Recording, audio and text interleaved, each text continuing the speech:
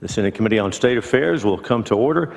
Thank everyone for their patience as the Senate conducted its session. Other meetings are still going on and members will be back and forth. Of course, this is being broadcast and staff members are paying attention to this who are here and also watching in the offices. And so the chair brings back up Senate Bill 1669. This morning we heard invited testimony. We're now going to open up to public testimony.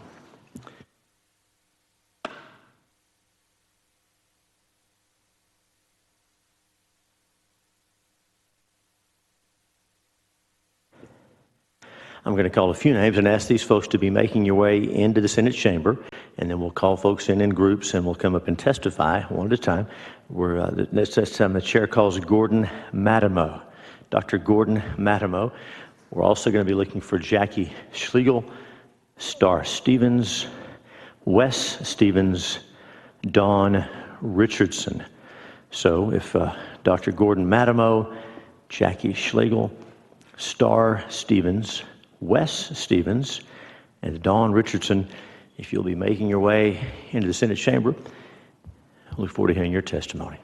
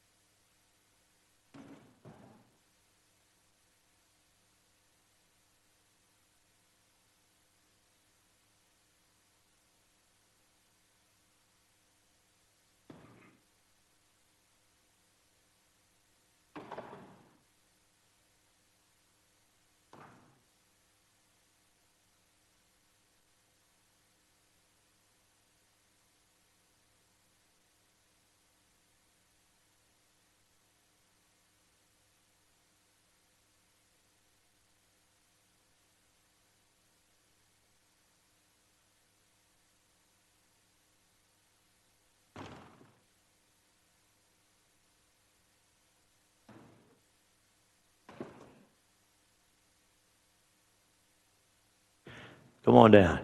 Chair calls Dr. Gordon Matimo. I know we rushed you down here, so take your time, get settled in, get ready. Let us know when you're ready, and then introduce yourself, tell us who you represent, give us your testimony. All right, I'm Gordon Matimo. And if you'll do one more thing for me, if you'll remove your mask so we can read your lips and hear you a little better. All right, welcome. Introduce yourself, give us your testimony. I'm Gordon Matimo. I'm here today to testify on behalf of myself in opposition to Senate Bill 1669. Thank you, the committee, for allowing me to testify. This bill is dangerous because while it seems reasonable on the surface, the end result is that it will push me into a corner and limit my limit the options available to me when making future decisions for me and my family. In fact, I am also concerned about this bill that I'm so concerned, really. Yesterday, I read the bill and made a reservation, and I flew out here from Odessa so I could testify. I am a nurse practitioner. I understand the benefits of vaccines, and I have a responsibility to keep my family healthy and safe. And I know this committee is wise enough to appreciate the benefits of vaccine and the science behind what they're important for Texans.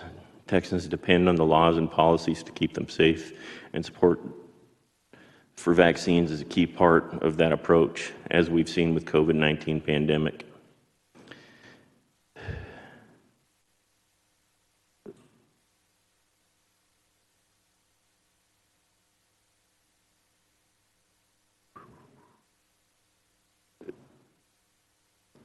Really, this bill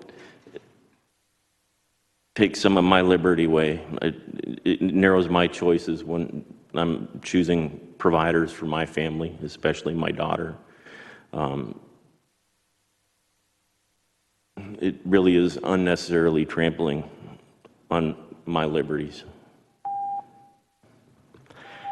So, Mr. Meadow, help us understand. Your testimony is important to us, and I want to help us stay on track. But so, you talked about it limiting your access to providers.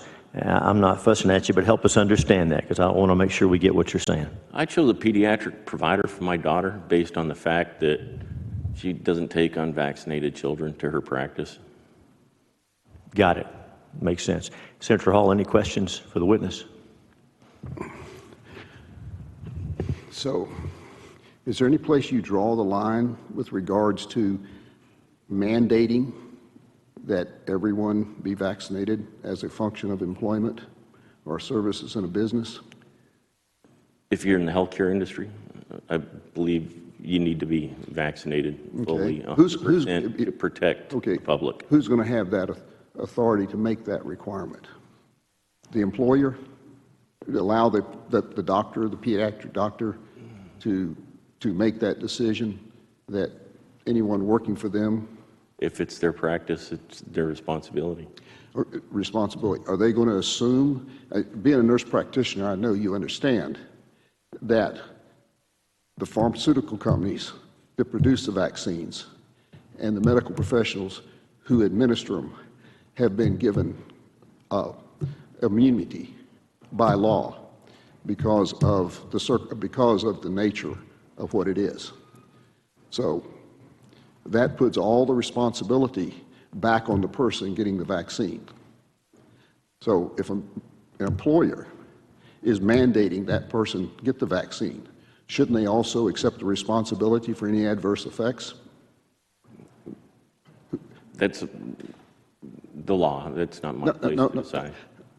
No, I'm asking you from a personal, your opinion. You're here to be opposed to this.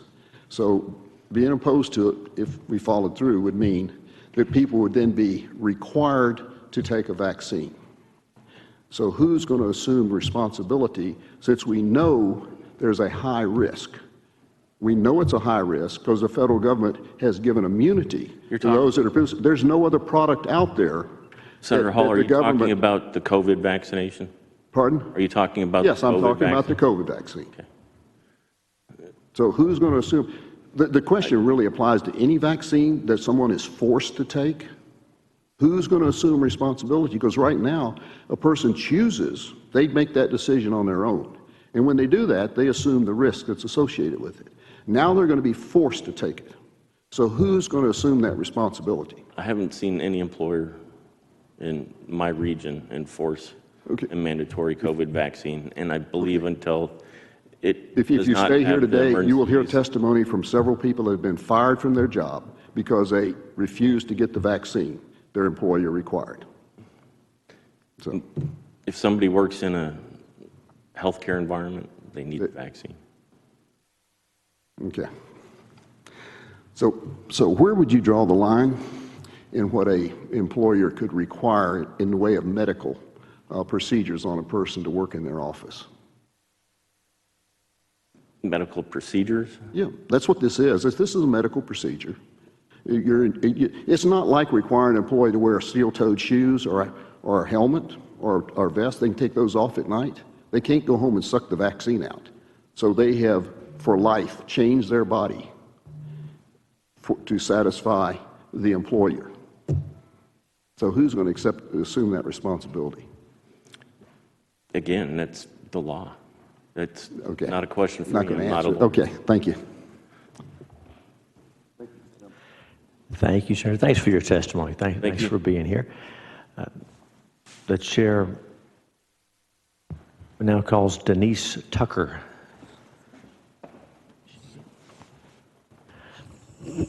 And Ms. Tucker, just be making your way down, and we want to hear from you shortly. So be making your way down to the Senate chamber. Did Ms. Schlegel make it down? I think there she is. Come on down. You've done this before. Chair calls Jackie Schlegel.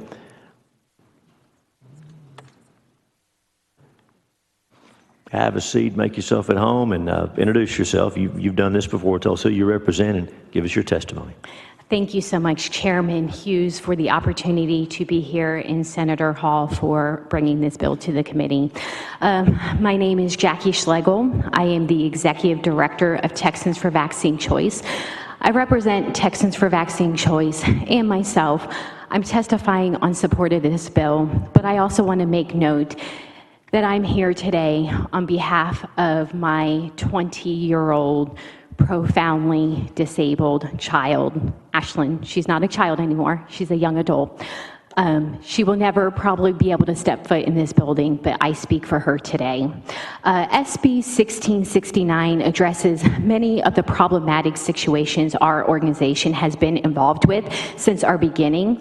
Issues such as parents who decline even one vaccine being kicked out of their pediatrician's office, their children being left without a medical home, nurses who have been fired for declining of a vaccine, and employees who have been fired for declining an unapproved experimental COVID-19 vaccine. Parents who aren't able to find childcare providers who will accept their child's vaccine exemption form, even though the provider is required to do so under Texas law. It has now been suggested that we may need a COVID passport so that only those who get the experimental COVID-19 vaccine are allowed to travel, work, go to grocery stores, concert venues, sports arenas, or generally participate in society. This is slippery slope of vaccine requirements, and it has reached its logical end. We must assert here and now that vaccines are always voluntary in Texas. Texans are capable of making healthcare decisions for themselves and their children without government interference. We should not need an exemption in order to exercise our rights. If exercising our rights to make our own medical decisions can result in losing other rights, then we never truly had the right to decide in the first place. I would encourage you to vote yes, keep Texas free. 1669, thank you. Thank you for your testimony. And so I know these are emotionally charged issues. I'm going to tell everyone, regardless of your position on the bill, we don't do that here. So if that happens, then we'll have to clear the gallery. So we're all here to listen. We don't do those outbursts. Thank you for your testimony. Senator Hall, do you have any questions for the witness?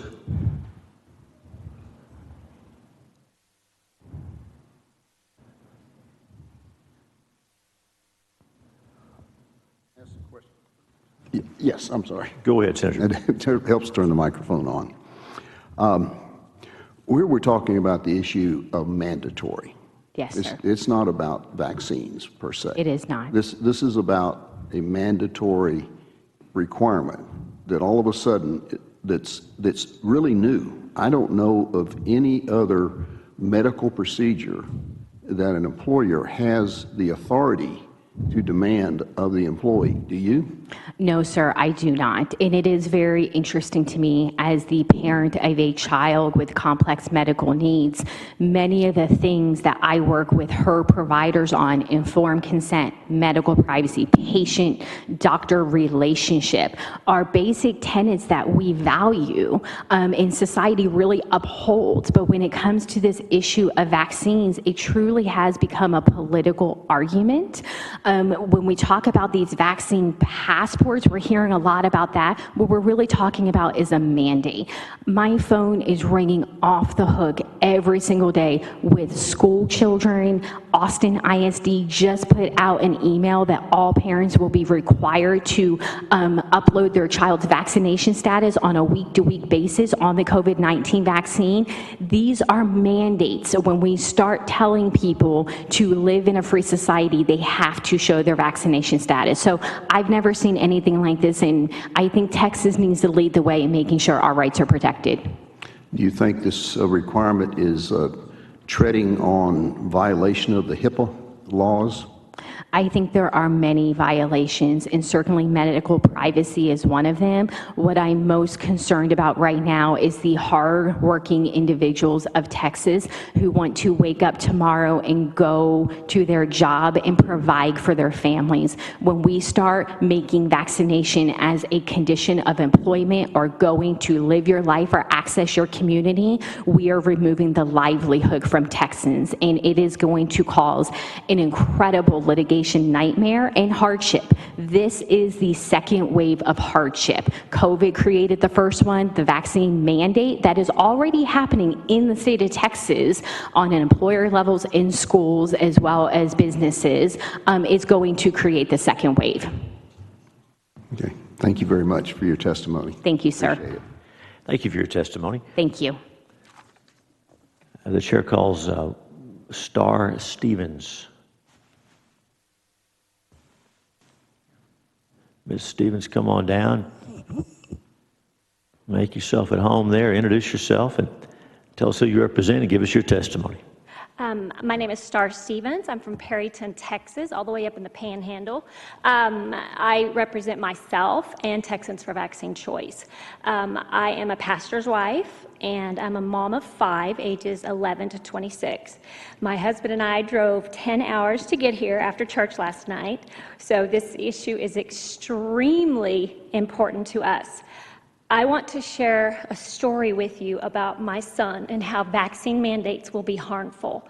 On July 13, 2011, my son was severely injured by 3 back-to-school boosters. He was extremely healthy prior to, he was an athlete, and when just within hours of his 3 boosters, he had half of a tennis ball had been cut and placed underneath his skin. That's how bad it was. He began to have trouble breathing, talking, eating, and walking. He had paralysis of his nervous system. It's been 10 years, and his health still is not restored to him. It stole his future. More vaccines, especially those that are not adequately tested, will harm him further. Vaccine mandates have no place in a free society. I just received a text an hour ago from one of our church members. One of our lifelong friends took the COVID vaccine Friday. He called in sick to work Sunday, and we found him dead in his apartment this morning. Star, please keep fighting for us. Thank you for your time, and thank you for your service to this great state. Thank you for sharing your testimony with us. Senator Hall, do you have any questions? Very good. Thank you for being here. The chair calls Wes Stevens.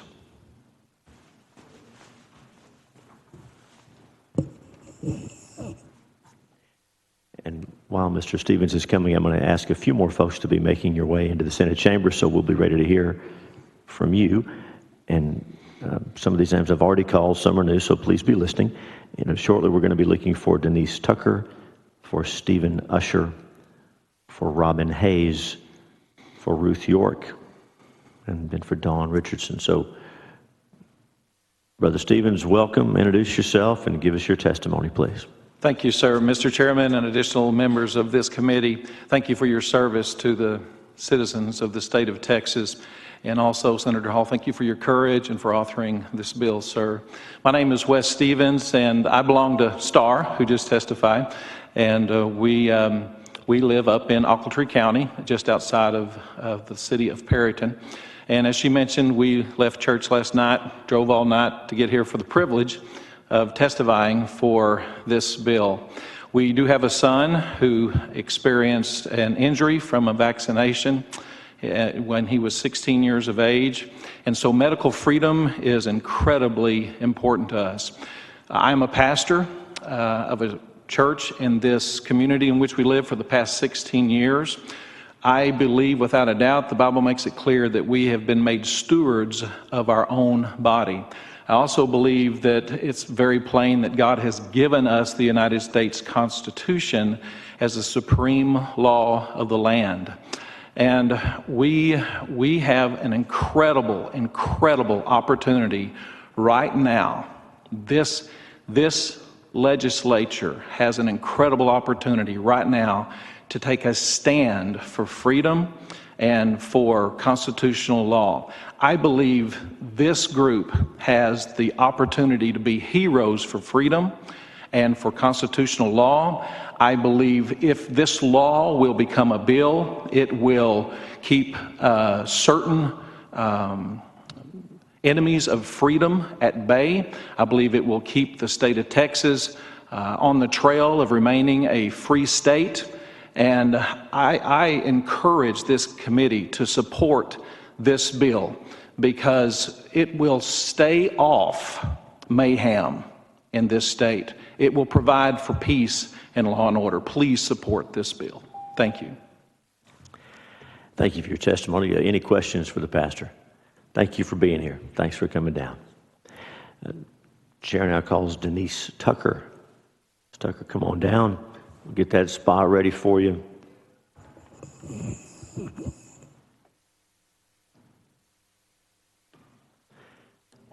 Hello, have a seat, get comfortable there, and introduce yourself and give us your testimony, please. Hello, I'm Denise Tucker. And get a little closer to the microphone so we can hear you. I'm Denise Tucker. I'm a mom also of a vaccine-injured child, and I was going to read the letter that I wrote to you guys that he's passing around. It says, "Dear Senator and committee members, I am writing to you asking to please vote yes on SB-1669 in support of a ban on vaccine mandates and passports in the state of Texas. I'm a native Texan, born and raised here in Austin, and wholeheartedly believe that no citizen of Texas should ever be forced or coerced into a medical procedure.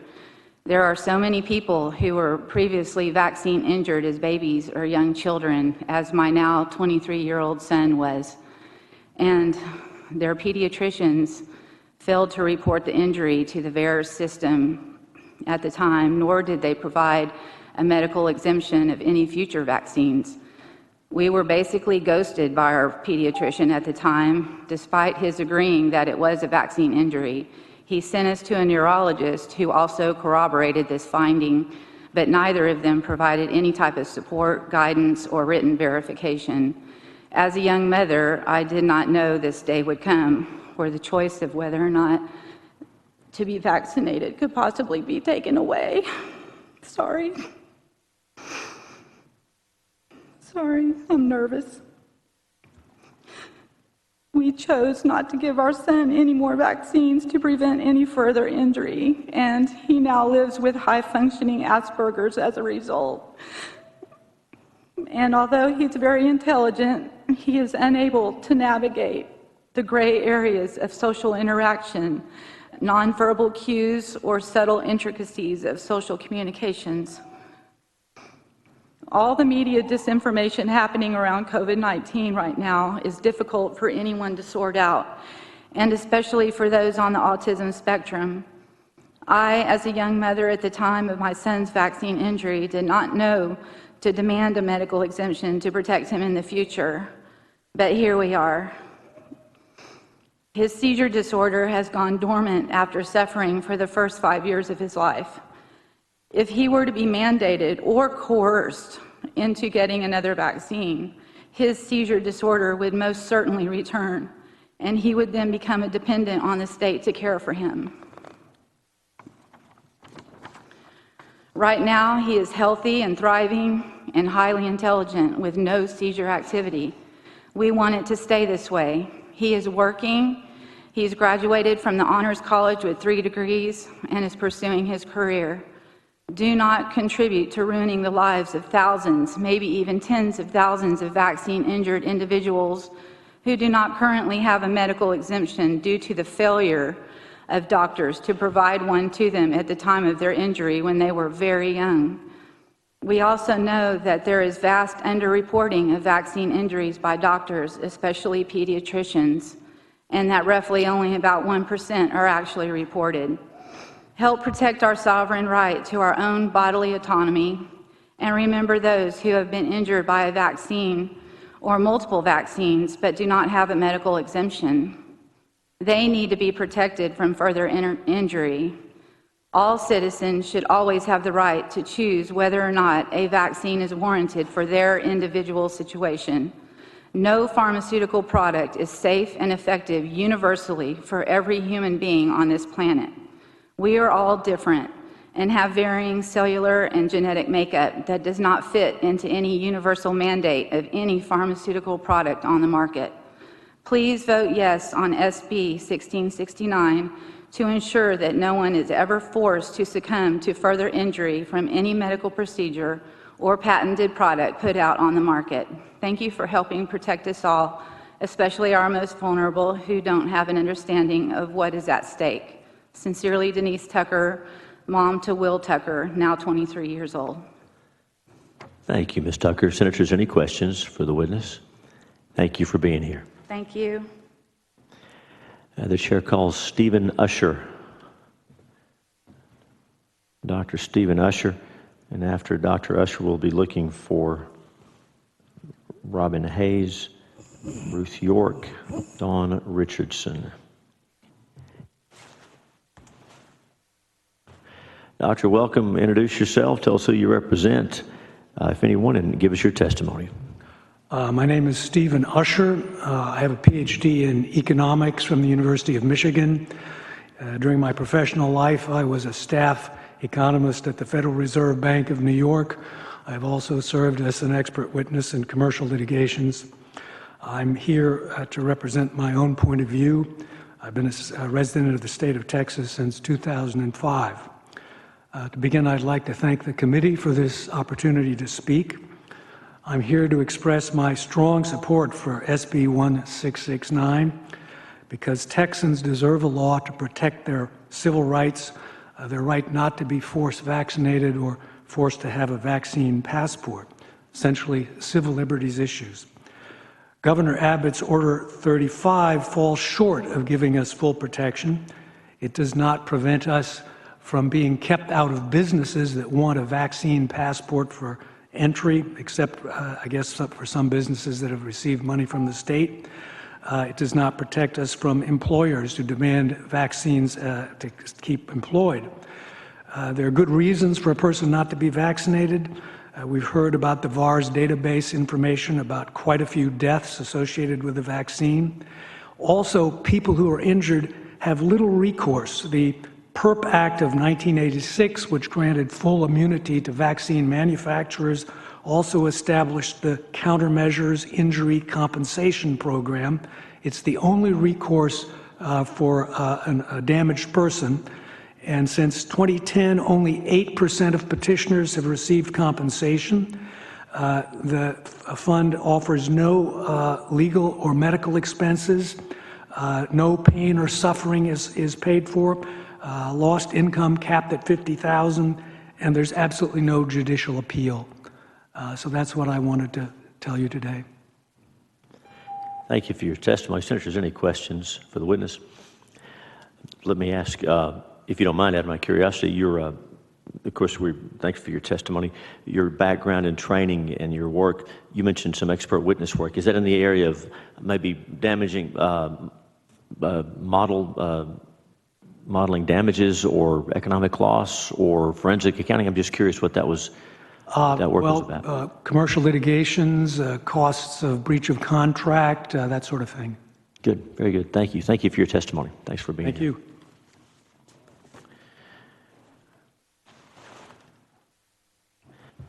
you. Yeah. The chair calls Robin Hayes. Robin Hayes, please.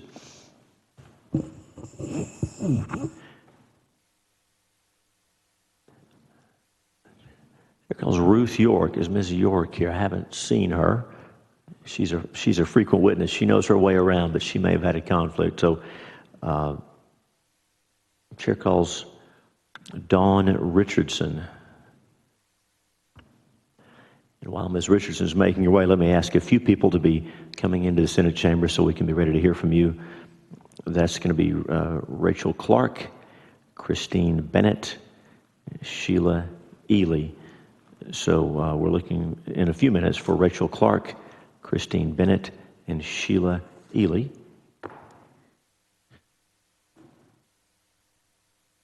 Welcome. Introduce yourself. Tell us who you represent, and give us your testimony, please. Hi, my name is Dawn Richardson. I'm testifying on behalf of myself as the Director of Advocacy for the national nonprofit, the National Vaccine Information Center, NVIC, founded in 1982. Thank you for the opportunity to testify in support of SB 1669, and thank you to Senator Hall for paving the way to keep Texas families free from vaccine mandates.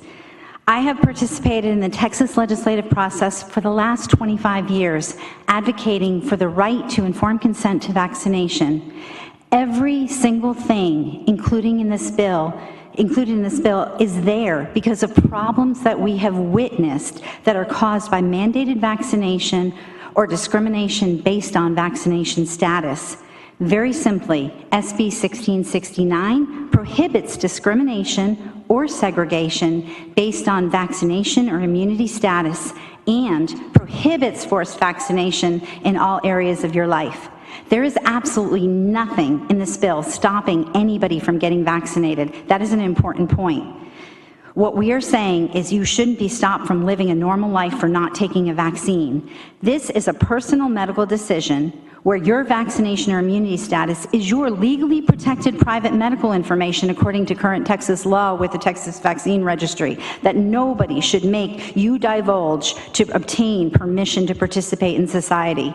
Because of COVID-19, we have seen travel restrictions, employment discrimination, and right of access to public venues over masking and testing, and now it has started over vaccination. You're going to hear from several employees today who have been fired or threatened to be fired over COVID vaccines. Nobody is saying reasonable precautions shouldn't be taken, but it crosses the line when healthy, law-abiding citizens are excluded from day-to-day life for declining a vaccine. I'm happy to answer any questions. Thank you for your testimony. Senator Hall, any questions for the witness? Yes, thank you, Mr. Chairman.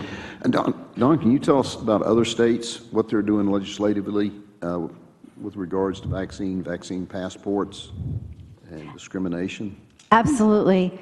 I was approached by the National Vaccine Information Center in 2009 to develop a vaccine tracking legislation vaccine system, a portal, so to speak. And we track every single vaccine-related bill across the country, do analysis, and issue positions. And for 2021, I am here to tell you that in 47 states, there are bills that contain parts or all of Senate Bill 1669. This is not a fad. This is a revolution. Americans are getting to their legislators and they are listening. Right now, passed already, Alaska has a bill that was passed that establishes exemptions to COVID-19 vaccines and prohibits documentation. Arkansas prohibits mandatory vaccinations for COVID, no passports in Arkansas. Florida prohibits government and business from requiring proof of COVID vaccines, Senate Bill 2006. I worked very hard with the legislators in Florida to get that bill passed. Indiana prohibits a state or local unit from requiring a vaccine passport. This is an interesting one in Indiana. Prohibits division of motor vehicles from collecting or indicating vaccine status on state IDs. That is also in Senate Bill 1669. Kentucky adds, we've got some stuff to require COVID, no mandates during the emergencies. Utah prohibits government entities from requiring emergency use COVID-19 vaccines. I have a whole list in the packet that you got of all the bills that are already moving or near passage. I do want to highlight Montana. Montana has a bill that makes it's unlawful to discriminate based on vaccination status or immunity passports. That is for all vaccines, not just COVID. And you can, and I'm happy to talk to any legislator that wants information on the other states, but these are all posted on nvicadvocacy.org, every single bill. Texas is part of the push forward to stop this nonsense. Okay. Now, the governor has made a declaration, but on vaccines here. So why, with that, is this bill necessary? It's a really good question. I think probably the most significant problem with the governor's executive order is that there's a designation of emergency use authorization COVID-19 vaccines. That designation of emergency use only applies until the FDA gives full approval. Pfizer has announced that they're going to apply by the end of the month for full approval, and we also have Moderna has already filed for full approval. A lot of people are guessing that we're going to have full approval of the vaccines by the summer. So that protection by the executive order is basically going to be ineffective even before this bill could even become effective in law.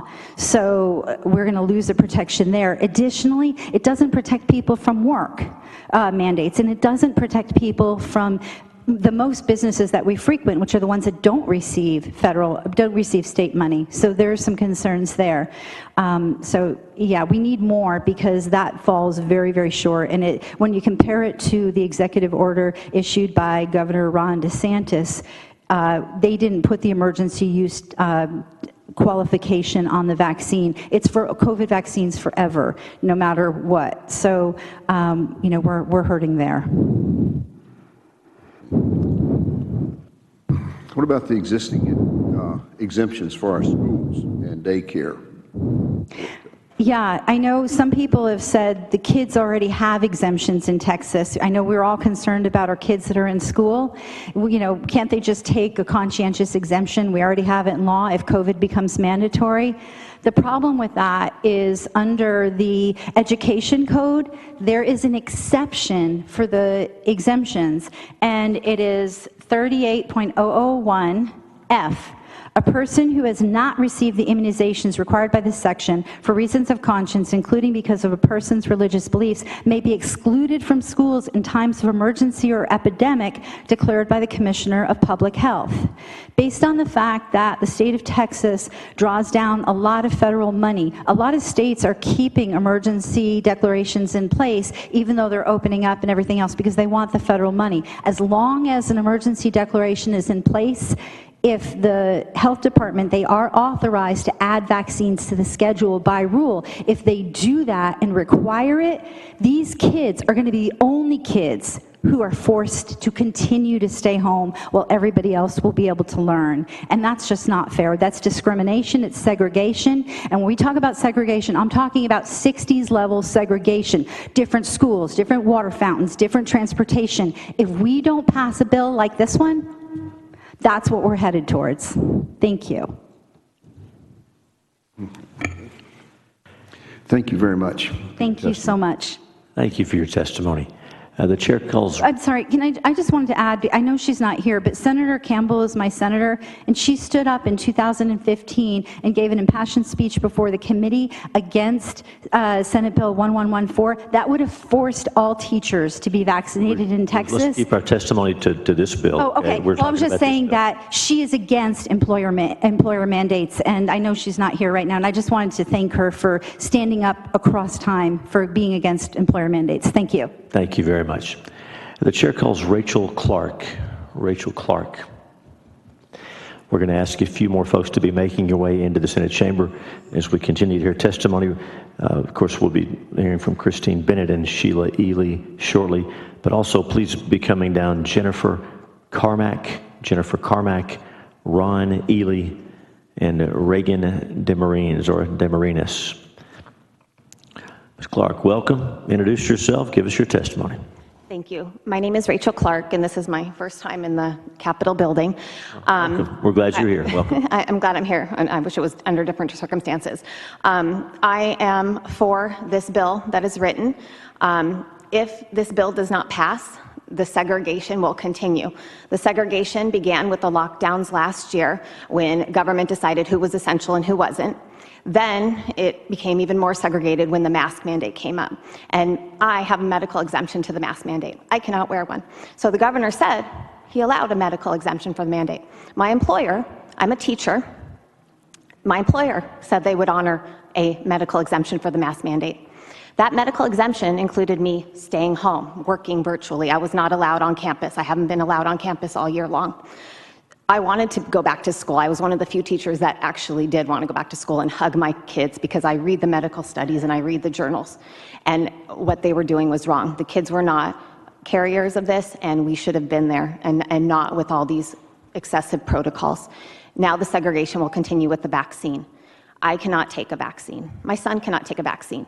So here we are now. He hasn't been in school. He is homeschooled now.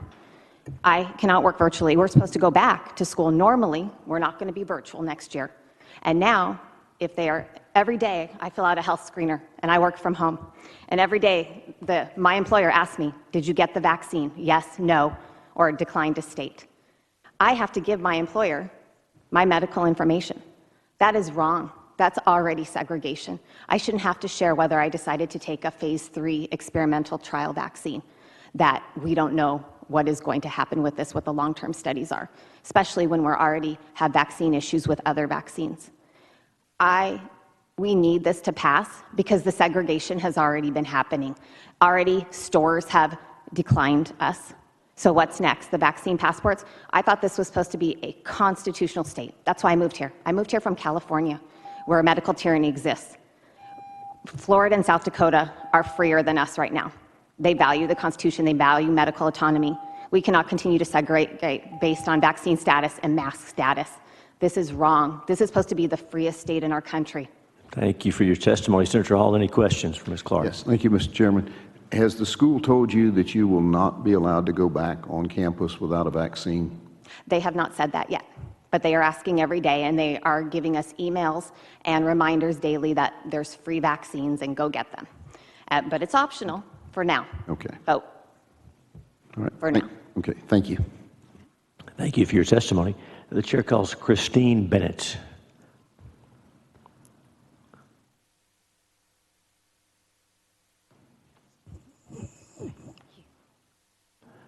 Ms. Bennett, welcome. Get situated there and introduce yourself and give us your testimony. Thank you so much. Thank you for the opportunity. My name is Christine Bennett, and I represent myself and my family. Thank you for allowing me to testify in support of this bill. I'm a registered nurse of 40 years. I hold an active license in the state of Texas. I am also a pharmaceutical representative. Over the past decade, I have been the major economic support for my family. Because of the invasion into my vaccine status, my livelihood and my personal health have been under attack. My ability to support my family is and has been threatened. Briefly, as a pharmaceutical vendor, hospitals require I go through a third-party credentialing process. My personal medical records are on display and being exploited in order for me to feed my family. Being scared and needing to support my family, I was forced to take an MMR vaccine. I had already shown titers to measles and mumps because I had those naturally in childhood and they were no big deal. We all did. In a school of over 4,000 people, nobody had a vaccine injury. But there was not a single jab for rubella. Because of the MMR, I now have an autoimmune disease that threatens my life and my ability to work and care for my family. I've spent an exorbitant amount of money to try to heal. And now my ability to service my accounts and do my job is under attack again because I cannot take the COVID injection and risk further injury to my health. I am being locked out of my accounts. Lastly, I am the daughter of a World War II hero who left a college football career to go fight for our great country on foreign soil. By the grace of God, he returned alive. I'm also the daughter-in-law of a Purple Heart Korean War hero whom I never knew. He was not so fortunate. These brave men fought so we would have a voice and have choice over what is injected into our body. Industry has gone too far, forcing medical interventions on people. This crosses a line between the doctor-patient relationship. It is inhumane to sacrifice your health in order to feed your family. Please support Senate Bill 1669. Thank you. Thank you, Ms. Bennett. Senator Hall, any questions for the witness? Thank you for being here. Yes, sir. The chair calls Sheila Ely. Sheila Ely. All right, take your time. We're all set. While Ms. Ely is coming over, again, we're going to be looking for Jennifer Carmack, Ron Ely. I tell you what, we'll let Ron Ely go after Sheila Ely. How's that? We'll change the order a little bit. Ms. Ely, welcome. You get situated there and get that microphone where we'll be able to hear you okay. And when you're ready, introduce yourself and give us your testimony. Thank you for being here. Thank you, Mr. Chairman, and thank you for hosting this hearing, and thank you, Senator Hall, for sponsoring this bill. My name is Sheila Lewis Ely. I hold a doctorate in education specializing in autism and intellectual disabilities. I am also the mother of a vaccine-injured child. I represent myself today, and I am for this bill and my family. We've heard testimony already about the significance of having this bill sponsored and ratified with the state, but I'd like to bring you another perspective. As I sat here today in my wheelchair, I am very medically fragile, as is my son. I have many complex disorders, and my life has been threatened by these disorders because of vaccine injury. I have really rare genetic abnormalities that I've passed on to my children, and as a result, I sat here to tell you that I haven't been able to wear a mask, and yet I've been asked over and over why I don't wear a mask. I've traveled internationally over the past year and within this country, and yet, with as compromised as my T cells are and my immune system is, I have not caught COVID-19. I've been in rooms with thousands of people speaking on this very subject, and I have been exposed to people who have had COVID-19. Our bodies are fearfully and wonderfully made by God. And even in my frail state, I stand here and speak to you today. We must keep our medical history of each and every one of our citizens private. When I go in to see specialists, I don't want the first question to be whether or not I've had a COVID-19 vaccine. I would like to talk about the cancer that I have, the congestive heart failure that I've overcome, my muscular dystrophy, along with a myriad of other illnesses. We can do this in this state to keep this state free. I have been a homeowner in this state since 2011, and I've lived here since 2016 because I, too, want medical freedom. I want to be able to say to my children that I worked to make sure that the Constitution means something to each and every one of them and the children and the families that I've spoken to over and over again. So thank you for writing this bill, Senator Hall, and thank you for listening to me today. Thank you for your testimony. Senator Hall, any questions for the witness? You're welcome. Thank you for being here.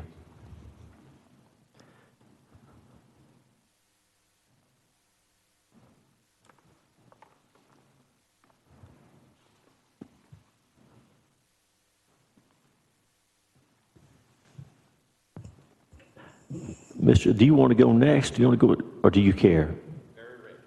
Come on in. Thank you. The chair calls Ron Ely. Have a seat there, get comfortable, and introduce yourself and give us your testimony. Good afternoon. My name is Ron Ely. I am here for this bill. That was my darling wife just there. And I want to thank you for bringing the bill forward, Senator Hall. Mr. Chairman, thank you for having us.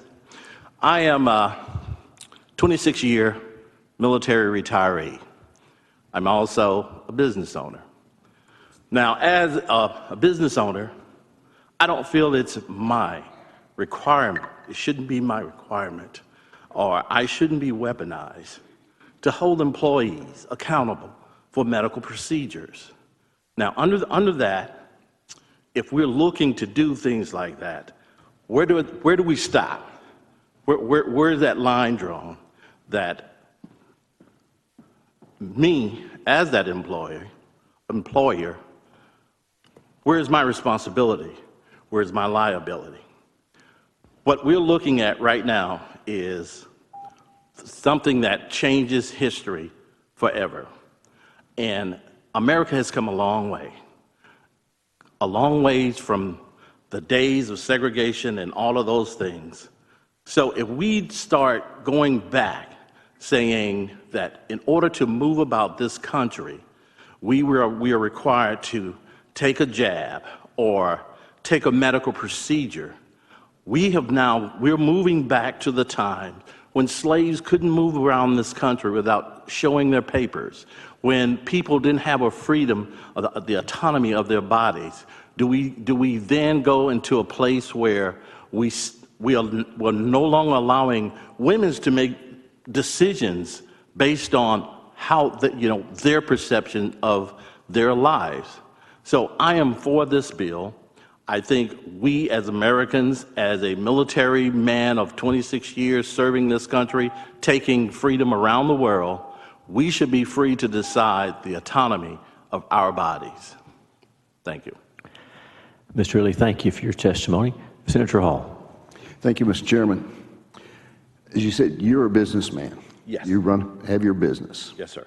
And right now, the law is silent on how you run your business for the most part. We're a state that recognizes the free enterprise system. We feel like that's the engine that goes right along with personal liberty.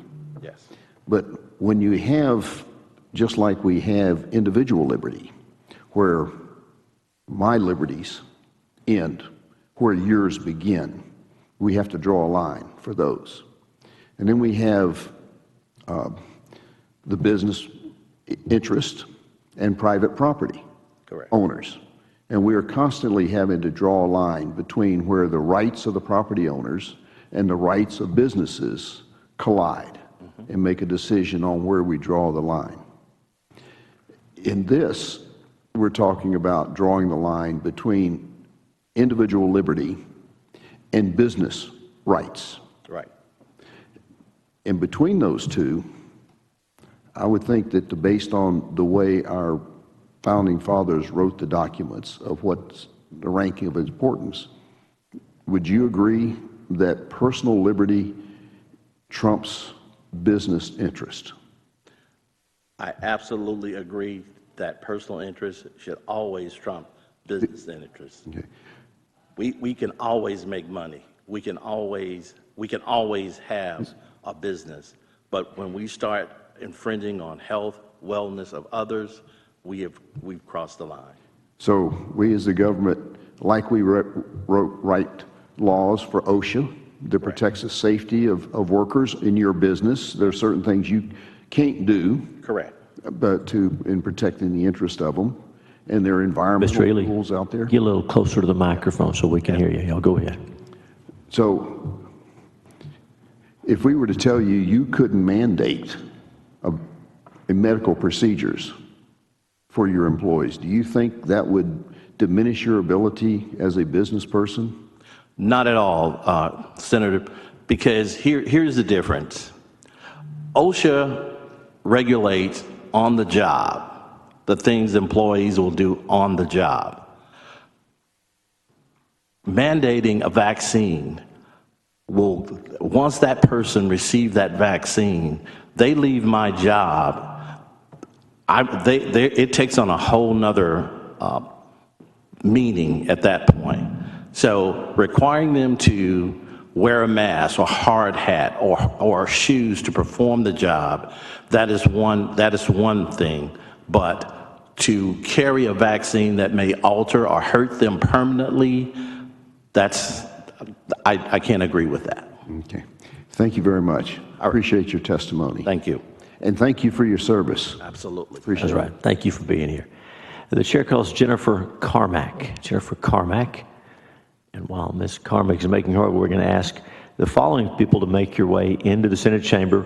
We're going to be looking for Rebecca Rex, for Heather Aitken, and for Virginia Young. And so after Ms. Carmack, we're going to hear from Reagan Demarinis, and then again, Rebecca Rex, Heather Aitken, and Virginia Young. Please make your way into the Senate chamber. Hold on just a moment.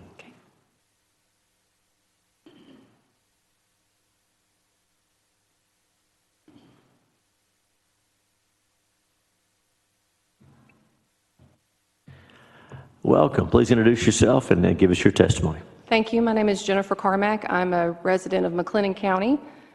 Senator Birdwell is my representative. Thank you for your time and for allowing me to be here. I'm representing myself today and my family as a concerned citizen. I support Senate Bill 1669. I like that it ensures my personal freedom to make health care choices and that I won't be discriminated against based on those choices. I'm a medically sensitive person, which means that if you hear about the side effects, I've probably had them. That's for pharmaceuticals and for vaccines. I had a serious vaccine reaction that it took me many years to regain my health, and along that journey, I discovered some issues with my genetics that affect how my body processes pharmaceuticals. So at this point, it would be dangerous and perhaps even deadly for me to receive a vaccine. So I want the freedom to be able to act on this knowledge about myself and to be seen as an individual in this process. And I think that Senate Bill 1669 does that. I am a native Texan. I'm proud that Texas, it's paramount here that we have personal freedoms.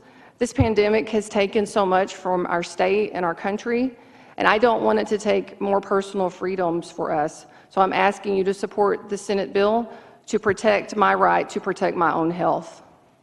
Thank you. Thank you for your testimony. Senator Hall, any questions for the witness? Thank you. Thank you for being here. The chair calls Paula Anz, A-N-Z. I may not be pronouncing your name correctly. You can let me know when you get up here. Well, thank you. That looks like I'm not doing too bad. Welcome. Please have a seat and introduce yourself and give us your testimony. My name is Paula Anz. I am representing myself. Senator Birdwell is my senator, but I went by his office earlier today, so I really expected to see him. I'm a registered nurse. I am for this bill. I have a lot to say. I have not taken the vaccine. I work for a very large hospital in Dallas. They are very much guilting us into trying to get us to take the vaccine. At this point, 65% of the employees are vaccinated, and every day an email goes out asking us what we're going to do. I have had to now answer a questionnaire saying why I'm not going to take the vaccine, and if I haven't taken it, and I really feel like that is a violation of my HIPAA rights. There are a lot of nurses who do not take vaccines. We don't take the flu vaccine, and we have to every year give a reason why we're not taking the flu vaccine, because it is required by our employer as well. I feel like I have the right to not put anything in my body I don't want, and of course that's what I say every year to my employer. I'm a little concerned about being here today to say I'm not going to take the vaccine. I'm an operating room nurse. I worked in the ER from March to July. I was exposed every day, multiple times. I never contracted COVID-19, and I do not plan to take the vaccine. In my years of nursing, 27 years, I was a labor and delivery nurse. When the Hep B vaccine came up to be given to babies, we never understood that. It's not a mandatory vaccine, but it is recommended. So we're not just talking about the COVID vaccine being mandated, correct? We're talking about any vaccine. And then I do know my son is on the Planning and Zoning Committee, or he was in Farmers Branch. The City Council met, voted 3-2 to keep anybody who hadn't received the COVID vaccine from using the community center in Farmers Branch. My son resigned from the Planning and Zoning Committee and gave his statement of why, because you can't mandate that. And I think that's changed since then, but there's just a lot of things going on all over related to this craziness of vaccine mandates. And to me, Farmers Branch was asking for a vaccine passport to come into a community center. Thank you for your testimony. Senator Hall, do you have any questions? You haven't yet been actually told you're going to be required to do a vaccine, but you feel it coming. I mean, I've talked to other doctors in the Dallas area in the large hospitals. Right, and so what I'm hearing from my coworkers that ended up going ahead and taking the vaccine is, well, I just felt guilty. Like everybody made me feel guilty, so I just went on and took it. So even people who are having concerns, mainly young nurses who haven't had children, have concerns about if this is going to affect their ability to have children in the future. What is in this, and yet they're guilted into taking it. And we've tried to talk. Have you asked them if they're going to assume responsibility for any adverse effects?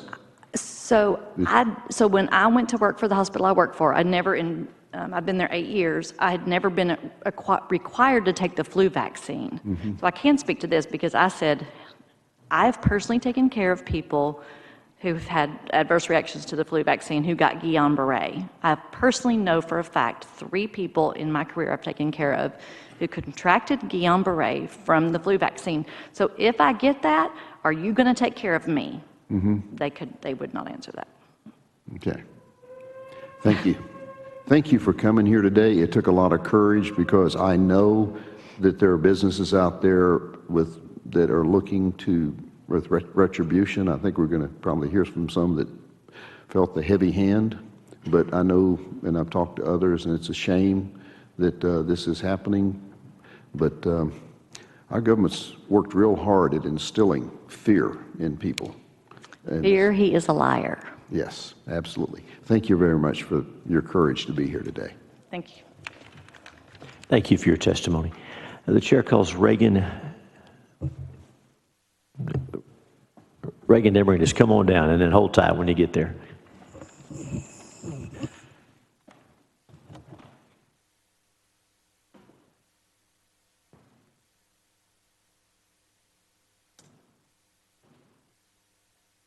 Hold tight.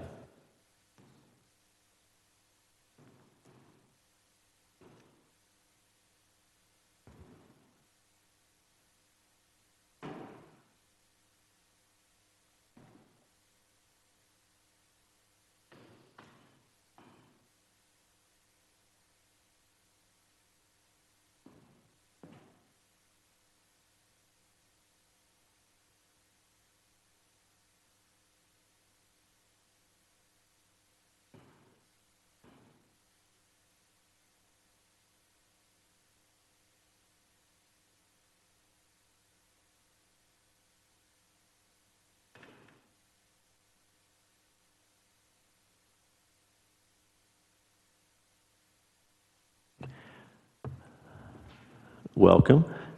Thanks for waiting. Introduce yourself. Give us your testimony. Sure, no problem. My name is Reagan D. Marines. I'm the Legislative Director at Texans for Vaccine Choice. I am testifying on behalf of Texans for Vaccine Choice and myself. I support this bill. Those who advocate for mandatory vaccination often say that the public health benefit justifies the violation of individual liberties, informed consent, and personal medical privacy. They consider these things small sacrifices for the greater good. I'm here today to tell you that the data does not support this claim. Through a Freedom of Information Act request sent to the Texas Department of Services, I have obtained the vaccine available disease statistics aggregated by age and vaccine status for the state since the year 2005. Those who advocate for vaccine mandates most often cite the threats of measles, mumps, whooping cough, or chickenpox outbreaks occurring as a result of low vaccination rates. So I've provided you with the statistics for those illnesses. According to the data from our state, vaccination status seems to play little to no role in disease occurrence. And in the case of measles and chickenpox, the difference in the rates of illness among vaccinated versus unvaccinated are nominal to non-existent. Interestingly, cases of whooping cough have occurred at a rate anywhere from 2 to 6 times higher in vaccinated Texans than in unvaccinated Texans. And the same can be said for mumps. Throughout the early 2000s, certain local vaccine mandate advocates warned of a looming deadly measles outbreak and blamed the threat on so-called pockets of unvaccinated Texas children. In 2019, Texas did see a surge in measles cases, 22 in all of the year. However, the data shows 64% of cases occurred in vaccinated individuals, 60% of cases occurred in adults over the age of 18, and 1 case of measles occurred in a school-aged child, and that child was fully vaccinated. Additionally, California, which has instituted a strict mandatory vaccine policy, continues to see outbreaks of vaccine-available illnesses like measles and whooping cough in their fully vaccinated school populations. I ask that you please vote yes on SB-1669. Thank you for your testimony. Senator Hall, any questions for the witness? Just real quick. So what you're saying here is some of these outbreaks that people worry about actually end up having over half of the people actually were vaccinated. Absolutely. As a That's what part the of data it. shows that we requested. So it's often been the question I have had of people who worry about others not being vaccinated, yet they are. Why they worry about others not being vaccinated if the vaccination is supposed to work. Absolutely, and I think our data supports that as well. Okay. All right. Thank you very much for being here. Thank you. Thank you for your testimony. And by way of announcement for the witnesses here to testify and those still waiting, as you know, have been here before, multiple committees are meeting at the same time. That's why some of your senators aren't here. They're in other meetings. Senator Hall and I are required now to briefly go over to another hearing. So with my apologies, I'll announce that the Senate Committee on State Affairs will stand at ease. So stand at ease. We'll be back. Oh, hold tight. Maybe not. Just stand at ease while we talk for a minute.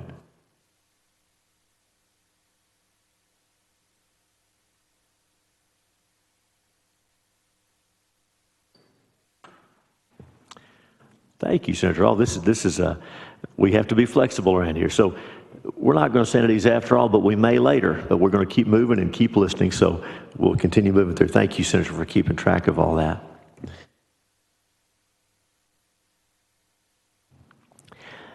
Chair calls Rebecca Rex. Ms. Rex, come on.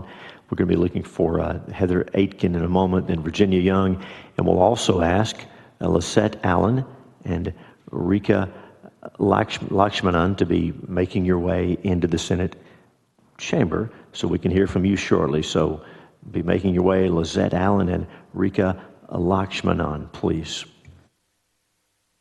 Ms. Rex, welcome. Introduce yourself. Give us your testimony. Hi, my name is Rebecca Rex, and I am here to testify in favor of Senate Bill 1669. I am the mother of two extraordinarily healthy young adults, neither of whom were ever vaccinated. So I'd sort of like to share some of that information with you instead of repeating much of what you've heard. My first child was born in 1993, so I predate the internet. I predate much of the conversation that you hear about vaccines now, and I predate the demeaning names that our family gets called now.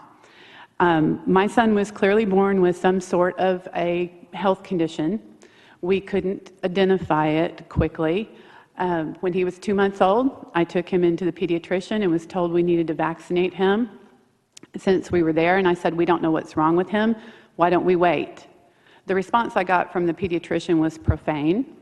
And at the end of it, pardon my French, he said, what the hell, it doesn't matter today anyway. So I left there, I went to the Medical Center Library in Houston, Texas, and I started to do my research. I figured out what was wrong with my son, and I also researched vaccines because of his behavior, the doctor's behavior. Over the course of the last 25 years, I have spoken to families to teach them how to do their own research. My favorite book is The Epidemiology and Prevention of Vaccine-Preventable Diseases by the Centers for Disease Control. This should be required reading for anyone who makes policy to mandate the use of a pharmaceutical drug that carries the risk of death or illness. If you look at this book, it actually will provide you with the proper information to make a true risk-benefit decision. This is why I suggest this to the families that I work with. And when you look through this, you're going to find that the vast majority of diseases that we vaccinate for carry a death rate pretty equivalent to that of COVID right now, generally less than 1% across the board. You heard a doctor this morning speak to the fact that we are gifted with an immune system. Both of my children have incredible immune systems. They're the healthiest people that you would want to meet. Thank you for having me. Thank you for your testimony. Senator Hall, do you have any questions? The book you have that's put out by CDC? Yes, sir. It's published by the Centers for Disease Control, and if you would allow me, several people spoke about polio today. Yes. And we're all sort of afraid of polio. But if you look at the CDC information, and I'm happy to let you read it, it says up to 72% of all polio infections in children are asymptomatic. Approximately 24% of polio infections in children consist of a minor nonspecific illness without clinical or laboratory evidence of central nervous system invasion. So that puts us at 96% of cases, right? And that non-paralytic aseptic meningitis occurs in 1 to 5% of cases, and fewer than 1% of all polio infections in children result in flaccid paralysis. That's the CDC. Wow. This is why I advocate education and information. There is no need for a mandate. The products exist. They are tools, and when used properly, they're beneficial tools.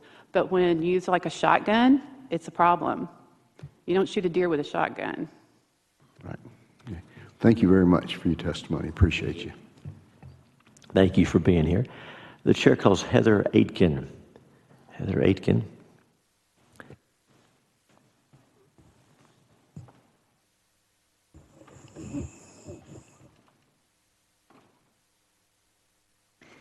Hi, my name is Heather Aitken, and I represent myself. My pediatrician wrote a book on the risks of getting a vaccine and the risks of getting an illness. She said it was every parent's job to be educated on vaccines because there are risks on both sides, and it will be the parents that will have to live with the consequences of their choices. And she honored whatever choice the parents made. If you wanted some, none, or all, that was fine. She was truly one of the greatest gifts, making me a truly informed parent. People say they do their research, but mostly that means I just trust my doctor and that's it. And we should be able to trust our doctors. But medical and health decisions are not a one-size-fits-all, as there are risks on both sides. The mainstream narrative is that anti-vaxxers are crazy and don't believe in science, and that is a lie.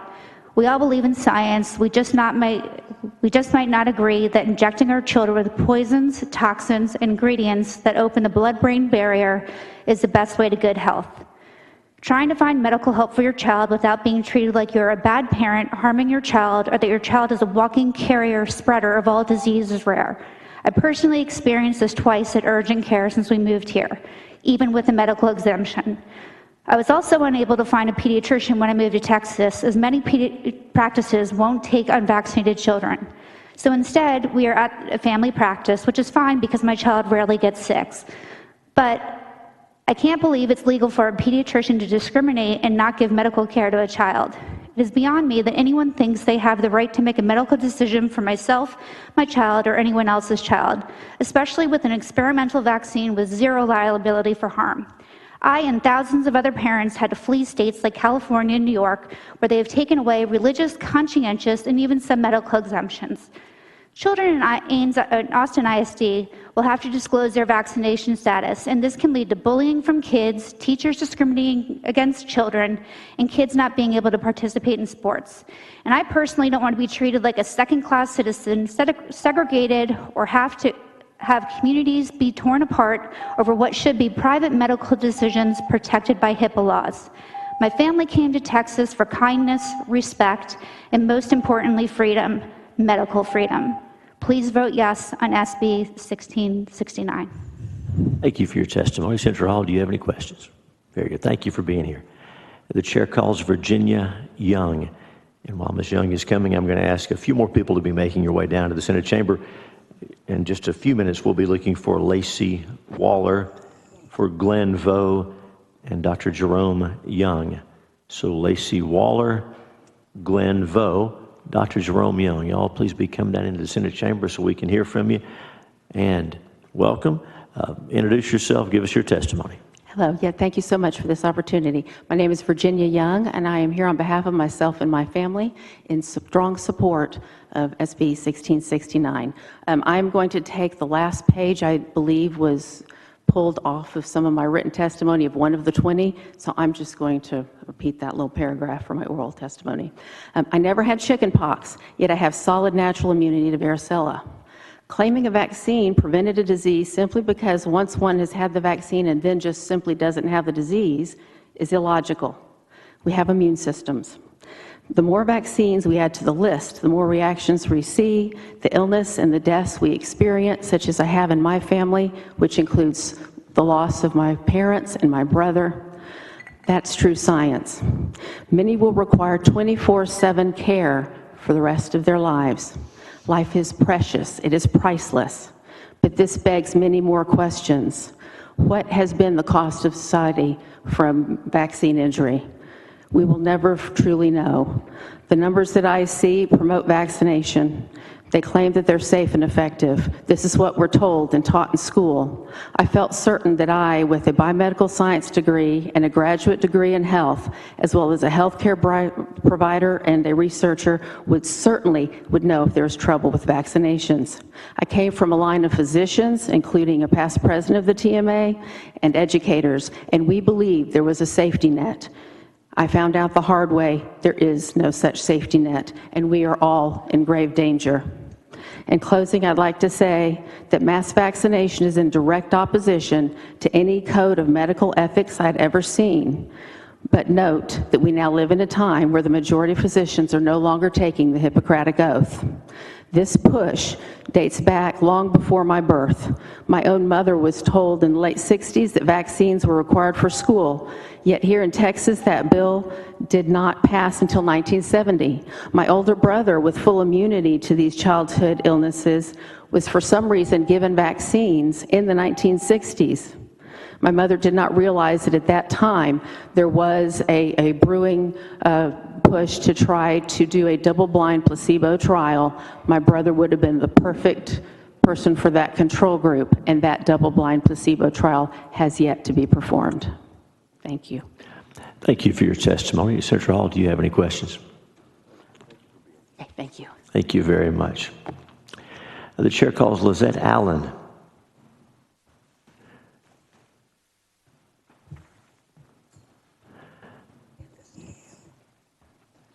So I'll take your time, get situated there, and when you're all set up, introduce yourself and tell us who you represent. Give us your testimony. Good afternoon. My name is Lisette Allen, and I'm the Director of Education at the Texas Catholic Conference of Bishops, testifying in opposition to SB-1669. The Texas bishops support school choice and religious liberty that respects the independence and autonomy of private and religious schools, while fostering strong public school options.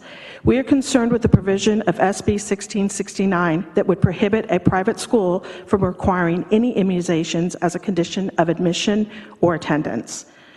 Currently, students enrolled in Catholic schools in Texas are required to be immunized against vaccine-preventable diseases with the immunization schedule adopted by the Texas Department of State and Health Services. Importantly, the COVID-19 vaccines are currently not part of this schedule and therefore not mandated. Parents and families choosing Catholic schools know this enrollment policy beforehand and are free to choose another private school if they do not agree with it.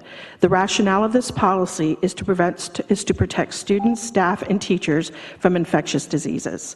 In this respect, the Pontifical Academy for Life in 2005 and 2020 statements rejected the claim that Catholics have a moral duty to refuse certain vaccines on the grounds of conscience and Catholic teaching.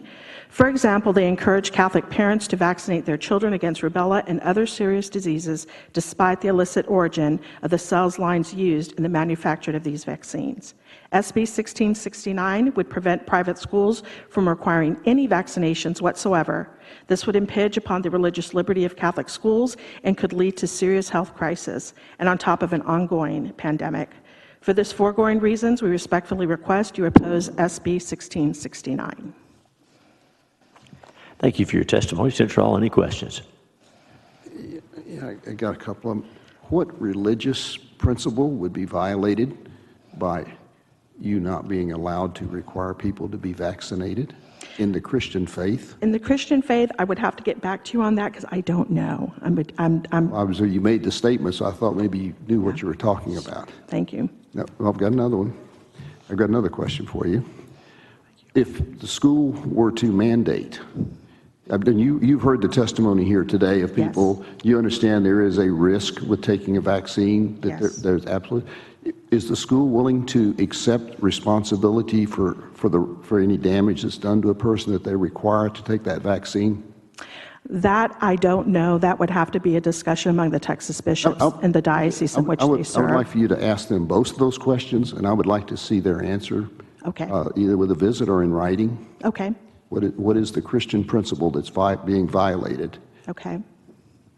And will they accept full responsibility for the damage to anyone that gets vaccinated? I sure will. Thank you. Thank you very much. Thank you. Thanks for your testimony. Thanks for being here. The chair calls Rekha Lakshmanan. And hope you'll forgive me for getting that pretty far off, but you help us out. Take your time, get situated there. Introduce yourself and give us your testimony. Sure. Actually, he's said it perfectly, so. Well, thank you. Thank you.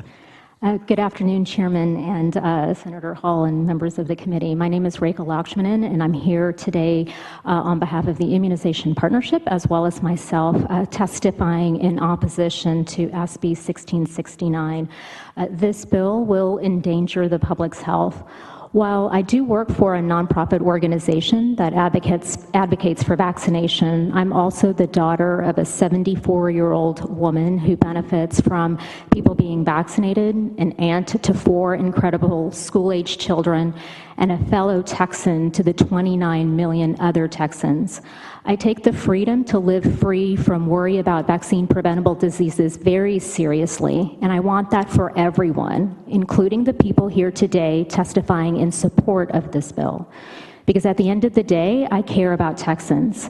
But this legislation will create a dangerous circumstance made even more serious as we emerge from a global pandemic that has killed over 3 million people worldwide, over 500,000 people in this country, and over 50,000 in our state. SB 1669 would reverse decades of thoughtful lawmaking that has saved the lives of hundreds of thousands, if not millions, of Texans.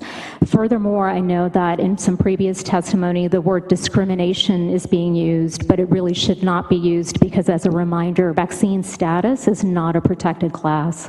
This bill removes the ability to make decisions about vaccination requirements and is an affront to Texas parents, caregivers, and others who try to make decisions to ensure safety by diligently following the vaccine recommendations. Texas grants the freedom to individuals to choose not to vaccinate. However, Texans, businesses, schools, and nursing homes, to name a few, should also have the freedom to choose what's best for them. SB 1669 removes that freedom. You and your legislative colleagues have difficult decisions and responsibilities to make when balancing the health and safety needs of all Texans. Please don't scuttle decades of healthcare and immunization policies. These policies work, and all Texans have rights. Thank you for the opportunity to testify. Well, thank you for your testimony. Senator Hall, do you have any questions? A couple. Thank you, Mr. Chairman. But you said not vaccinating would be endangering public health. Do you think that vaccines are without any risk? I mean, I think the science and the mountain of evidence is very clear that vaccines are extremely safe and they're effective. So no one that ever gets vaccinated ever has an adverse reaction? I'm not going to say that because obviously, you know, some people do have a reaction to it. However, if you look at the kinds of adverse reactions people tend to have, they tend to be mildly symptomatic. So they really don't have any major reactions. There's very few of them. Is that what you're saying? There are very few reactions, and ones that they do are very insignificant? Well, I mean, if you look at some of the common reactions people have when they get a vaccine, it typically is, your arm is sore, you may develop a little bit of a fever, a little bit of malaise, but those are the common, side effects. And that being the case, I imagine you wouldn't have any problem then in whoever is mandating that you take a medical procedure, that you perform that medical procedure, assuming the responsibility for any adverse effect, since it's so small. Well, I think it's also, just as a reminder, it's important that, we have the choice and the freedom to decide. If you choose not to vaccinate yourself, and I recall you mentioning that in an earlier hearing that you haven't had a vaccine in quite some time, that's your choice, and we have to respect that choice. But the details of this bill, you're effectively removing the choice of individuals in schools and nursing homes and employers to do what is right for the people that they serve and that they take care of. So is it the rights to only a certain group of people? Because we all deserve to have those rights. And on top of that, we have the ability to choose. But we also have people are free to run their business pretty much like they want to run it. But if someone gets damaged or hurt on their property or in their business, the people running that business are held responsible for the damage that's done to them, right? You walk into a business, you sit down in a chair and it collapses on you, and you break something, that business owner is going to be responsible for repairing you for having broken on it. So if that business owner in operating his business is dictating that you have to take a medical procedure, then shouldn't they be responsible for any damage that they caused to your body by requiring you to take that medical procedure? Sorry, I've got it back here. Could you repeat that just last part of it? Sorry.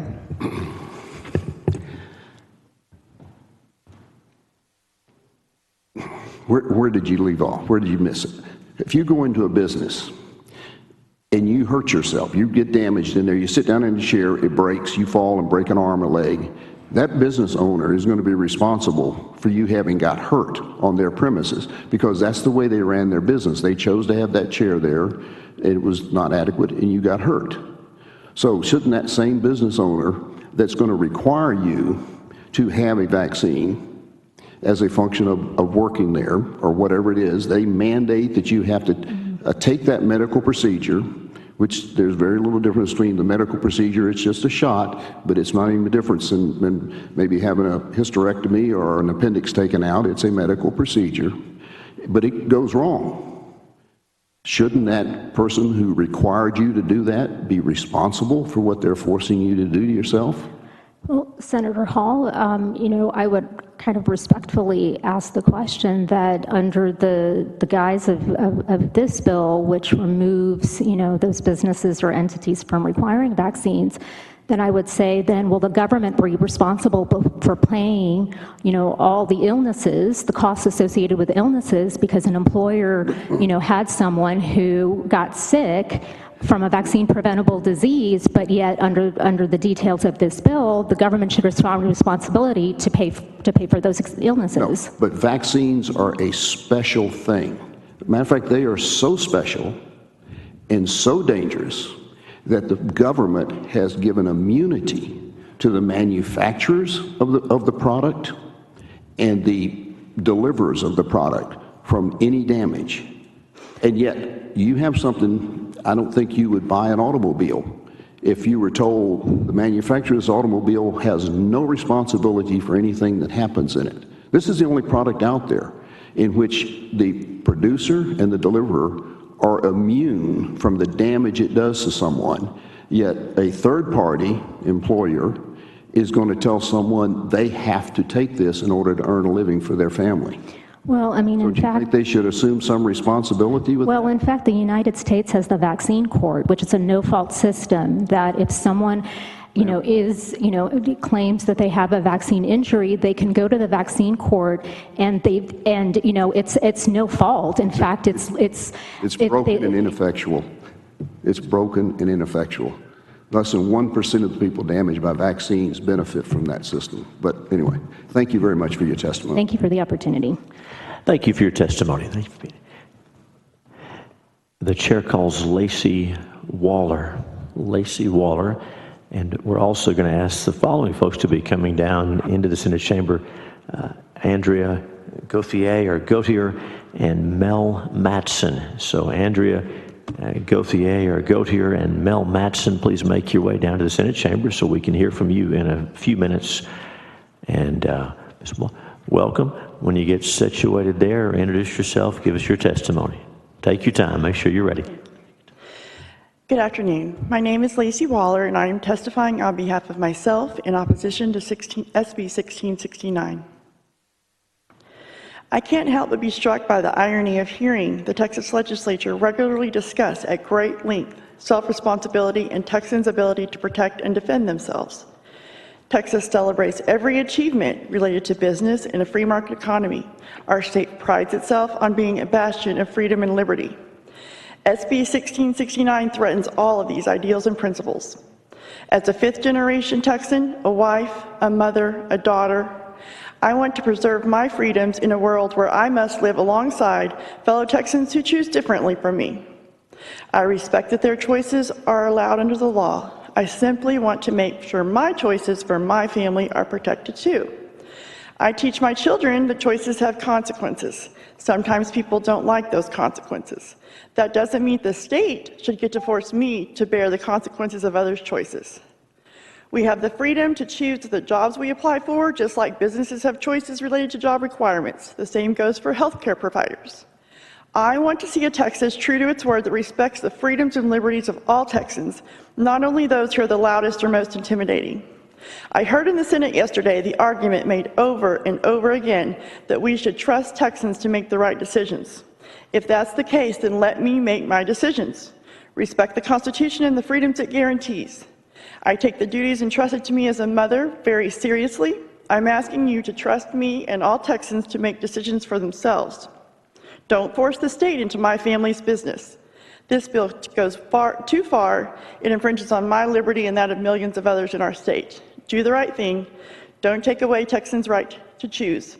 Vote no on SB 1669. Thank you for your time. Thank you for your testimony. Senator Hall, do you have any questions? Very eloquently put about liberty.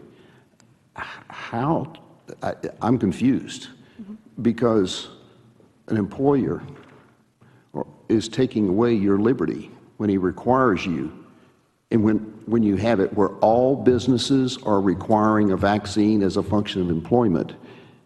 If you choose not to be vaccinated, where do you go to work? How do you feed your family? How does that leave you with liberty to choose if someone is forcing you to take a medical procedure? This is not wearing a pair of shoes or a hard hat or a vest. This is doing something that is not much different than having a hysterectomy. It's not much different than having an appendix removed. It's having a doctor or a business tell you you have to permanently change your body. How does that match up with individual liberty? I don't know about all businesses, and I am not aware of all businesses requiring vaccination. I do know that my husband is a pediatric healthcare provider. The fact that his employer requires vaccines for those that have direct contact with patients that are very high risk and at risk, and also carrying infectious diseases, that protects me and him and our family. But that's not a choice. So he chooses to work there, and if he didn't like that, he could choose to work somewhere else. Right, and he makes that choice. Okay. But you would be taking away that choice of their employer to make those decisions. This bill eliminates the ability for healthcare providers, hospitals, businesses, anything to require vaccines.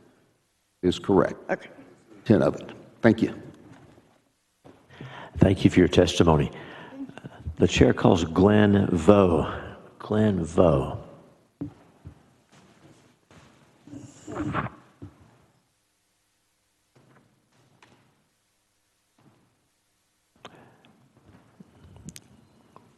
Okay, the chair calls Jerome Young. Dr. Jerome Young.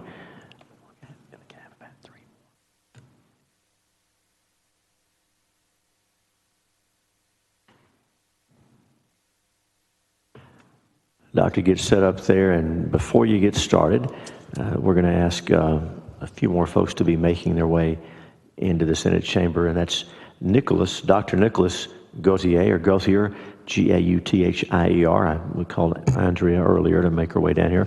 Also, Aaliyah Matheson, and Gerardo Garza. So Nicholas Gauthier, or Gauthier, Aaliyah Matheson, and Gerardo Garza, please be coming down. And Doctor, welcome. Whenever you're ready, introduce yourself and give us your testimony. Thank you. My name is Dr. Jerome Clayton Young. I'm speaking on behalf of myself. I'm a board-certified OB-GYN and has been practicing in the same community in Montgomery County for the last 23 years. More importantly, I am the husband of a vaccine-injured wife who you heard from earlier and who is my true hero, and 4 vaccine-injured children. My wife and I have been advocates of parental and patients' rights since we began coming to the Capitol in 2003 to personally testify to preserve personal, parental, and patient rights. I am here to support Senate Bill 1669 to protect personal and parental rights and patients' rights from the likes of the corporations, government, and the pharmaceutical industry. To review several points that were made this morning by invited testimony, which probably have not heard since then, the there are therapeutics out there against COVID-19 that are greater than 95% effective since if they are started early. And there have been more than 4,000 deaths associated with the COVID-19 vaccine, remembering that VAERS is only responsible for reporting 1% of those vaccine reactions. This far exceeds a period from 1997 to 2013 of all vaccines combined. The original emergency authorization order for the COVID-19 vaccine excluded pregnant women to get it passed, but now this is also being advised by obstetrics and gynecology professional associations, period. I'm dictating. I recently been called in a case. It was an employee of the hospital, Houston Methodist Hospital, and who is currently 8 weeks pregnant. She received a notice that she was supposed to receive a vaccine by June the 7th or face termination. Again, remembering this is not approved for pregnancy and that most procedures are not authorized or even recommended in the first trimester of pregnancy. Can I continue just for like? You just need to wrap it up. If we do want to hear from them, we have still got almost 200 witnesses when we have everybody having our. The executive order that Governor Abbott put out covered institutions that receive government funding. Methodist Hospital is a non-for-profit hospital that receives some sort of funding from the government, either through Medicare or Medicaid, as well as non-realized funds from not paying taxes. If we are truly going to be honest with ourselves, and if we can't pass this bill, then two things need to happen. We need to remove the protection for vaccine injury from the manufacturers, and all of the nonprofit institutions that are forcing this on their employees need to have their vaccine status revoked. Vaccine status. Tax-exempt status revoked. That's it. Sorry. Thank you. Well, thanks for your testimony. Senator Hall, any questions? Yep. All right. Thank you. Thank you for being here. The chair calls Andrea Gauthier, or I've pronounced it so many different ways, I'm guaranteed to have gotten it wrong most of those times, but help us out when you get here. We're glad you're here. Have a seat, introduce yourself, and the lady right there will help you with that. Introduce yourself and give us your testimony. Good afternoon. My name is Andrea Gauthier, and I am here, it's Gauthier, whatever. I'm here in support of SB-1669. My husband and I moved our family across the country from Michigan in 2019 for the American dream. Since moving here, I have learned there is something greater than the American dream, and it's the Texas dream. My husband was a doctor at Fort Hood Army Hospital. He is Mayo Clinic confirmed vaccine injured. One mandatory enforced Tdap vaccine at work completely shattered my family's life. My children have seen codes called on their daddy. I was almost planning a funeral at the age of 29 for my husband that was 34. My husband was healthy before that vaccine. My husband was a soccer player. He coached our kids' soccer player. His favorite thing to do was slalom water ski. Our life continues to be impacted every single month, adapting to my husband's physical limitations and immune IVIG therapy that my husband depends on to live every month, $40,000 a month. I want you to understand, my husband has had 3 neuroimmunologists from Mayo Clinic confirm that a Tdap vaccine caused all of his autoimmune, neurological, and spinal damage. My husband does not qualify for a medical exemption in California. No one should be forced into any vaccine, whether it be for work, school, play, or immigration. I have 3 amazing children that have so much to offer society. I myself also have 2 degrees in the healthcare field. Do not limit the potential of people by stripping away our freedom. Do not infringe on religious beliefs, personal beliefs, or any other belief held for any reason by forcing toxic, liability-free products that are often made with human and animal cell lines. People have many reasons to not vaccinate or to selectively vaccinate. That decision is a personal one. Texas is the greatest state in America. We must not allow California politics to take over here. We must not allow our constitutional rights to ever be infringed upon. Any Texas senator that votes in favor of forced vaccines must be voted out, and I will make it my mission. I will not stand by silently while other families are ripped apart due to liability-free products. Also, this ties with masks in school. Our district has said that only the kids that have vaccinated family members will be allowed. This bill is not about masks. This is about vaccines. So just stay on the bill, if you will. Yes, sir. It has to do with how our district is saying that only the children that have vaccinated family members will be allowed to have their masks off in the fall. Go ahead. So please stand today with pride, honor, and integrity when you vote in favor of SB 1669. Thank you. Thank you for your testimony. Senator Hall, do you have any questions? Very good. Thank you for being here. Thank you.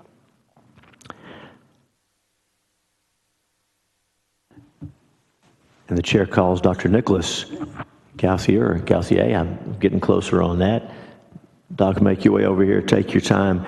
And after the doctor, we'll be looking for Mel Matson, then Aaliyah Mathewson, and Gerardo Garza. In a moment, we'll call a few more names and ask folks to be making their way into the Senate chamber. We want to hear from everyone who wants to testify, and so we thank everybody for coming and for participating. Doctor, get situated there. Take your time. And when you're ready, introduce yourself and give us your testimony. Welcome. My name is Dr. Nicholas Gauthier, and my vaccine is Mayo Clinic confirmed. I was a provider at Darnell Army Hospital until a vaccine was forced on me. I have spent over 80 days in the hospital with multiple surgeries, countless medications, and nearly a dozen codes run on me. My medical costs are in the millions, with monthly costs over $40,000. Nearly 2 years later, I'm struggling to comprehend how much I have lost. Not only my health and career, but my entire active lifestyle is gone. An hour doesn't go by without severe pain, chronic fatigue, severe neurological symptoms, muscular weakness, among many other symptoms. I went from having photographic memory to struggling to remember simple details. Prior to my injury, I was an active father, coaching sports, an outdoorsman, and always on the go, to now struggling to function on a daily basis. This was caused by an employer using their power to force a vaccine on its employee. Because of this coercion, I went from a nurse telling me I was one of the healthiest people she had processed into the hospital to months later having to say goodbye to my children because I didn't think I would make it through the night.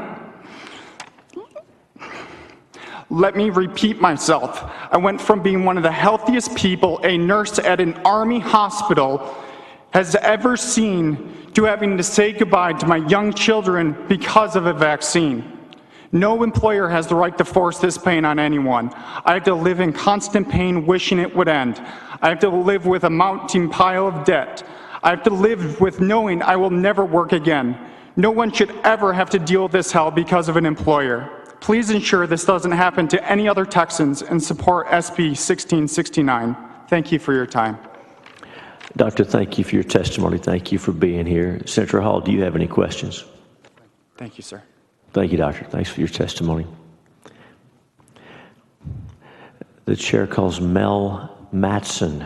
Mel Matson, and while Ms. Matson is getting ready, we're going to ask the following people to be coming down into the Senate chamber, so you'll be ready and we can hear from you. That's going to be Reina Ramirez Garza, Mai Duong, Dr. Mai Duong, and Julie Harris. So again, Reina Ramirez Garza, Dr. Mai Duong, and Julie Harris. Y'all please be coming down. We want to hear from you shortly. Ms. Matson, welcome. Introduce yourself. Thank you. Give us your testimony. Good afternoon.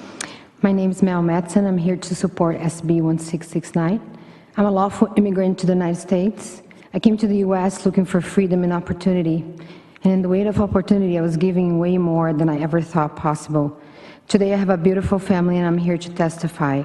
Dear Senators, this bill will protect full-time workers like me that today have a full-time job and provides medical care to my husband and autistic daughter through my benefits. knowing that my husband is unemployed right now and that's the only form of income.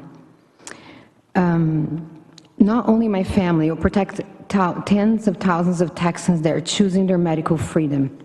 People cannot be forced against their own will to vaccinate just to comply, or even have the right to work. These vaccines are not approved by the FDA. Now I'm talking about the COVID vaccine specifically, and can have severe side effects. Now I'm going to quote an example for Israel, what's happening right now. In January 2021, there were 3,000 records of vaccine adverse events, including 2,900 for the mRNA vaccines. Compared to other years, mortality is 40 times higher.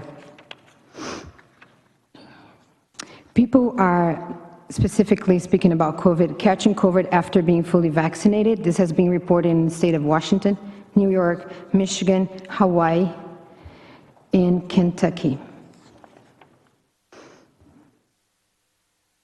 We also heard the headlines with Johnson & Johnson vaccines pulled out of the market recently because of severe blood clotting in women, reporting it right after.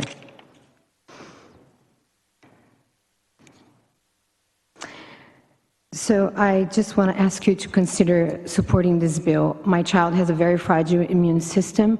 She cannot even take certain medications. Recently, we gave her Claritin and Sudafed, and she had severe reactions, neurological reactions developed, and we were so concerned about it. Am I all done? I have a little bit more.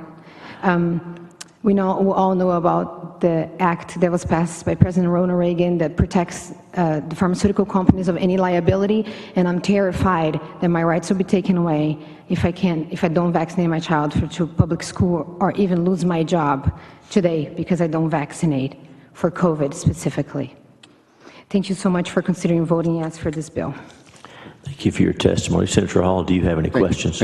No, you turned in a rather interesting document. I was able to scan through most of it. You have a lot of very interesting links in here. Would you mind sending me an electronic copy of this? Yes, there's a lot of links to the information. I actually crossed it out because a lot of the doctors that spoke previously have given all of those statistics on the severe reactions or prophylactic treatments that are much more effective to people to be recovered from COVID. Yeah, Yes. right. No, I understand that. I will send it to you. But I would love that. Thank you very much. Thank you. Thank you, Ms. Mattson. The chair calls Aaliyah Matheson. Aaliyah Matheson. And after Ms. Matheson, we'll be looking for Gerardo Garza. Ms. Matheson, have a seat there. Welcome. Thank Make you. yourself comfortable, introduce yourself, and give us your testimony. Thank you. My name is Aaliyah Matheson. I'm representing myself, and I'm here in support of SB-1669. I support this bill because as an American, I believe freedom begins with bodily autonomy. My body nor my child's body belong to pharmaceutical companies, businesses, schools, or the government. I have been labeled anti-vaccine because I want individualized medicine for myself and my family. I research and I make risk-benefit analysis so I can make the best individualized medical decisions with my medical provider for myself and for my children. When it comes to the COVID-19 vaccine, the research isn't complete. We are still participating in a clinical trial. I don't want or need to be convinced, coerced, or bribed by celebrities, athletes, or musicians, beer companies, donut makers, or at the direction of medical institutions to participate in a clinical trial for an experimental vaccine. This isn't an anti-vaccine or a pro-vaccine issue. This is quite simply a freedom issue. This bill protects individuals' rights to make complex medical decisions for oneself without the fear of losing one's job or the ability to operate in society. Declining a medication doesn't make someone anti-medication, nor should it keep them from operating in society. Informed consent and mandates cannot coexist. Many around the nation are watching what happens in Texas in response to COVID. You can set the tone for the nation and protect the people of Texas by voting yes on SB 1669. Thank you. Thank you for your testimony. Senator Hall, do you have any questions? No, I'd just like to compliment you on your testimony. You put in a nutshell exactly what this is all about, and you expressed it very well. This is about personal liberty, making individual choices using your own personal responsibility to make sure that you understand the risk and benefits and you make those choices. So thank you. This was very good. Thank you for writing the bill. Thanks for your testimony. The chair calls Gerardo Garza. Gerardo Garza.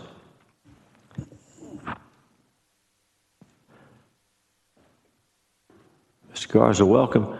Have a seat there and introduce yourself and give us your testimony. Hello, I'm Jerry Garza. I go by Jerry. Good afternoon, everybody. Mr. Garza, get a little closer to that Sorry about microphone. that. We want to be able to hear you. Sorry about that. It's okay. I've been employed with one of the biggest hospitals in Texas for about 7 years, and I stand on losing my job come June because of my refusal to take the COVID vaccine. I'm sitting here, 2 kids. One is who's on the autism spectrum, and just hoping this gets passed because, and let me just jump off a little bit, not to toot my own horn. I've served in the Marine Corps for 14 years, and any veteran in the room knows a dog and pony show when they see one.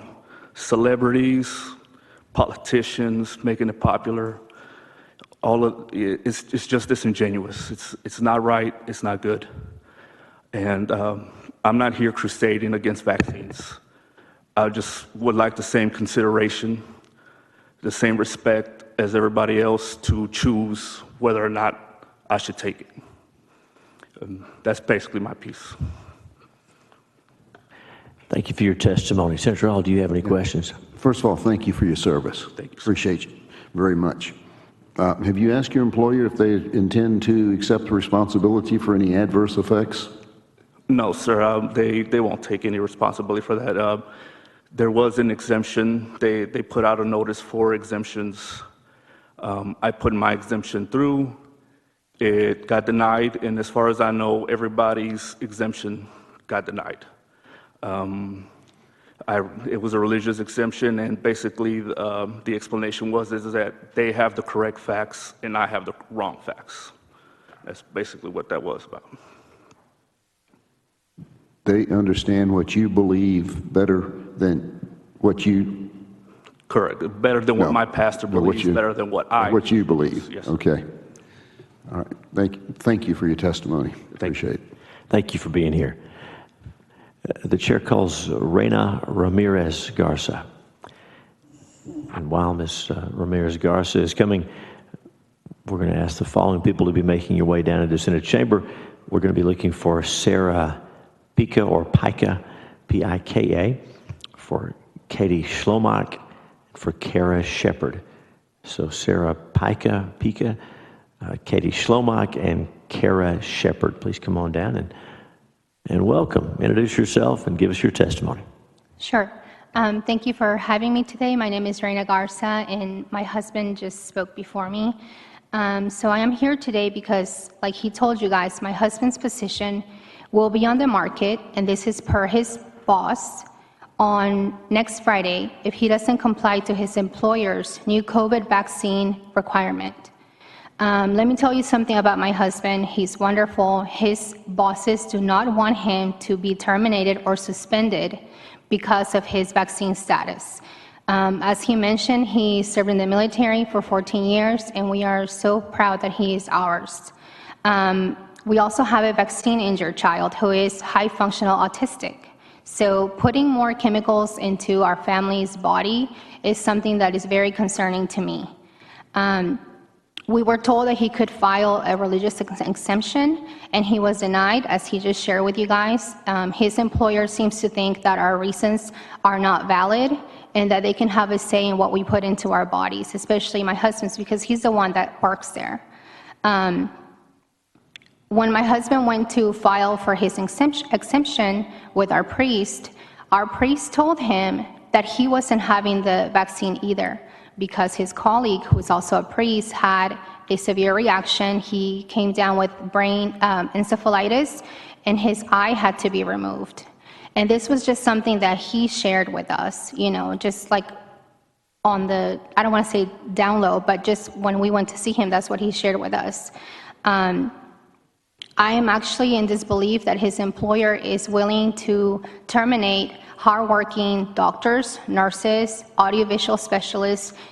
There's a lot of people there that are going to be out of a job and out of a position comes June 7th if we don't support this bill.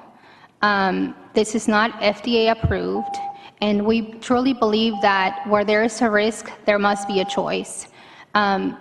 I lost my father to the pandemic last year in July. It was devastating. And hearing all the doctors talk about how there was preventative care for my father really turned my stomach, and it upset me. And so I don't want to take that chance with my husband's health. This is all still being tested. We don't know what this is going to do a year from now, 2 years from now, not even 5 years from now. So I ask you that you guys please get all the facts and make intelligent decisions, because Texas depends on it. My livelihood depends on it. Thank you for having me here today. Ms. Garza, thank you for being here. Senators, any questions? Thank you very much. Thank you for your testimony. Thank you. You're excused. Thank you. The chair calls Dr. Mai Duong. Dr. Mai Duong. And then we'll be looking for Julie Harris coming up next after the doctor. Doctor, welcome. Have a seat there, get situated, and when you're ready, introduce yourself and give us your testimony.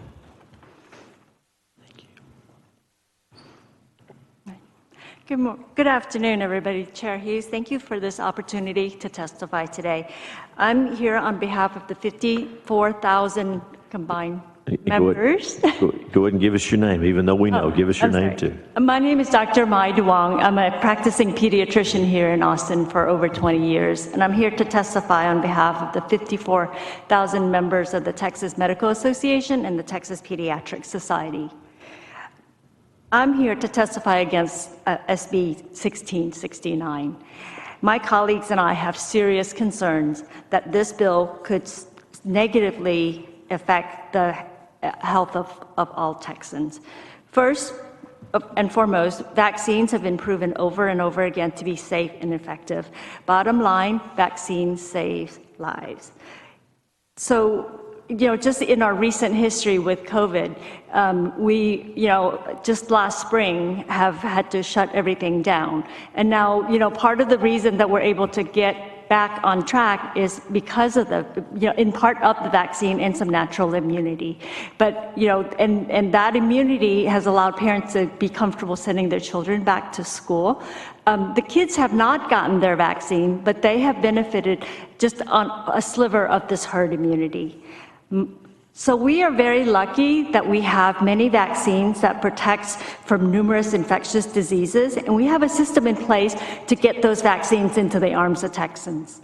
We've achieved this herd immunity against these diseases. Not only have we saved lives, but we've kept our thriving economy going. Any efforts to undermine vaccine confidence, which this bill will most likely do, just that, we will be putting at risk our most vulnerable Texans, the ones who are not able to get vaccines for medical reasons, or the ones who were not able to generate immunity. So this bill covers all vaccines, and it changes any mention of required to make a recommendation. And this is not just the COVID vaccines. We're talking about all vaccine. I did not see anything on the bill that mentions strictly COVID vaccine. This bill is a giant step backwards and will cause vaccination rates to plummet and allowing the once suppressed disease to make a huge resurgence. And we will lose our herd immunity and that protection for our most vulnerable. So we must maintain our vigilance to ensure that we do not see a resurgence of these vaccine preventable diseases, and which will most likely put all of our citizens at risk. Thank you for this opportunity.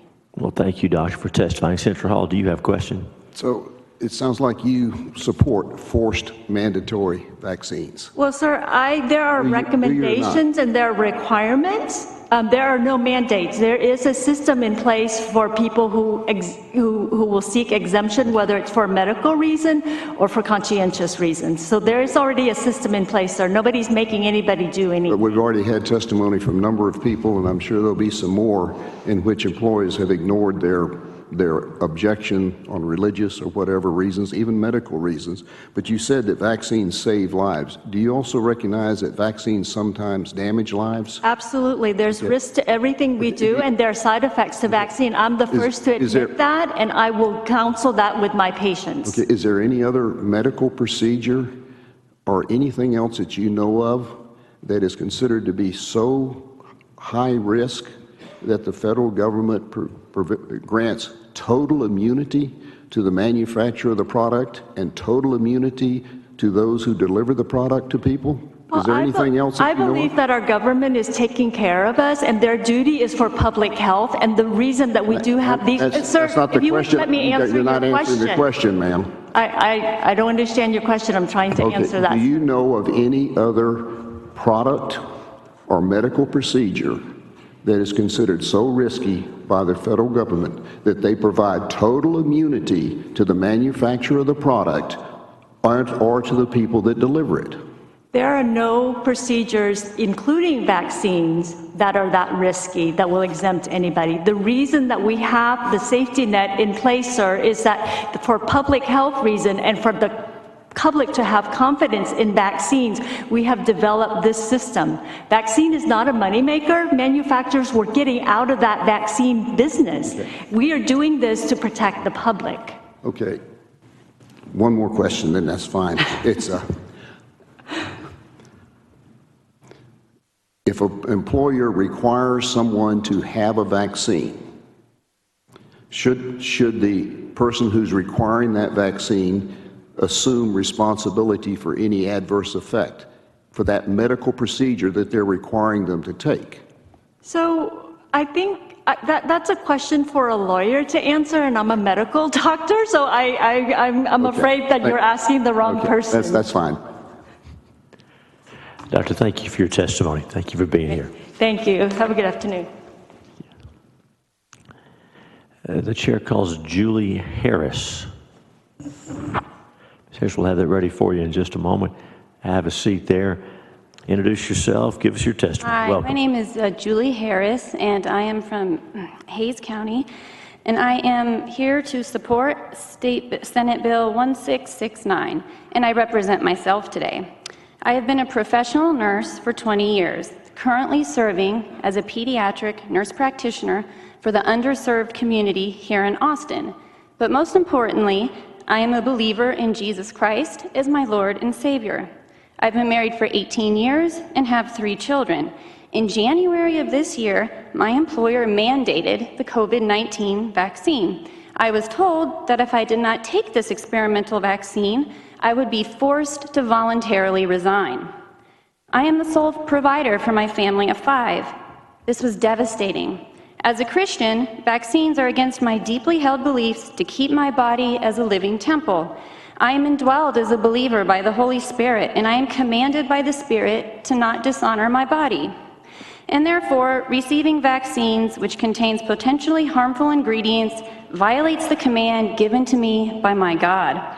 1 Corinthians chapter 16, verses 19 through 20 states that, and I quote, "Know ye not that your body is a temple of the Holy Ghost, which is in you, which ye have of God, and ye are not your own, for ye are bought with a price. Therefore, glorify God in your body and in your spirit, which are God's." End quote.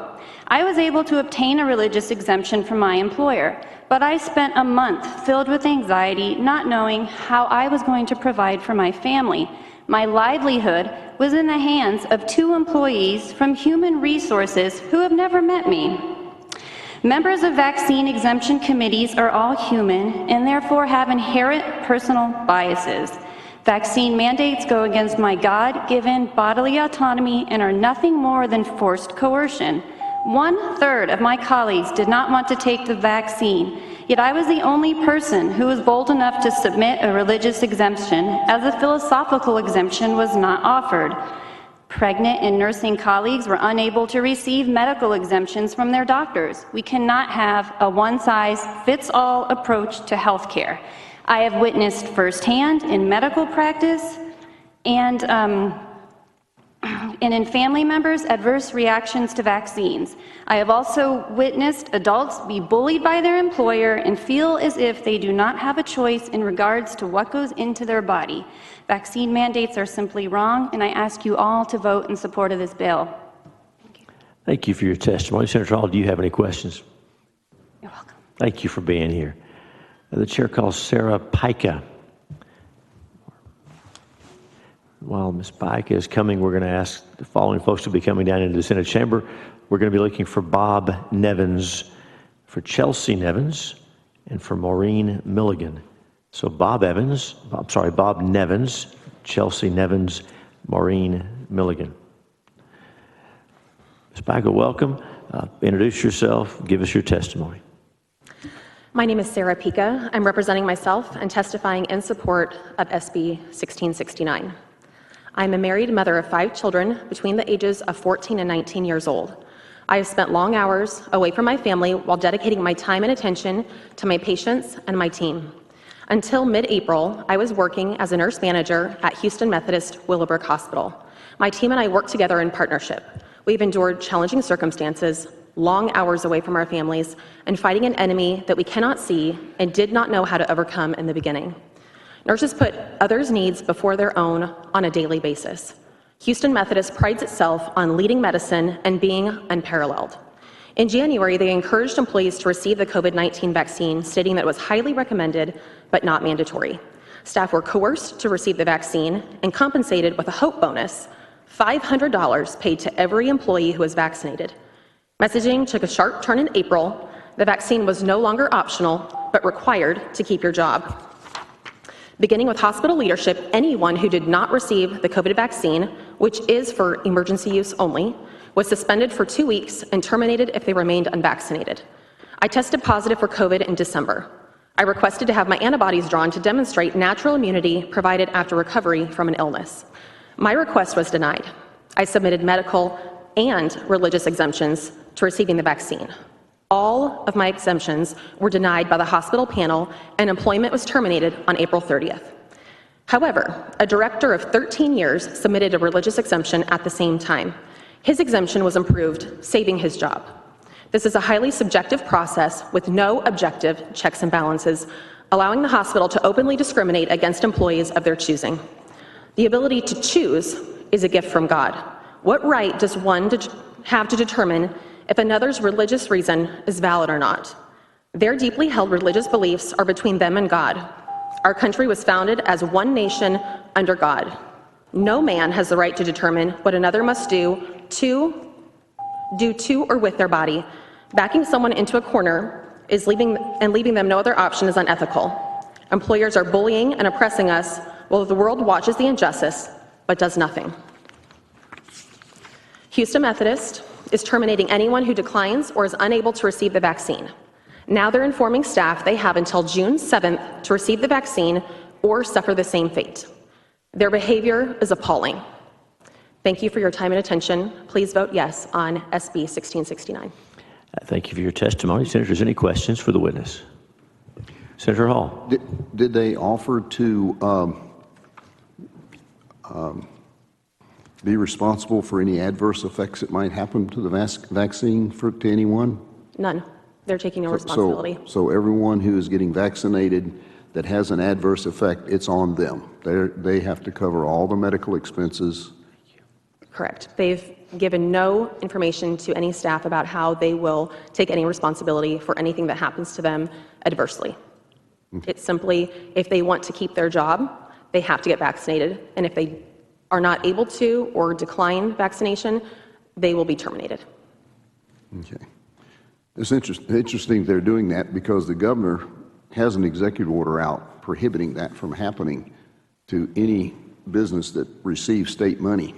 And I will bet you that Methodists actually receive state money. I'm sure they do. I know that we have patients. Okay. Thank you very much for coming. Appreciate you. Thank you. Thank you for your time. Ms. Pica, thank you for being here. Thanks for your testimony. The chair calls Katie Schlomack.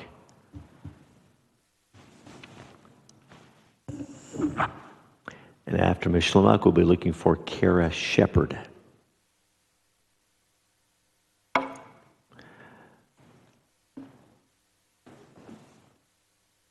Ms. Schlomack, now before I start your time, I'm curious, are you related to the Dr. Schlomack, the economist who used to serve here in the Senate, then was at a think tank here in town? No, okay. I'm not. Great guy, fine if you were. I was just curious. That's not a very common name, so I was curious. No, it's not a common name at all. But welcome, introduce yourself, and give us your testimony. Hi, my name is Katie Schlomack.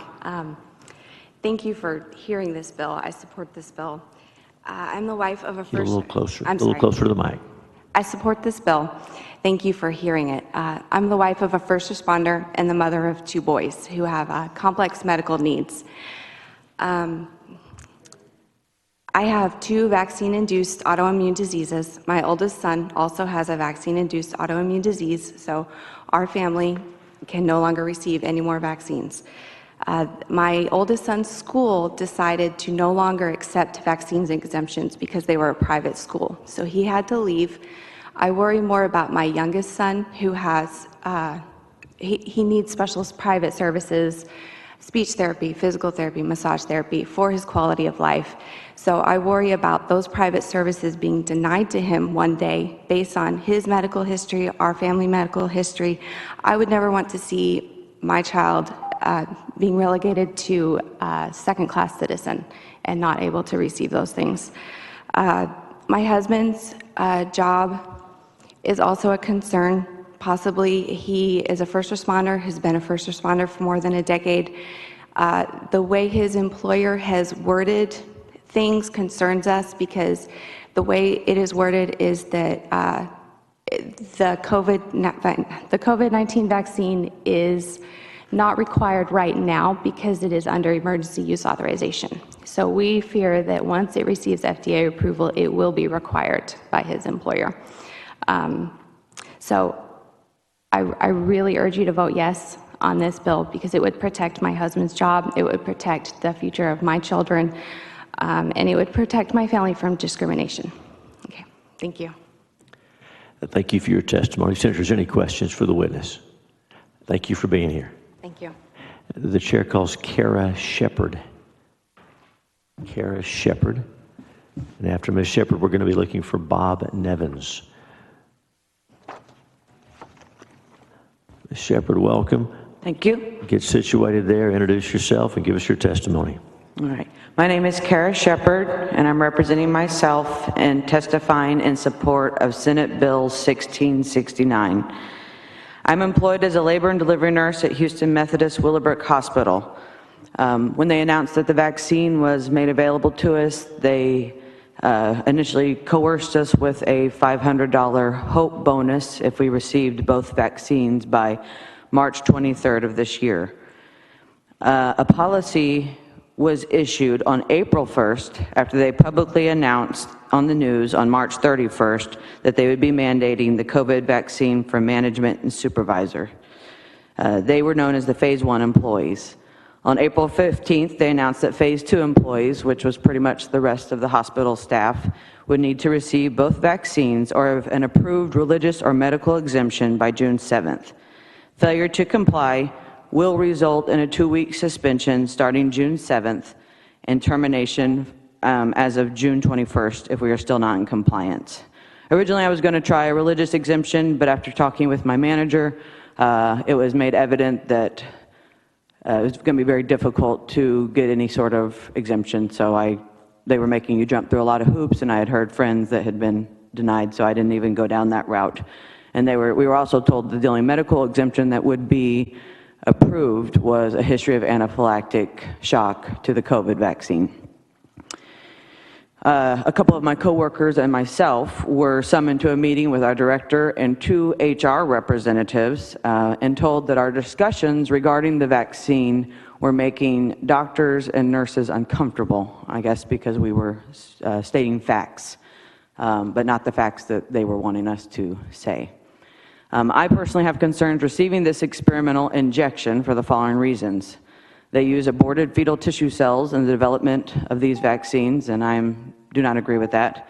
It is experimental. It's not licensed. There's no one to hold liable if something happens to me. I've seen the adverse reactions in my coworkers and my aunt. There's no long-term studies. And in the past, coronavirus vaccines have had terrible safety records leading to antibody-dependent enhancement due to pathogenic priming. Animals that received a vaccine had more serious disease and became sicker when they acquired infection, and many of the animals died. And let's be honest, I have a 99% chance of survival if I get COVID. The risk for autoimmune disorders and simply just dropping dead are far greater if I get this experimental non-licensed injection.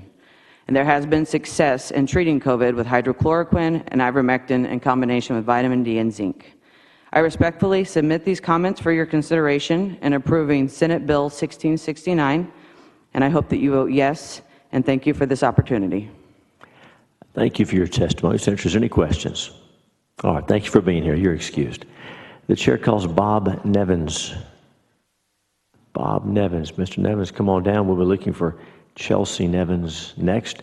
And let me ask the following folks to be coming down into the Senate chamber to be prepared to testify.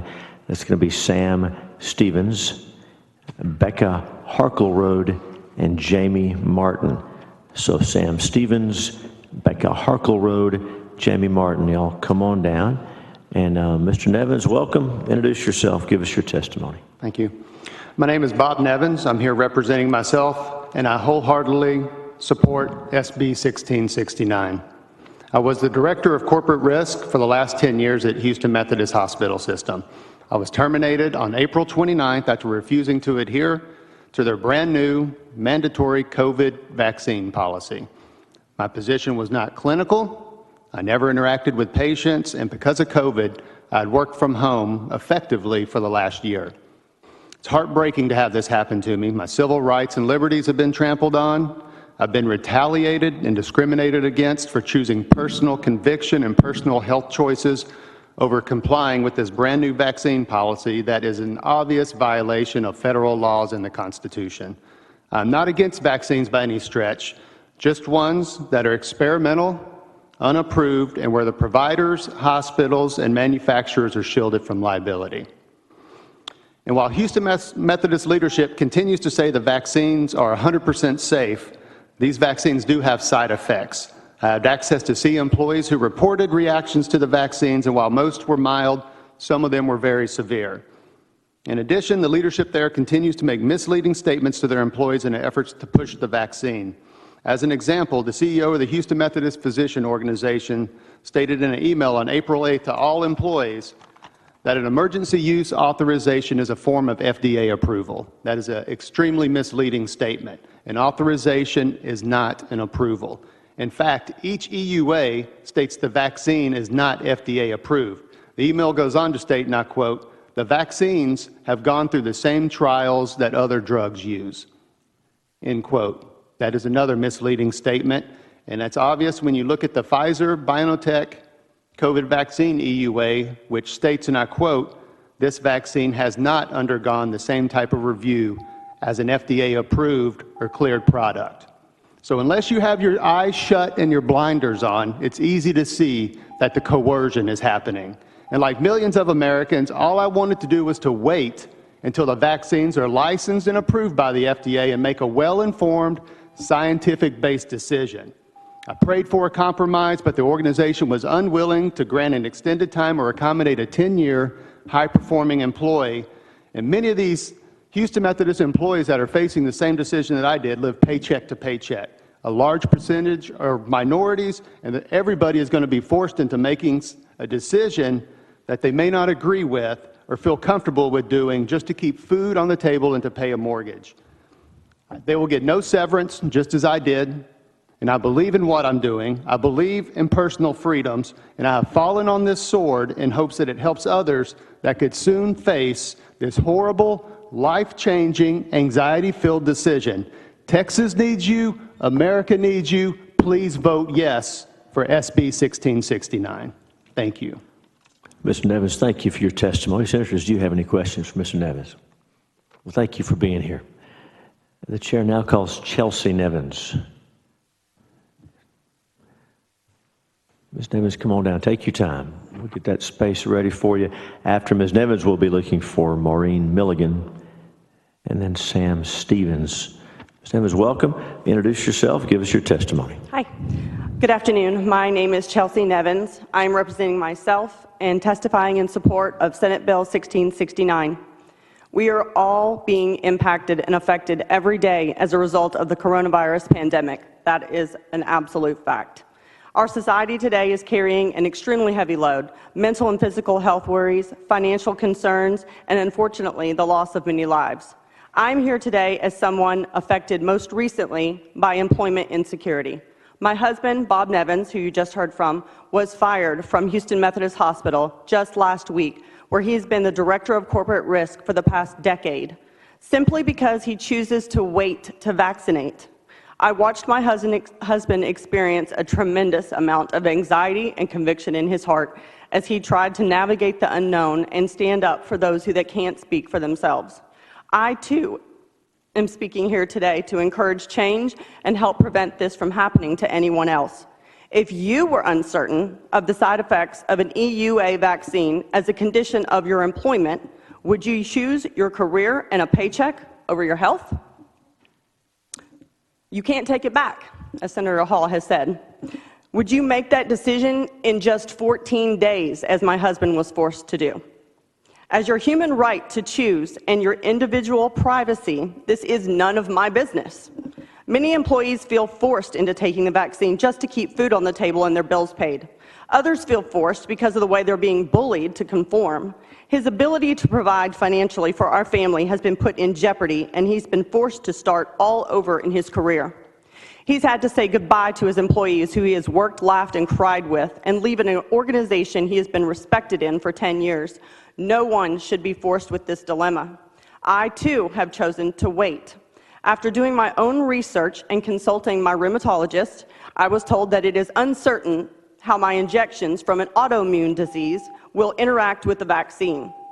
Every time I go to the doctor or see my specialist, I am bullied and told I need to take the vaccine.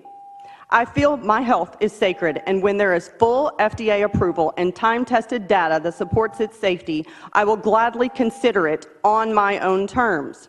Yet, to do my job, I could be required to have a vaccine passport. To see my children who live across states and across borders, I could be required to do the same. I've watched close friends and families who are doctors and nurse practitioners struggle and fear they will face these same decisions, not only in their profession, but also for their children to attend college and further their education. We are not against vaccines. We are for the right to choose what to put in our bodies and when. We are for privacy of our individual health decisions.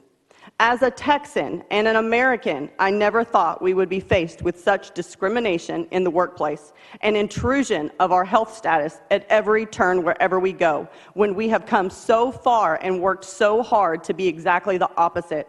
I urge you to pass Senate Bill 1699 and put these decisions back where they belong. Thank you. Thank you for your testimony. If there's any questions, Ms. Nevins, Senator Hall has a question for you. Hold tight. Sorry. Thank you. Appreciate your testimony. Appreciate your husband. Has anyone that has tried to push the vaccine on you, whoever you've seen, or your husband, offered to be responsible for any adverse effect that might happen as a result of you taking that vaccine? Absolutely not. And unfortunately, they haven't really given me all the facts on the vaccine. They just said, we need to put you on a care plan before you decide to do so because you're autoimmune and you take injections that we're not sure of the reactions, and they're not taking responsibility. So they even knew that you were high risk? Yeah. Higher than average risk? Absolutely. But every time you walk in the door, that's the first question they ask you. Okay. Thank you very much for being here. Thank you for your testimony. The chair calls Maureen Milligan. Maureen Milligan. And after Ms. Milligan, we'll be looking for Sam Stevens. Ms. Milligan, welcome. Get situated there, and then when you're ready, introduce yourself and tell us who you represent. Give us your testimony. Good afternoon. My name is Maureen Milligan. I'm the president and the CEO of the Teaching Hospitals of Texas. I'm testifying against Senate Bill 1669. I want to say thank you, Chairman Hughes, Senator Hall, Senator Campbell, for being here and taking testimony today on this important topic. TIHOT is a group of public and related nonprofit hospitals that provide care to vulnerable Texans, that provide trauma care, that provide care and training for the next generation of physicians and other healthcare providers. We help keep GME positions available for Texans, and so we keep medical students in Texas. I want to move now to the bill. Section 1.06 of the bill prohibits hospitals from requiring as a condition of employment that health care employees be vaccinated. It also prohibits hospitals from discriminating against employees, including physicians, nurses, staff members, or applicants who refuse to be vaccinated. I think we all have this in common. Nobody likes requirements that don't make sense, and we can all agree that there is no place for meaningless regulation or requirements. While employers generally and typically appropriately do so, refrain from mandating on their employees' activities or behavior that employees do not agree with, there are times and activities that are critical to the work being done. So for public safety and to ensure safety, lives, and health of patients, hospitals must reserve the freedom and the right to protect patients by requiring that staff and healthcare providers be vaccinated. If we can protect patients against COVID-19, Ebola, or some unknown disease that's going to come in the future, if we have developed vaccines, hospitals need to be able to protect patients and the entire healthcare system. At risk could be my granddaughter getting oncology treatments, your husband being treated for leukemia, my immunosuppressed nephew who's just had a transplant, or our daughters and sisters in the hospital who are giving birth to the next generation of Texans. So on that point, Texas has done a lot of work on maternal morbidity and mortality, and so we're concerned that this might affect that outcome. I'm going to just summarize quickly, if I may, and say that immunocompromised patients in NICUs and ICUs who are receiving cancer care treatment, who are receiving COVID care treatment, who have immune systems that are weakened and susceptible, I think all these patients rightly deserve to be kept as safe as possible. None of them choose to be in a hospital, and they can't opt out of being in the hospital for fear of what might happen to them. So employers do and can require of employees things that are essential and fundamental to the heart of their jobs. We're all glad that hospitals require surgeons, nurses, emergency doctors, respiratory therapists to successfully complete their training and require them to follow safety and quality protocols, procedures, and requirements as a condition of their employment. That's because they care for us when we're at our most vulnerable place. So keeping patients, employees, and the broader community safe is fundamental to hospitals' core mission. So I'll stop there. I know I've gone a little bit over, and I'm really honored to be here today and appreciate the opportunity to provide some testimony. Thank you for being here. Senator Hall, do you have questions? Thank you, Mr. Chairman. Being in the business, I'm sure you're well aware that vaccines are a high risk to a person getting it. I mean, it's so high risk that it's the only product out there that the government provides immunity to the manufacturer and to the deliverer. So you would agree that those are a risk. So that being the case, as an employer, why should you not assume the responsibility for any adverse effect for something you're going to require somebody to do to their body that's irreversible, permanent and irreversible? So why shouldn't the hospital assume that, yes, it's a requirement, we understand what you're saying, but we will take care of you if there's a problem? Yeah, so just a couple points. I'm not sure, I don't know the facts behind the immunity. If the decision was made because there was a perception that it is so high risk, or the decision was made to really support getting this out for COVID, which is, my understanding, is about almost 600,000 people have died from. So I think that kind of public health risk is really No, I'm not talking about that risk. I'm talking about to the employee that you're now going to require to do this medical procedure that permanently changes their body. Yeah. You're going to require that of them, and they have no recourse to the manufacturer of that product or to whoever puts it in their body. So if you're requiring them to do that, why should you not be responsible for any adverse effect? It's the only product out there that has that kind of immunity. Here's what I would say, Senator Hall. I've heard this conversation. I would point to the position that hospitals are in, having to weigh the rights of their employees and the beliefs of their employees to their fundamental commitment to ensure the safety of their patients, many of whom, again, don't have a choice to be there. I know that employees make a very challenging decision when they have to choose, and I've heard the stories. Okay. So it's not easy, but on the other hand, the hospitals have the responsibility to ensure they're not putting people at risk, and so they face liability, I think, also from patients who say, why did you have somebody who wasn't vaccinated take care of me and put me at risk and actually give me COVID? No, I understand that. That's not the question I ask.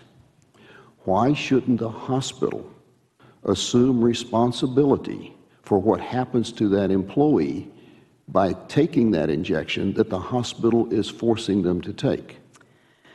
Well, to that, I'm gonna say this, which you're not gonna like, but I'm gonna say there are certain legal requirements that I'm not expert at about, immunity and liability, and I'm not your best expert on that. Thank you very much. Thank you for your testimony. Thank you for being here. The chair calls Sam Stevens. Mr. Chairman. Senator Campbell, Ma'am. you have a question for the witness? Maureen. I'm sorry about Really not a question, but what I do want to say is I appreciate you coming, testifying, and trying to give a non-biased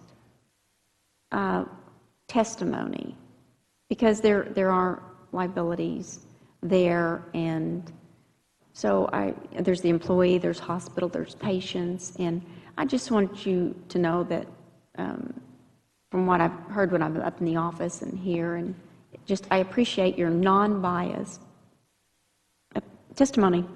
That's it, no questions. Thank you, I appreciate that. Thank you, ma'am. Thank you, Mr. Thanks, Senator Campbell. Thank you for your testimony. And the chair calls Sam Stevens. And while Sam is coming, we're going to be looking for the following folks to make your way down into the Senate chamber. That'll be Steve Woleb, Leanne Messer, Amber Hennigan. So please, Steve Woleb, or Woleb, W-A-O-H-L-E-B, with the Texas Hospital Association, Leanne Messer, and Amber Hennigan. And of course, we're also looking shortly for Jamie Martin, and then after Sam will be Becca Harkelrod. So thanks for your patience. Introduce yourself and give us your testimony. Welcome. Hi, everyone. My name is Sam Stevens. I am a 22-year-old master's student here in Austin, graduating this May. I'm speaking on behalf of myself and my family. I'd like to thank the committee for the opportunity to voice my support for Senate Bill 1669. I'm a female who lives alone in the city. If I want to do something as simple as go for a walk or run a quick errand at night, I have to be fearful for my safety. Since I was young, I've been told that I need to be careful of strange men everywhere I go. But when I choose to go out, I don't first throw a fit and demand legislation that would force all men to stay inside after 6 p.m. Instead, I carry pepper spray, watch my surroundings, and learn self-defense. This is because it's not everyone else's responsibility to cater to me. If I am too concerned about a location, I take extra precautions or I don't go, but I do not demand everyone else make massive changes to their lives for my own convenience. That is what those who want mandatory vaccinations do. My fear for safety is just as real as those who fear illness. If they are concerned, they are welcome to take their own precautions, wear masks, distance, not go certain places, or choose to vaccinate. But to try to legislate negative consequences for those who refuse to let strangers force medical decisions on them is at best petulant and at worst authoritarian and dictatorial. This bill addresses immunizations in general at a time when the COVID vaccine is under debate. I would like to point out that the COVID vaccine is still in its experimental phase. There are no long-term studies about the consequences. We would like to believe it's safe, of course, but the fact is that there's just no data on it. And making it mandatory to take an experimental vaccine in order to participate in society degrades the safety of the people. We are not lab rats, nor should we be treated like them. There are plenty of respectable reasons to take the vaccine, but that should be the individual's own decision, their own choice. If this bill does not pass, if it is made possible for vaccines to be made mandatory, we will start down a slippery slope. The right to exercise free will is an important one to Americans, to Texans. Let's not start to lose that now. Thank you for your time. Thank you for your testimony. If there's any questions for the witness. Thank you for being here. The chair calls Becca Harkelrod. Becca Harkelrod, and after Becca Harkelrod, we'll be looking for Jamie Martin. Ms. Harkelrod, welcome. You get situated there. When you're ready, introduce yourself and give us your testimony. Okay, sounds good. Thanks. Thank you.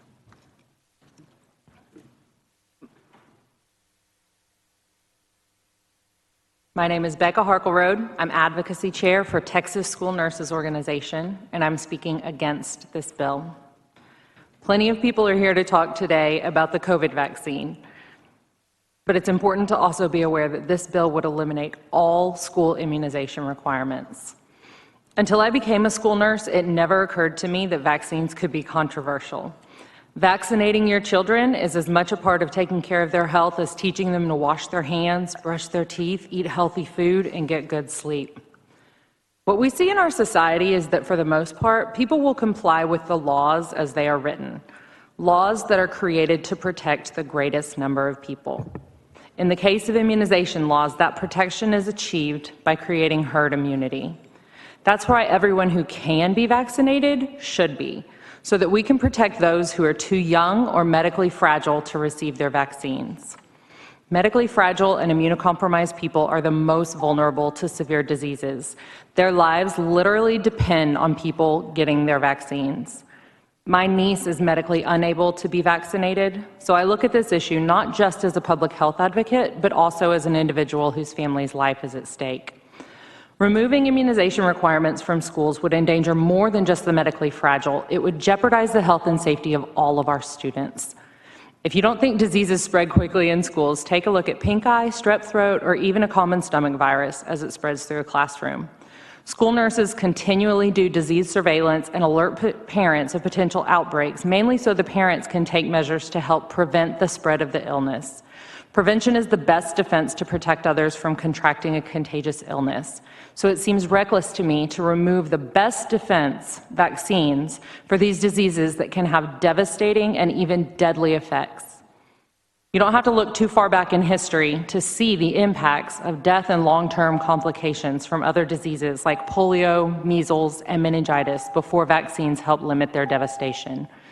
Texas School Nurses Organization opposes this bill as written, as it would put all Texas students and staff at risk of disease outbreaks that would cost people their lives. I urge you to vote against Senate Bill 1669 for the safety of Texas children. Thank you, Ms. Harkelrod, and I apologize for mispronouncing your name. That's okay. I didn't even know how to spell it till after I was married. See if there's any questions for the witness. Thank you for being here. Thank you. The chair calls Jamie Martin. Jamie Martin. And after Jamie, we'll be looking for Amber Hennigan. So Jamie Martin, come on. Have a seat.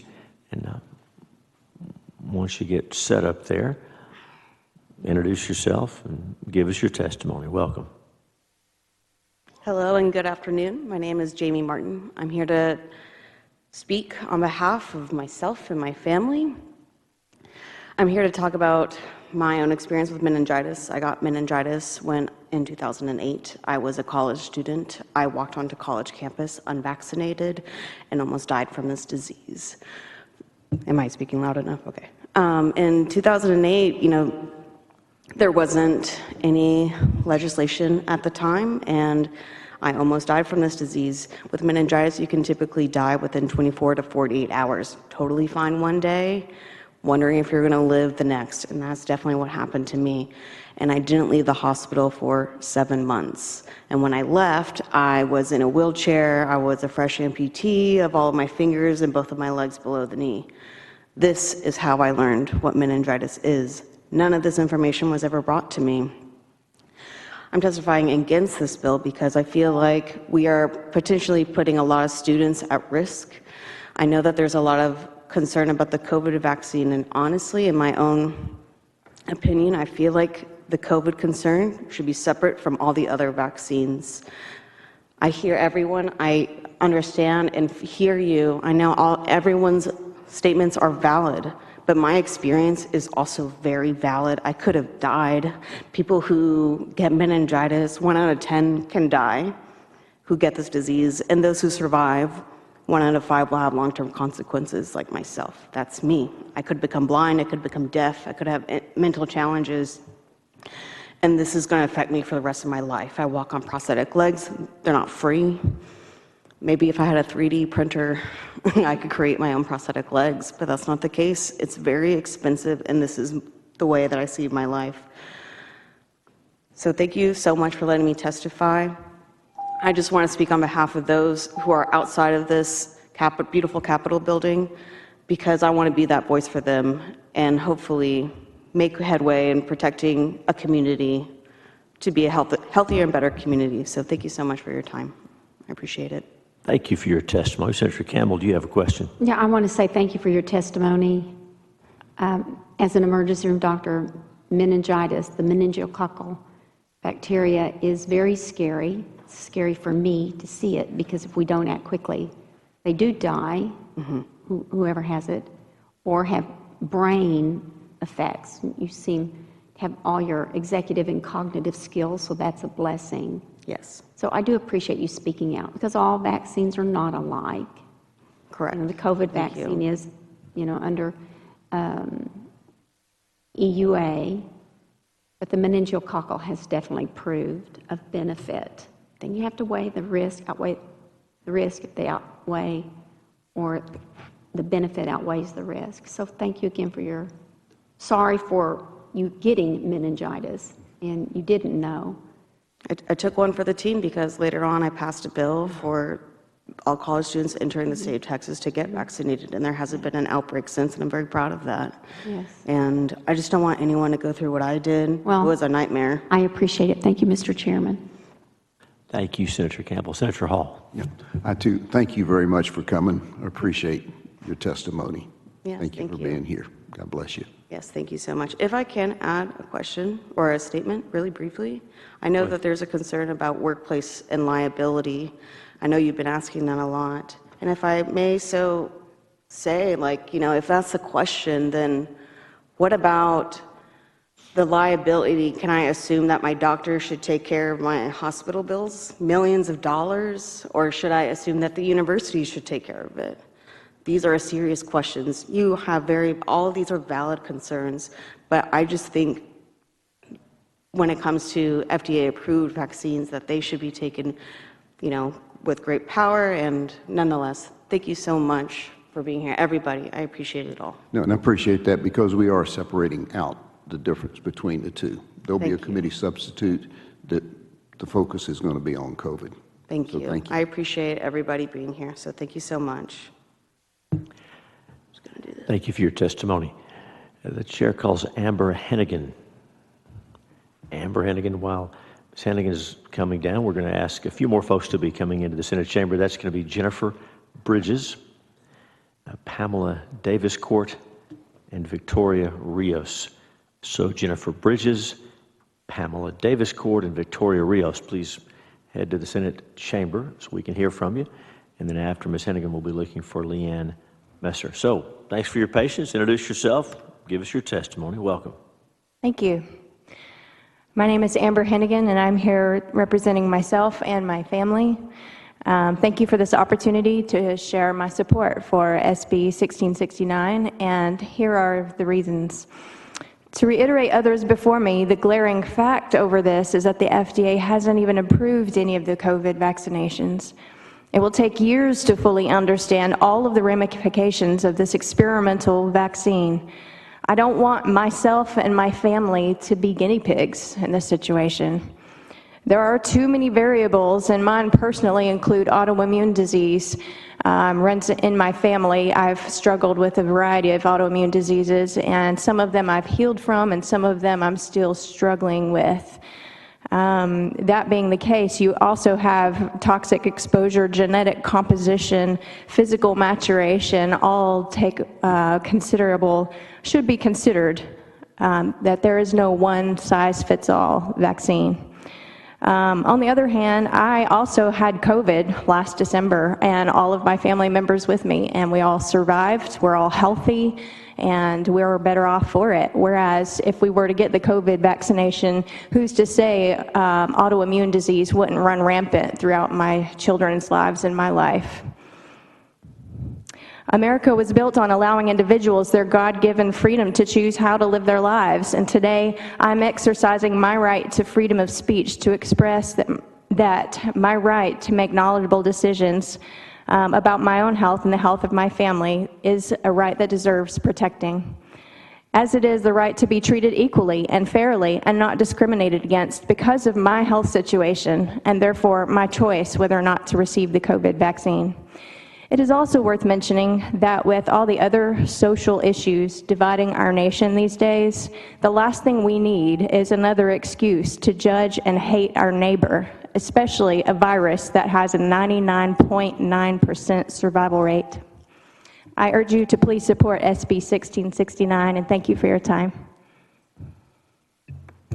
Thank you, Amber. I don't have any questions. We appreciate your testimony. Thank you. Thank you so much. The chair now calls up Leanne, is it Messer? You correct me when you get up here.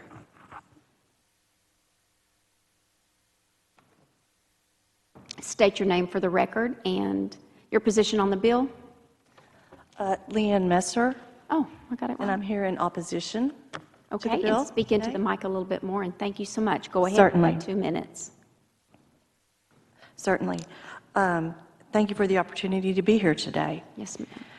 My name is Leanne Messer, and I'm the head of school at Hyde Park Schools here in Austin, and I'm also the president of the Texas Private Schools Association. There are approximately 900 private accredited nonprofit schools across the state. We range in size and scope from tiny rural preschools to large independent kindergarten through 12th grade. We represent a vast array of educational models. We have Montessori, we have Catholic, we have Jewish, Lutheran, Waldorf, Baptist, special needs schools, and a myriad of other offerings. Each of these approach working with young people in a unique way based upon their system of values. What all these schools, however, have in common is a deep commitment to best practices in teaching and learning and freedom from government regulation in achieving the missions of each individual community. Today, I'm testifying in opposition to this bill because it is a dramatic step towards stripping the independent schools of their way of doing business. Specifically, this bill on page 11, lines 15 through 18, takes away our ability to require any immunizations whatsoever prior to attendance. We oppose this bill and the policy it represents beyond the COVID-19 question. Like so much in education, rarely does one size fit all. If you look at how our schools in the association approach immunization and waivers, you will see a variety of policies currently in place, all of which are perfectly acceptable. For example, am I done? Yes, ma'am. Please wrap it up. Okay, so some of the schools require vaccinations, immunizations prior to attendance in all situations. Other schools, such as the one that I am seated at, have a different policy. We allow waivers of parents. We allow different people to submit their personal and private preferences. I'm here not today to be for vaccines or against vaccines. I'm here asking that private accredited nonprofit schools in the state of Texas continue to have the flexibility and independence to craft our policies. Thank you very much. We appreciate it. Independently. Thank you so much. Senator Hall, any questions? Okay. Thank you, Ms. Messer. Did I pronounce it right? Messer, yes. Okay, yes. The chair now calls up Steve Woleb. Please state your name for the record, your position on the bill, and you have 2 minutes. Thank you, Madam Chair. Senators, I'm Steve Woleb. I'm here on behalf of the Texas Hospital Association, as well as the Texas Public Health Coalition, an organization consisting of more than 30 healthcare professional organizations and health-focused organizations dedicated to disease prevention and health promotion, to testify against Senate Bill 1669. We're extremely concerned with how sweeping the bill is in terms of limiting a hospital's ability to curtail the spread of disease in its facilities and ensure the availability of its workforce when a contagion is or threatens to become rampant in a community. Vaccines do both, and this bill would prohibit the use of what may be the most effective tool a hospital has available to it the next time the healthcare system is threatened with collapse by an out-of-control disease. And we urge you to guard against viewing this bill specifically in the context of the COVID-19 pandemic. COVID-19 is being brought under control, as we know, largely due to vaccines, I would add. But we may not be so lucky with the next novel disease, and vaccines may be the most effective strategy for bringing that disease under control. It is therefore critical that we view this type of public health policy in the broadest context possible, and not just through the lens of a pandemic that's finally, after more than a year, receding. Texas has for a decade now, under Chapter 224, endorsed the notion that healthcare facilities can mandate vaccines for their employees. This is sound policy that's worked well and left ample room for accommodations based on reasons of conscience, including a religious belief. Just as we all as individuals must decide for ourselves what the best strategy is for staying healthy, hospitals should have the ability to adopt policies that are best suited to serve the needs and circumstances of their patients, their workforce, their communities, and the public health environment they operate in. Finally, with regard to the broader public health issue implicated by this bill, disease outbreaks often have to be fought on multiple fronts, as we were recently reminded. Yet this bill would impose an inflexible, all-encompassing, one-size-fits-all approach, prohibiting vaccine mandates. Vaccines work. Diseases once feared by our parents and grandparents have been wiped off the face of the earth through the widespread use of effective vaccines, and we believe mandating mandates uniformly. Thank you so much. We have your position registered, and thank you for your testimony. Senator Hall, but Senator Hall, excuse me 1 minute. Steve, if you'll hold. The chair wants to go ahead and ask Victoria Rios, Pamela Davis Court, and Jennifer Bridges to come down and be ready for testimony next. If you're up in the gallery, please come down. Okay. Go ahead, Senator Hall. Thank you, Madam Chair. This bill really isn't about the vaccines or whether they're effective or not, or whether they work or not. This is about liberty. But it's really about an employer requiring a medical procedure that is irreversible. So that being the case, and that's what you want to do as a hospital, that you think you have to do to be able to operate your hospital, is to require this person to get an irreversible medical procedure in which no one that's involved in it has any responsibility for it. The manufacturer has no responsibility. The administrator of the procedure has no responsibility. So why should the hospital not be responsible for any adverse effect to the person being required? Yes, sir. Thank you for the question. I think I would just clarify what the hospital wants to be able to do as it relates to this bill is to be able to make that judgment. What is the best thing for its patients and for its workforce in response to something like a COVID-19 pandemic? There is compensation available both for this vaccine as well as any FDA-approved vaccine, and those programs work. In my experience as an attorney, my personal experience as an attorney, those programs work. So I think that's one point that needs to be made and emphasized. It's not the case that there is no recourse for injuries caused by this vaccine or any other vaccine. But in the end, we are just requesting that that the legislature not take away the hospital's ability to make that judgment, to take all the factors into consideration related to the safety of the vaccine, as well as what is the best policy for its patients and its workforce in response to something like a COVID pandemic. Okay, just an easy yes or no question. Should not the hospital that's requiring this be done assume the responsibility for any adverse effect to the person that they're requiring it to be done to? In my judgment, Senator, no. They shouldn't. I don't think they should have to be put in the position of making the judgment and making the choice between protecting their patients and their workforce and incurring this legal responsibility. Made that choice himself, but thank you. I was hoping for an answer. Thank you. Thank you, Senator Hall. Thank you, Mr. Wallop. Thank you. Thank you so much. The chair now calls up Victoria Rios. Victoria Rios. Okay, while we're waiting on her, the chair will go ahead and call up Pamela Davis Court.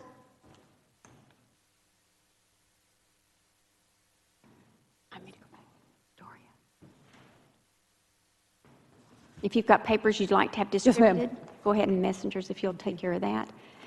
Ms. Davis Court, is that right? Yes, ma'am. State your name for the record, your position on the bill, and you've got 2 minutes. Okay, thank you. Pamela Davis Court. My position is very much in support of SB 1669. I appreciate the time to come before y'all and say a few words. I represent myself and my family, my husband and 3 boys. I am concerned about this bill, very concerned, because we've been evaluating decisions for our health for vaccinations and things since our first son was born. He's 24, and have felt the persecution, I guess, of deciding to opt out of vaccinations. And I feel like this is a huge step in more persecution. And in fact, for their futures, it threatens their livelihoods and just ability to live their day-to-day lives. So I'm just going to make a few points really quick. They're in the papers too that I submitted to everyone. All vaccines carry risks, which is why people need to be able to decline them without penalty. COVID vaccines are particularly dangerous, as studies have revealed. The mRNA ones encode a spike protein into cells which produce antibodies that cause serious injury to the lungs. In animal studies, the lung tissues had evidence of, first, the DAD, diffuse alveolar damage, which is the alveoli being the tiny air sacs in the lungs that oxygenate the blood, and then 2, various degrees of exudate, the pus-like fluid, and then 3, the hemorrhage, the bleeding. And furthermore, it disables the M2 macrophages, the ones that heal and repair the tissue, and increases the M1 macrophages that cause inflammation. And the animals in the studies that became reinfected with the SARS COVID after being vaccinated died of this. So it's very concerning that it appears that our immune systems are compromised after this. Thank you so much. Thank you for hearing my testimony. Yes, ma'am, and we have your papers. The chair now recalls Victoria Rios. Victoria Rios. Let the record show that Ms. Rios is for the bill. We will now call up, the chair calls up Jennifer Bridges. Jennifer Bridges. And after Jennifer Bridges, we've got Charles Vargas. I'm sure I mispronounced that. Charles Vargas, Allison Antu, and Latricia Blank.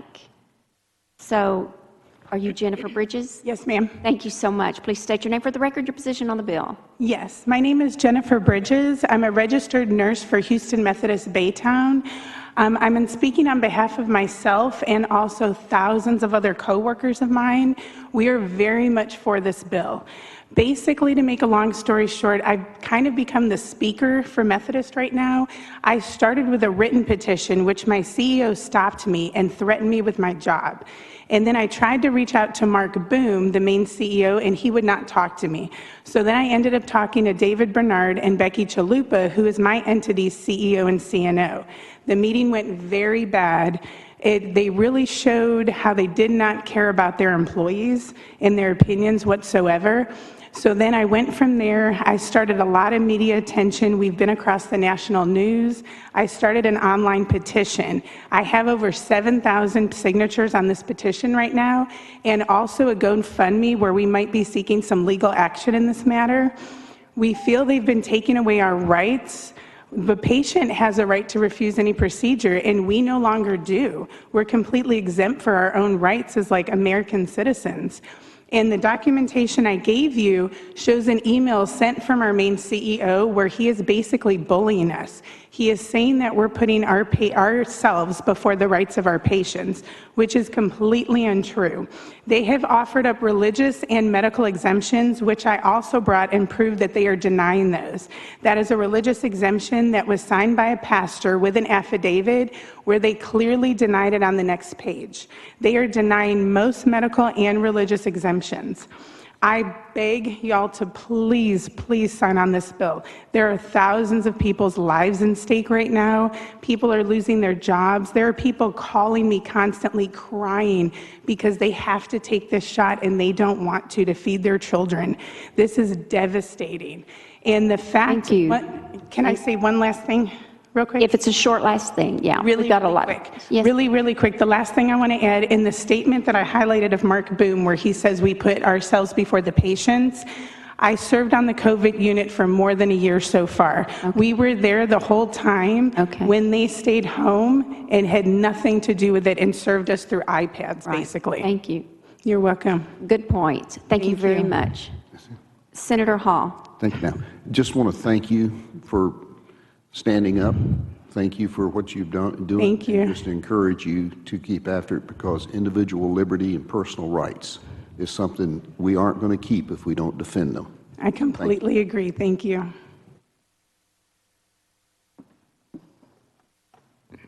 Thank you, Senator Hall. The chair now calls up Charles. And Charles, you'll have to just pronounce your last name so I don't botch it up again.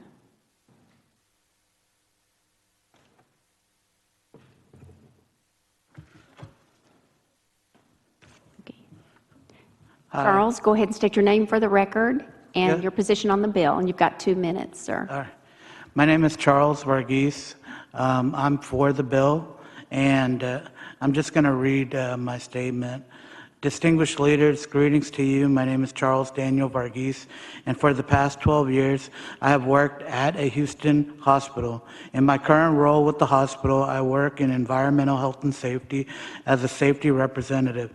During the pandemic, my department worked tirelessly to provide masks, fit tests for doctors and nurses who needed them. My role is to manage chemical safety data sheets within the hospital.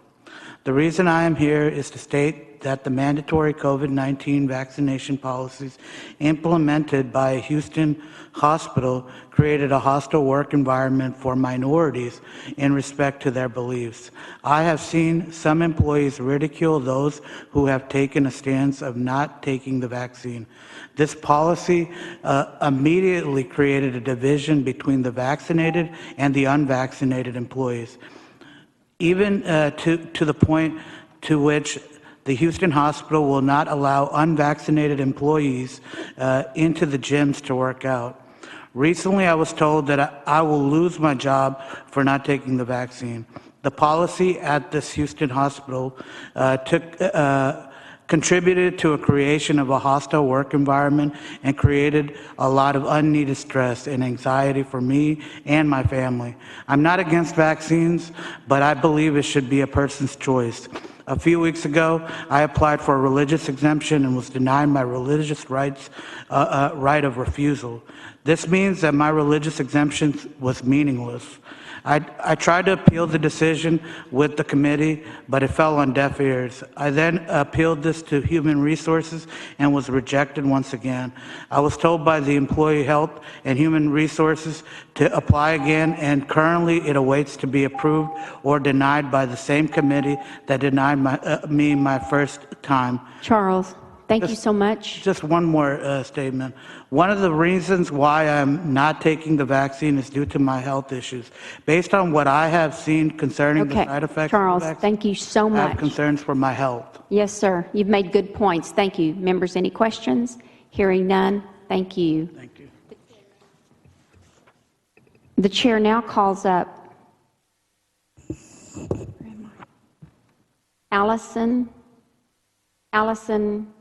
and two.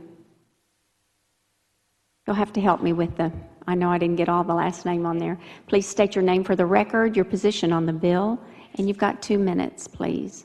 Okay, my name is Allison Sashery Antu, and I am in support of SB 1669. I am a patient care assistant at Houston Methodist Baytown. I have upheld integrity, compassion, accountability, respect, and excellence through my years of employment. While working with COVID patients, guidelines changed often, and I was compliant with the new protocols every time they changed. I am now being told that if I do not pick one of the 3 COVID-19 vaccines available, I will be terminated. After speaking to one of my healthcare providers and was informed by Houston Methodist that medical and religious exemptions are available, I had my physician sign my form of exemption for medical. I turned it in and was denied in the same day without an explanation. I called Employee Health to ask how to appeal this denied exemption and was denied a meeting with the board, who decided that my exemption was not of value. My concern is my health, and mandating this vaccine will cost me my job. My work environment since announcing vaccine mandate date of June 7th has been centered all around who has not had the vaccine. Emails are being sent, management will pull you aside and ask you, what are you going to do? What are your plans? We need to know before June 7th. Thank you. Thank you very much. I'll just ask one quick question, which I probably could have asked another Methodist employee. So did you ask for the grievance? The hospital's going to have a grievance policy. Were you offered that? Because there is, I think all hospitals have to have a grievance process to go through. Were you offered that? I'm not aware of that. No, they just said you will be June 7th if you're not fully vaccinated, Okay. 2 weeks unpaid, and then after that terminated. You might just ask Human Resources about the grievance policy, the hospital's grievance, if you have a grievance for something, a grievance policy. Thank you very much. Members, any questions? I appreciate it. Thank you for helping me with your middle name. The chair now calls up Latricia Blank. Latricia Blank.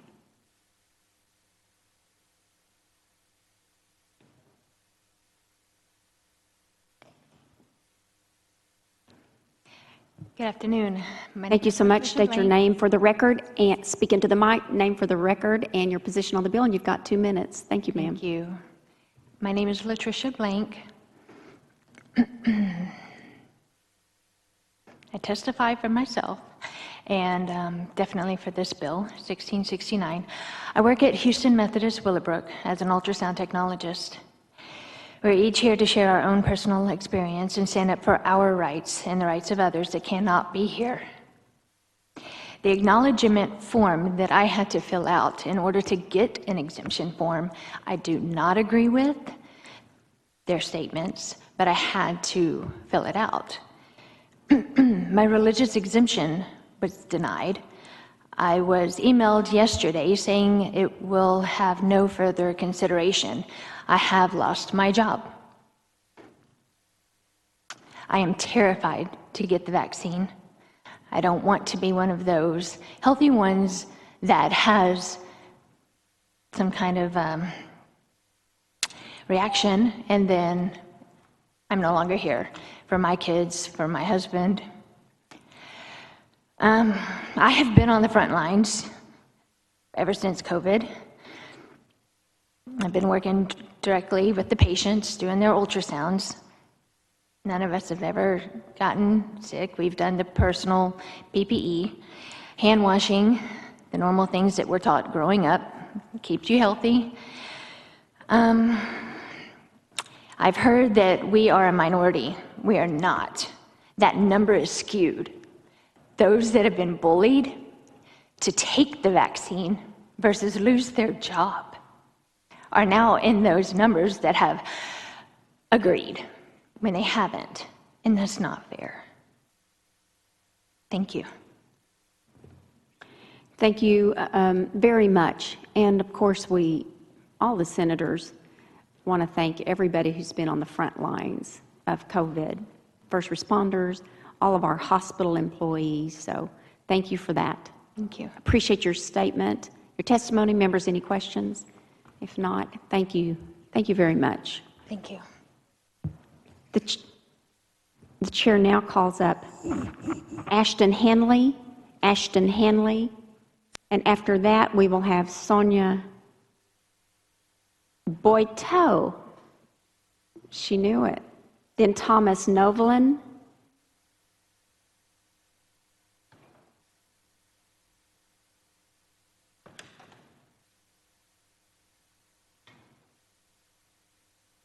And then we will, after Thomas Novelin, call up Jennifer Cheskowitzki.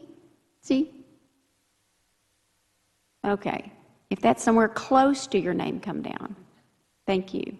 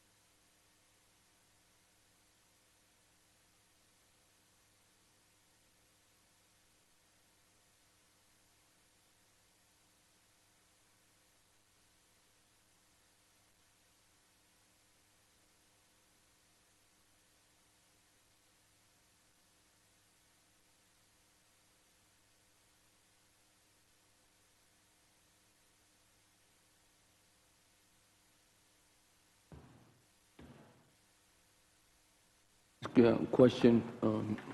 Senator Lucio. Senator Hall, sorry I missed some of the testimony, but I'm listening to some of the last few that have testified.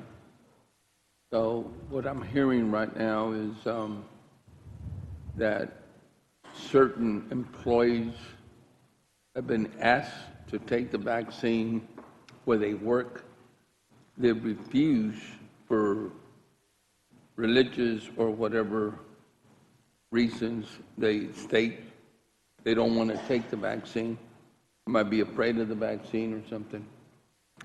And the hospital or the establishment where they work, it could be a restaurant, you know, it doesn't have to be a hospital, has decided that that's what they want to see their employees vaccinated, or else they're not going to work there because they might feel they get, the people coming there might get sick. If you're sick, if you catch it somewhere and bring it to your place of work. Am I seeing that in that respect? Is that what I'm listening to here? Senator, that sounds like a common. Make a decision of whether, you know, in other words, we're going to have, if this bill passes, we're actually mandating the business to have to keep those that don't want to be vaccinated. And I understand rights, religious rights, and I actually support that. But the other side of it is they want to make sure that whoever works for them, I guess, those that are being threatened with their jobs, that we don't really want you. We want someone here that's going to be vaccinated to make sure we don't spread the disease if it comes our way. That seems to be the conflict. Senator Hall, is it? The conflict. Yes, Senator Lucio, and it's a little bit different than a requirement that you have, say, a dress code, or you have to wear a hard hat for safety in the office. What we're dealing with here is a requirement that tells you, the employee, that you've got to take a medical procedure that's irreversible, and if which there is an adverse reaction to it, you're on your own. There will be no support medically, financially, or whatever it is as a result of it. And so it's a little bit different than a requirement that you do something on a job, because it is something that there is no recourse. The manufacturer of the vaccine has total immunity, and the administrator of the vaccine has total immunity. You, as the recipient of it, are totally responsible for any adverse reaction.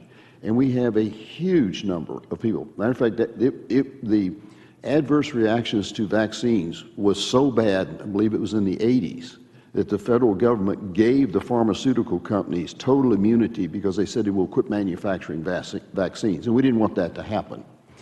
They set up a program to supposedly to compensate people that had a problem. It's been a total failure. Less than 1% of the people who are damaged benefit from it. But the pharmaceutical company only provides the vaccine. They're not requiring the person that works at a certain place to have to take it. No, the pharmaceutical company. That's right. But the ones that are asking those employees to take it are the ones running that business, that hospital, the supervisors. Right. And obviously there's a requirement that if you want to work there, you're going to have to be vaccinated for healthcare reasons.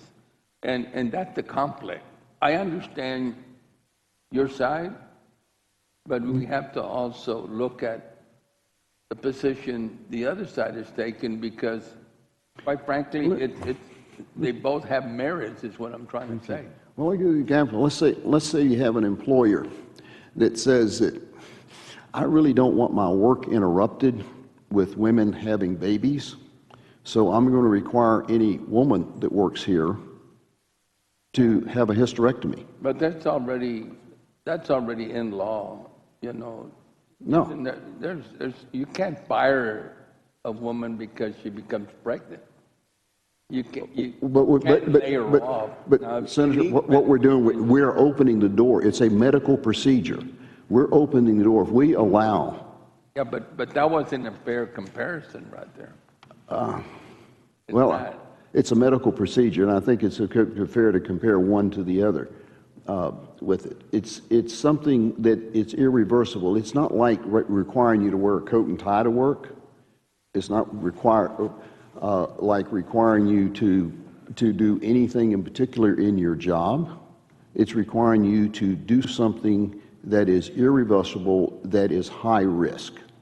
A high percentage of the people in very serious reaction to it. That's all. So what we have is a collision here But between... I understand that if I don't want to take it, that's my decision. But their requirement of me being able to work there in their establishment, their business, is that I must have it if I'm going to be attending to the public and not get them sick if I become sick somehow. They're trying to stop the spread of COVID. That's all I'm saying. I'm not trying to speak ill of what you're trying to accomplish. No, there's another side to it that makes sense, a lot of sense. If somebody was working at my restaurant and didn't want to take the vaccine, I don't think I would really want that person to work there for me, because then I should have to post on the wall that I have employees that have not been vaccinated, that don't want to be vaccinated, or whatever the verbiage would be there, so that the public would be informed, and the public would stay away then. That's what I'm saying. I don't want the public to stay away from my restaurant. I want them to come in. Okay. I think what we've gotten to is that the benefit of the vaccine is so overrated in an environment in which we are basically achieved herd immunity here. We did, before the vaccine, had hardly vaccinated 15% of the population. And so the vaccine is being touted as some kind of miracle drug that is stopping this COVID, where it isn't. And that's where we have a disconnect on this thing of the overreaction to it. But it's a collision between individual rights and business rights. And That's where we have, different view. My view is our first job is to protect individual liberty, individual rights. I'm not downplaying that, I'm not downplaying your position. If you care not to take it, I think you haven't taken the vaccine. I have. It didn't affect me. I didn't get sick, in other words, but I've been taking vaccinations since I was in the first grade. Well, we've had a string of people through here. When you went into the military, you couldn't have been in the military without taking one, right? No, that's right. But I didn't know then what I know now. But we've had a string of people in here. You didn't answer the question. Huh?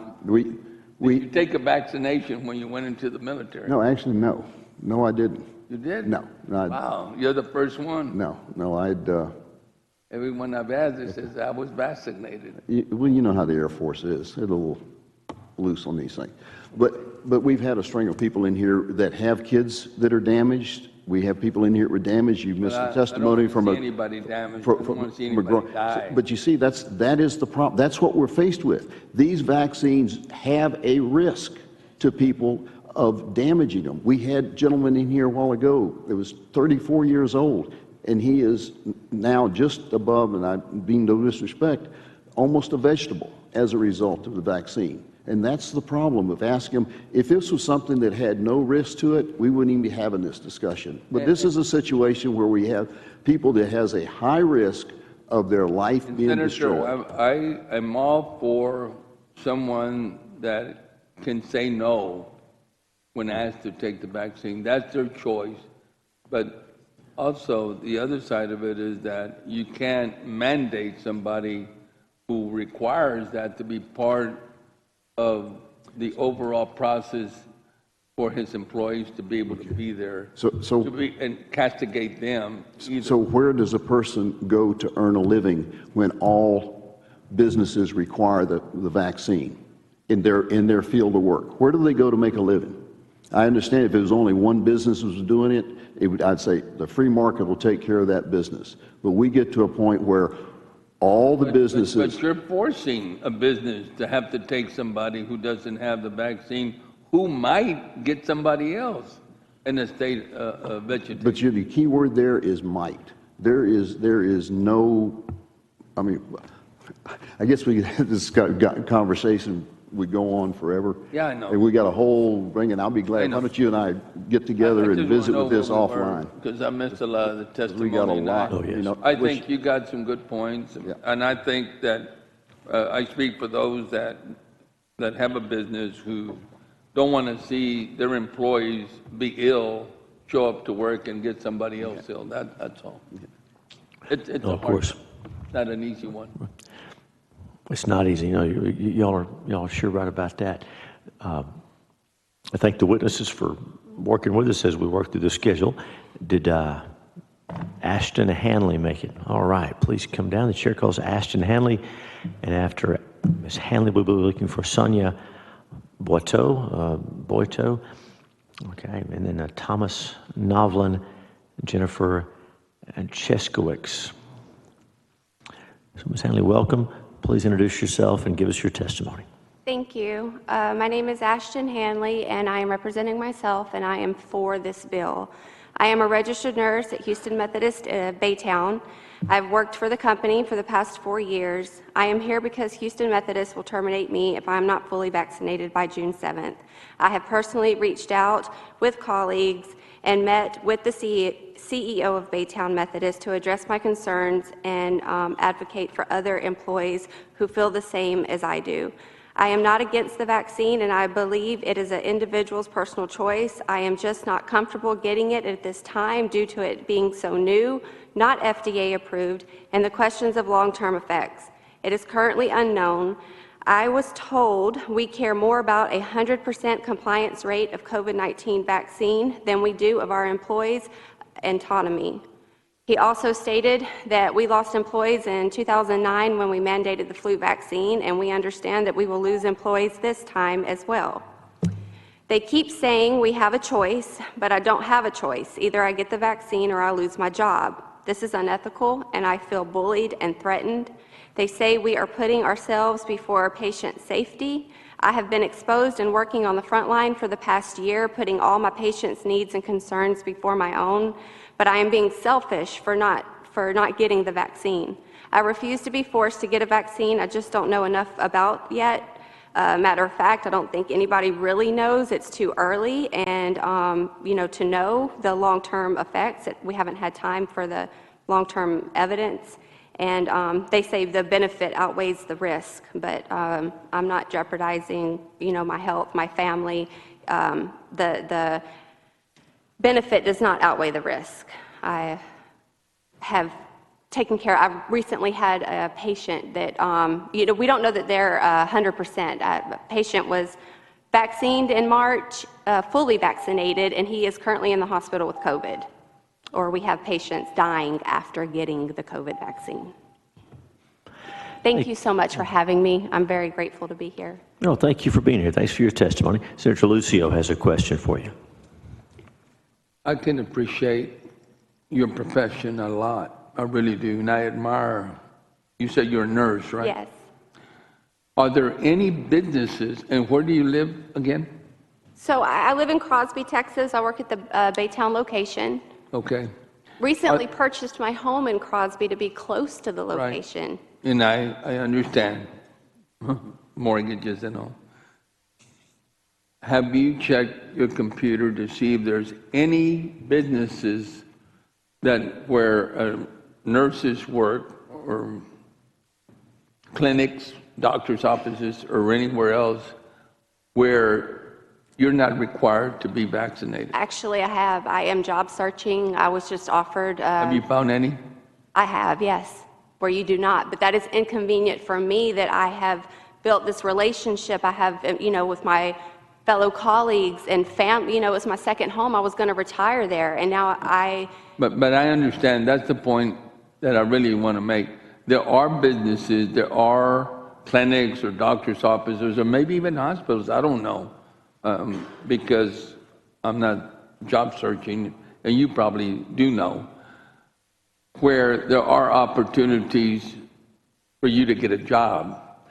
The point I wanted to make is not all institutions dealing with nursing and doctors require you to be vaccinated. But it's inconvenient. People have worked 20, 30 plus years. I understand that. I understand the inconvenience, but it's also a right. You have rights, they have rights. That's the issue here that we're dealing with. But this isn't FDA approved. How can the hospital mandate something so soon? That's it. A year from now, 2 years from now, if we choose, but it's so soon. To fire us, that was just to fire us. June 7th. It's too soon. Thank you. Thank you, Senator Lucio. Senator Hall. I think the main point there that some people miss is this is an experimental drug. It is not FDA approved. It did not go through the normal trial process. It bypassed them. Some of the key parts of it, the animal test, they stopped them because the animals were dying. They didn't, and then they skipped the human part of the testing, and then went into just getting it approved under an emergency use order. So this is not like any other vaccine out there. And you say you've actually seen patients that had had the vaccine, contracted the COVID, and died, and sick. And so that, and what you're saying is not an unusual report. There are tons of reports out there on the very same thing happening, where there's a lot of false hope being put into the vaccine. I don't feel like it's advertised. The news only tells us what they want to tell us, but we don't know the accurate. We heard a lot of numbers today in this room, of adverse effects and deaths. Before you left, were you experiencing what they're now discovering in some places, that those people who are vaccinated are actually spreading the COVID because they're shedding? Have you experienced that? I haven't. Okay. I haven't. But I have heard that we have employees out that got vaccinated, and they are currently out with COVID after being fully vaccinated. Well, thank you for being here. Thank you. Thank you for coming. Best of luck to you. Thank you for your testimony. The chair calls Sonia Boiteau, or correct me when we get into. Okay, thank you very much. Thank you for being here. And we're going to be looking next for Thomas Novlin, Jennifer Cheskowicz, and ask a few more people to be coming down. Please make your way into the Senate chamber. Teresa Thomas, Donna Stallone, Sheila Hemphill. So Teresa Thomas, Donna Stallone, and Sheila Hemphill, please come on down to the Senate chamber so we'll be ready to hear your testimony. And Ms. Bateau, welcome. Introduce yourself. Give us your testimony. Thank you. Thank you for having me. My name is Sonia Boiteau, and I want to thank the committee for the opportunity to testify in support of SB-1669 today. I have 30 years of experience in the medical field as a radiologic technologist, including 20 years as a professor at the community college and university levels. I can speak to Senator Lucio's questions about multiple locations and employers. And I've served and am currently serving as a reviewer and editor of peer-reviewed journals, both domestic and international. Next week, I begin a presidential term for my International Professional Society. But however, I am here today representing myself, not my employer, not my societies or those journals. My opinions are my own. Medical ethics, the Patient's Bill of Rights, the Nuremberg Code, they all call for informed consent and autonomy regarding medical procedures.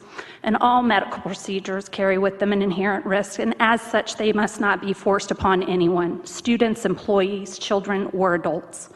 I do not get flu vaccines personally. I have a sensitivity to their ingredients, and so I opt out and choose instead to wear a mask.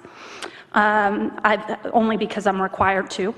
I've had students do the same, and we're now seeing our clinical affiliates begin mandating COVID vaccination, not just requiring it, mandating it. This is a slippery slope.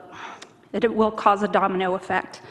And frankly, no business has the right to require an employee to undergo a medical procedure. When you're talking about a medical procedure, you're talking about patients' rights. This bill protects those that are vulnerable, and more importantly, it does not prevent anyone who wishes to have a vaccination to get a vaccination. So again, all medical procedures carry with them an inherent risk, and where there is risk, there must be choice. And thank you. Thank you for your testimony. Senators, any questions for the witness? Ms. Boiteau, thank you for being here. Boiteau. Thank you. Thomas Novlin, the chair calls Thomas Novlin.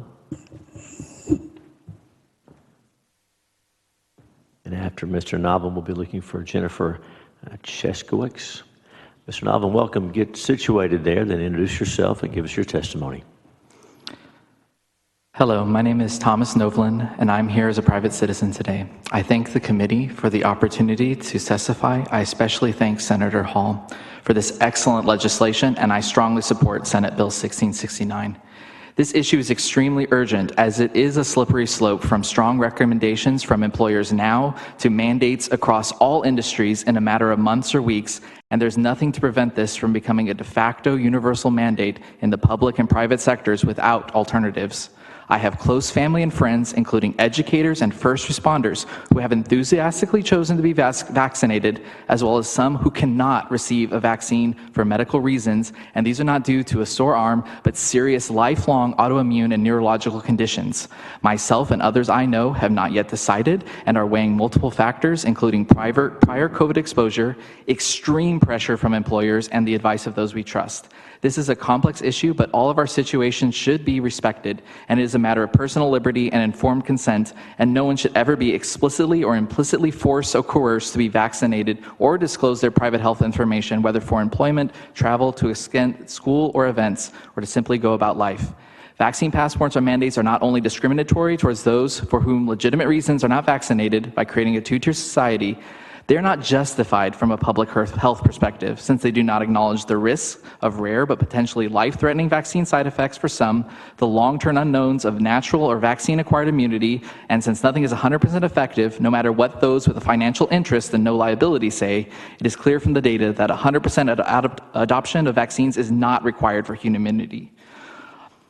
This is, it doesn't matter if it's a public or private entity which is doing the coercion or discrimination. It sets a dangerous precedent that will only further drive stigmatization of those with medical conditions, political polarization, mistrust of government and tech companies, and skepticism of science and public health. Please vote yes on this bill. Thank you. Thank you, Mr. Novlin. Senators, any questions for the witness? Thank you for being here. The chair calls Jennifer Cheskowicz. Jennifer Cheskowicz, then we'll be looking for Sheila Hemphill, then Donna Stallone, and Teresa Thomas.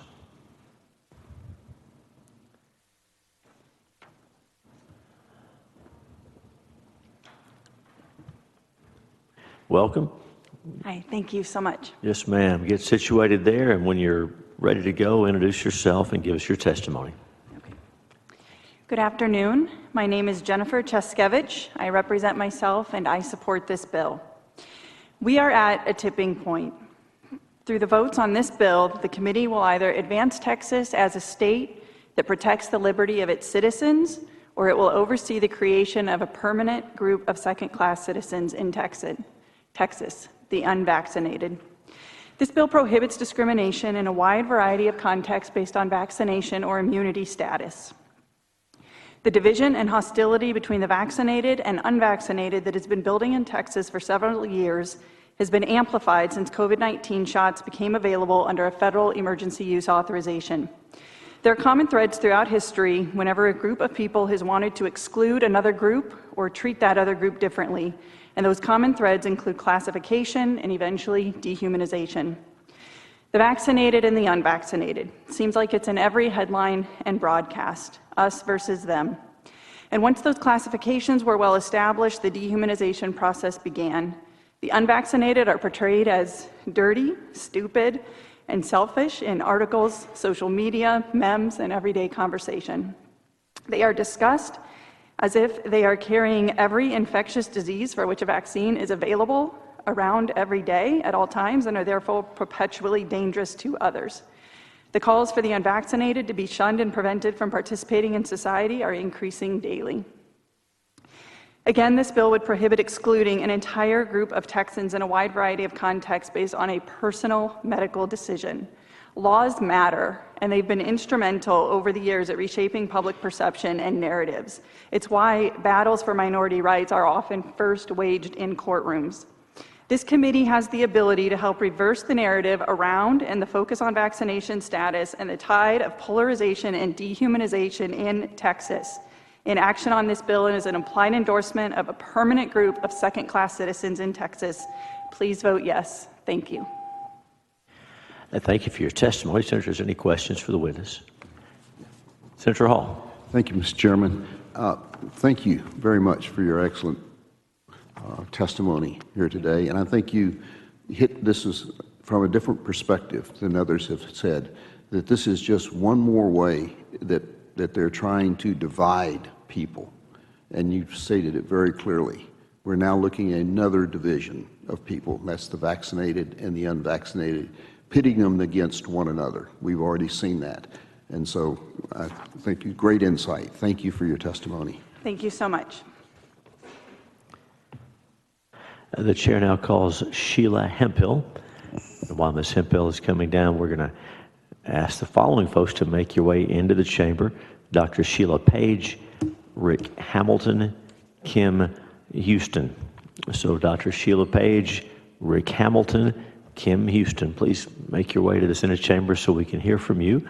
And after Ms. Hemphill, we'll hear from Donna Stallone and then Teresa Thomas.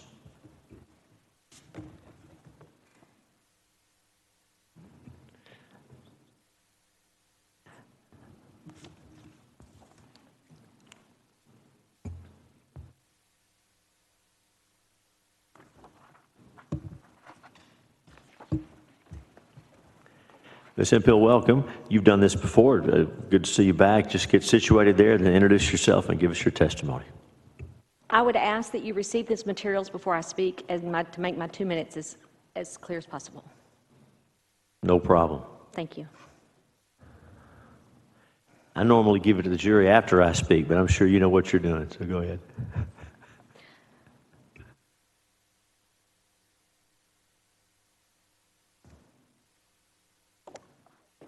It takes precision to get it in 2 minutes. So.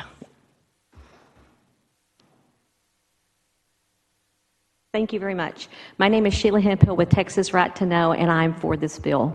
I would like to direct you to your handout first. On December 7th, 2020, the Texas Health and Human Services had a hearing regarding COVID. At minute marker 249:45, Imelda Garcia, Associate Commissioner of DSHH, stated, quote, "In Texas, receiving the COVID-19 vaccine is completely voluntary, and we want to make sure everyone knows that. Because it's licensed under emergency use authorization, it cannot be mandated by anyone."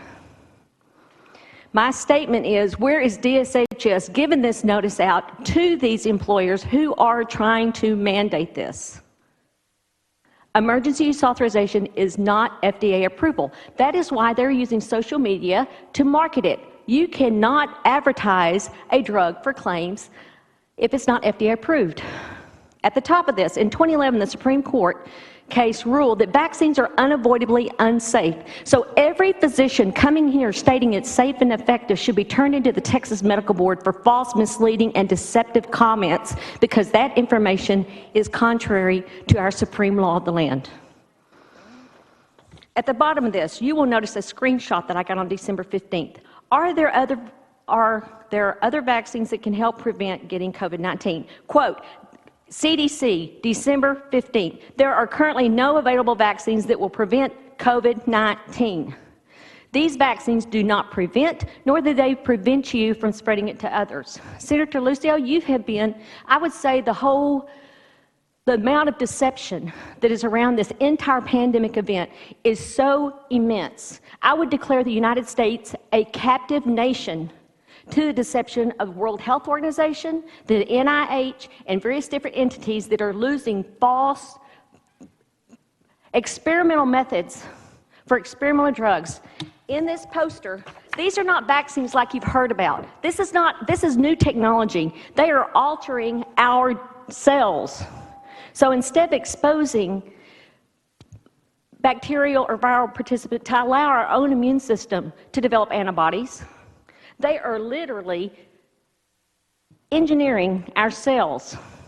These are not vaccines as we've always known them. This is not taking a drug anymore and getting it out of your system. Once you have had it, you are having this gene modification in your system, and it does replicate. It goes on and on. They really don't know how long it goes on. So the moral of the story is there is so much we don't know. There have been no long-term testings. How can we mandate something like this to put people at risk? The amount of reports coming in is immense. Oh, 50%. Oh, wow. Thank you, Lord. That was magnifying time. We have not seen this technology. That doesn't mean it hasn't been tried, and it has failed. In this document, it describes, these are 3D images of the vaccine. I will point you to the publication on January 15, 2021, Fatal Neuroinvasion of SARS-CoV-2 Mice, done by Boston University School of Medicine. They took 30 transgenic mice, which are mice that have been genetically altered to have our ACE2 receptors on their cells. When they exposed the mice to the inhalation, 6 to 7 days, 28 of the 30 mice were dead. In 14 days, all the mice were dead. On autopsy, they had spongiform encephalitis, which is mad cow disease. So this information is incredibly scary. I've been at this every week trying to get the state of Texas to come and defend us, investigate this virus, and do not mandate this experimental procedure on us. Ms. Hemphill, thank you for your testimony. Senators, do you have any questions? Senator Hall. Yeah, thank you. What can you tell us about the PCR test and its efficacy? It's been the cornerstone of what's been used for testing. It's not what we've been using here in the Capitol. What can you tell us about? Yes, sir. PCR testing detects DNA. In fact, when this first started, the number of cycles that you run these materials through picks up little minute particulates of a genome. The coronavirus is part of the cold virus. So if you strain it out small enough, you're going to find presence of coronavirus in everybody. And so therefore, just recently, actually after the election and after some of these vaccines started coming in, the WHO changed the number of cycles down from 40 to 30. So when Pfizer states that they're 95% efficacy, they're using PCR testing to make that evaluation, not how many antibodies are being stimulated, not what kind of T cell response it has. They are doing PCR testing. It's the great tool, wrong for this use. I believe Florida's even lowering their cycles. Sir? Florida, haven't they lowered their cycles also? I'm not familiar. The last I heard is WHO was even acknowledging it. Now, what does that mean? That means what was picking up this vast amount of COVID-positive patients was elevated.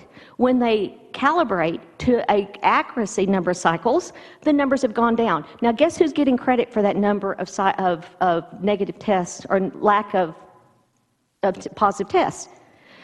The vaccines. Now, what you need to realize that these vaccine programs rolled out in the UK, Brazil, and South Africa. Where are we hearing about mutations happening?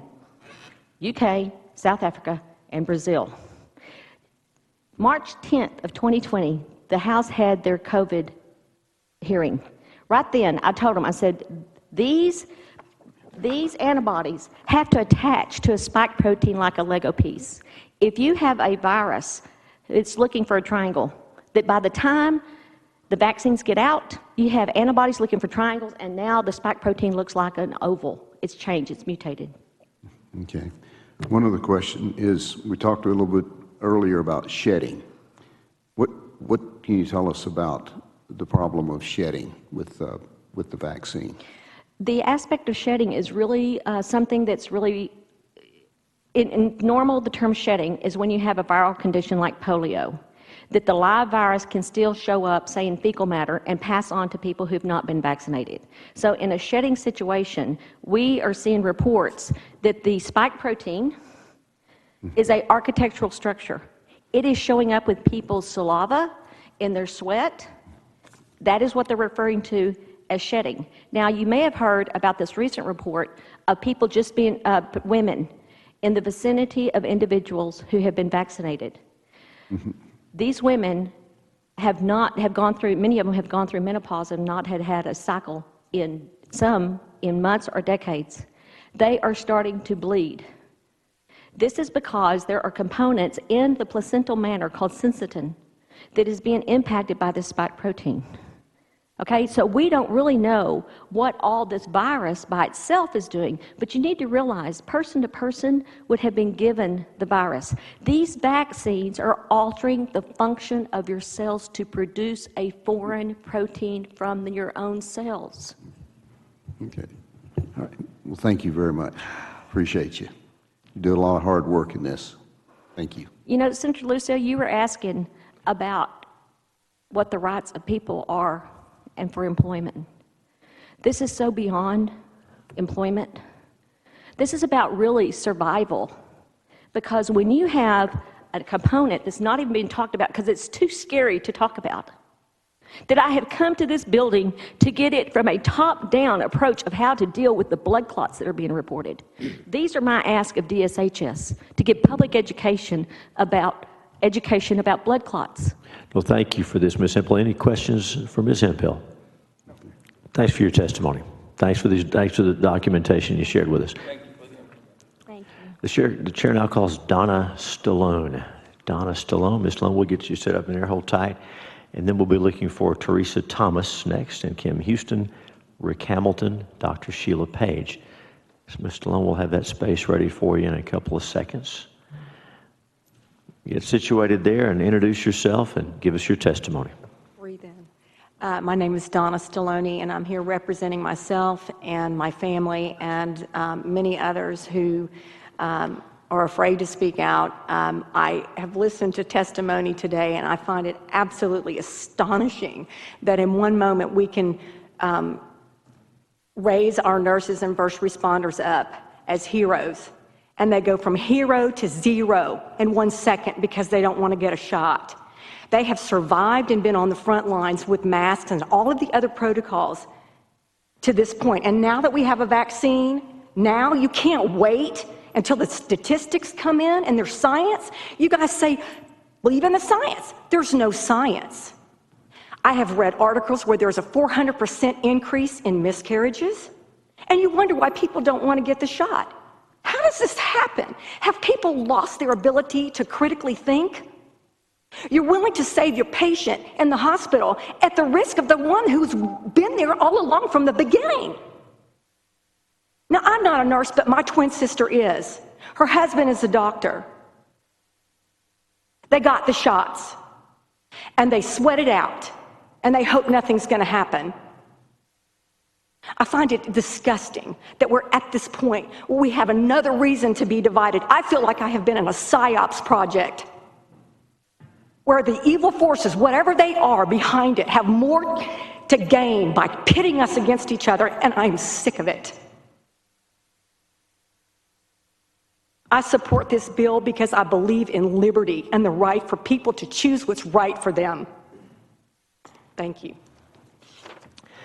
Ms. Taloni, thank you for your testimony. Senator, is there any questions for the witness? Thank you very much. Thank you for being here. The chair calls Teresa Thomas.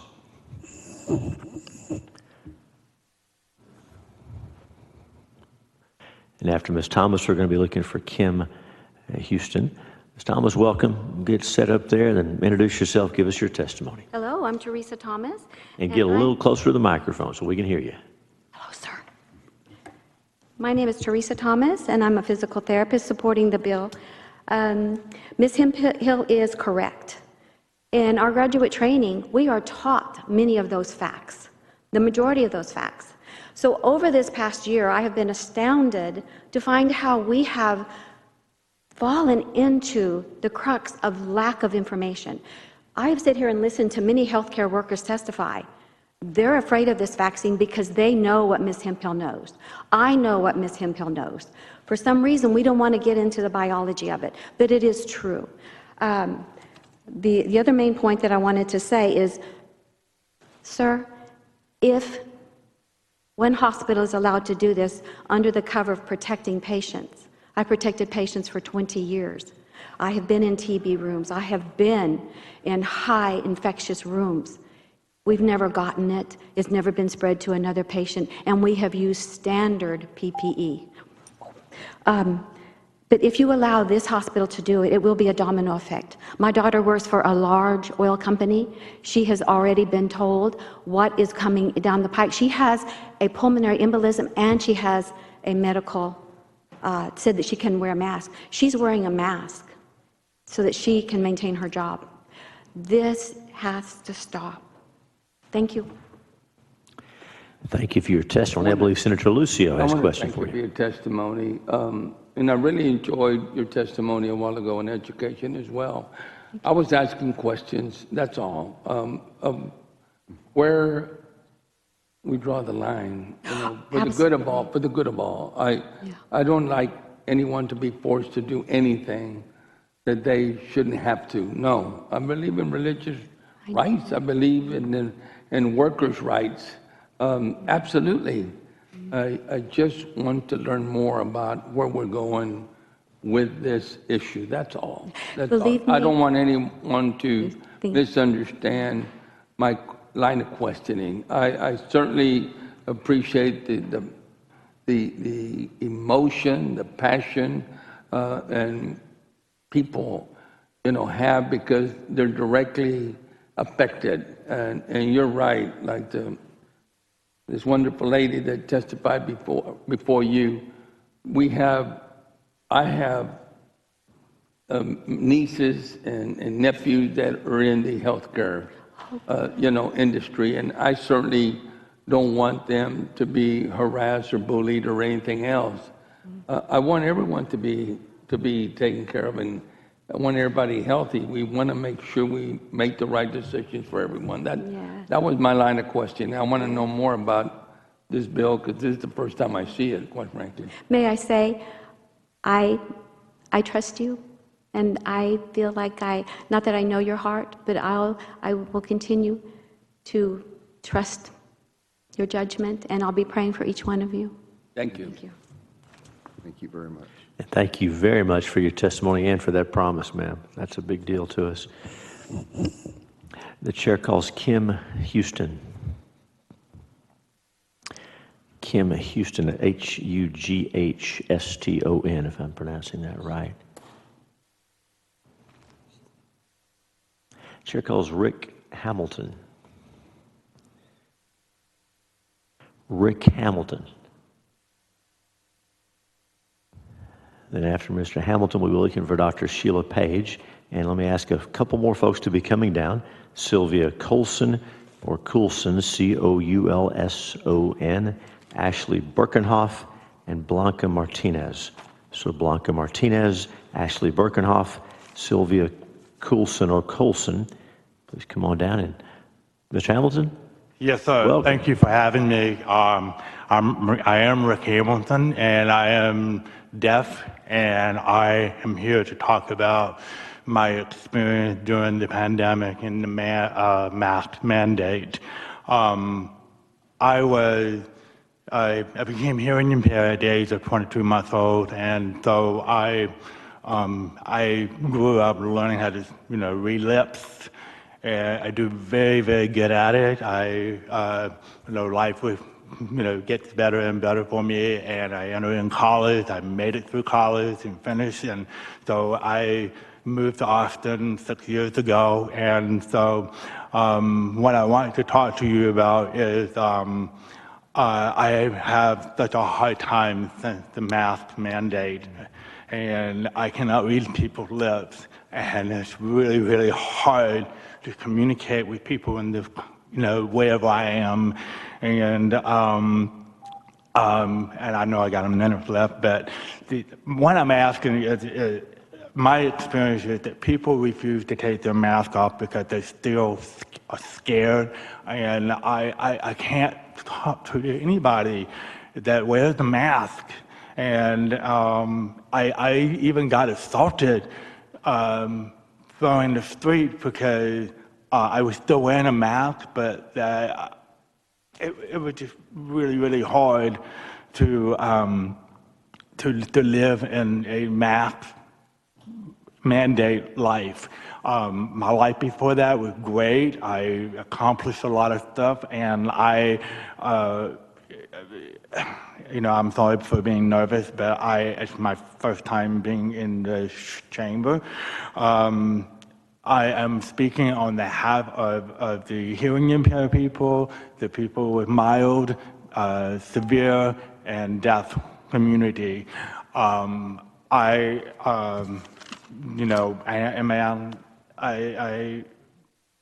don't know what to tell you. I'm just so frustrated. It has got to stop.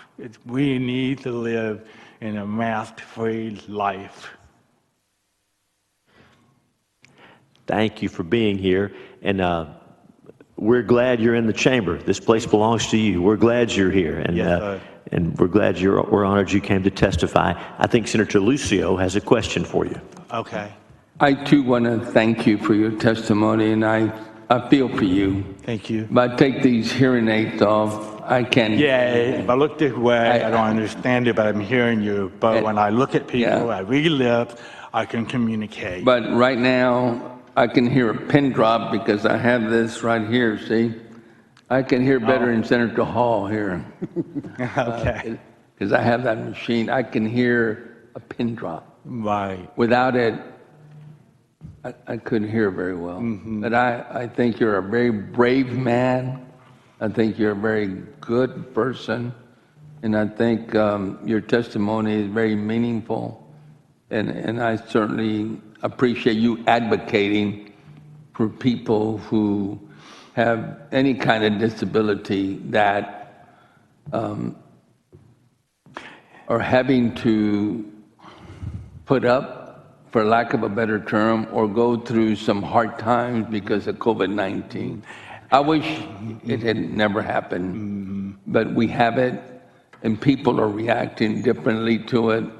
But I want everyone to have the right to do whatever he or she has to do to be able to survive. And the last thing I want And people that know me on the Senate floor know that I don't want anybody losing their job, because mortgage payments, car payments, Yes. the family, all these things are most important. The last thing I want is anyone losing their job. That's so sacred when it comes to maintaining the household, you know, for your family. So I want you all to know that really concerns me, and I hope we can find some middle ground where everybody can be somewhat satisfied and can get along, and we can continue to see life go on as normal as we can have it, even after this COVID-19. Yeah, and one more thing I'd like to add is that ever since the pandemic, you know, I've been outgoing, just communicating with people and just having a good life. But when the pandemic, I have become extremely isolated. And so it's medical too as well. We can't even see who's behind the mask sometimes. I'm glad that you guys are not wearing masks, you know, and so I'm thankful that you allow me to be here to speak out, for allowing me to speak. Thank you for being with us. Yes, sir. Thank you, Mr. Chairman. Thank you for coming. Thank you. Thank you, Senator Lucio. Did Dr. Sheila Page make it? I haven't. There she is. Yes. Doctor.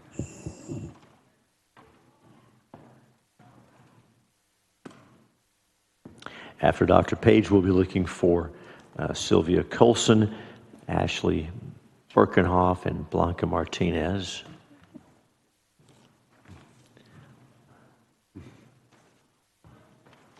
Dr. Page, welcome. We know you're accustomed to being a witness, so this has been an unusual session. I haven't gotten to see you as much, but we're glad you're here. And thank you. Please introduce yourself and tell us who you represent and give us your testimony. My name is Dr. Sheila Page. I represent the Association of American Physicians and Surgeons, and the Texas chapter, and I'm immediate past president of the Texas chapter, in favor of this bill.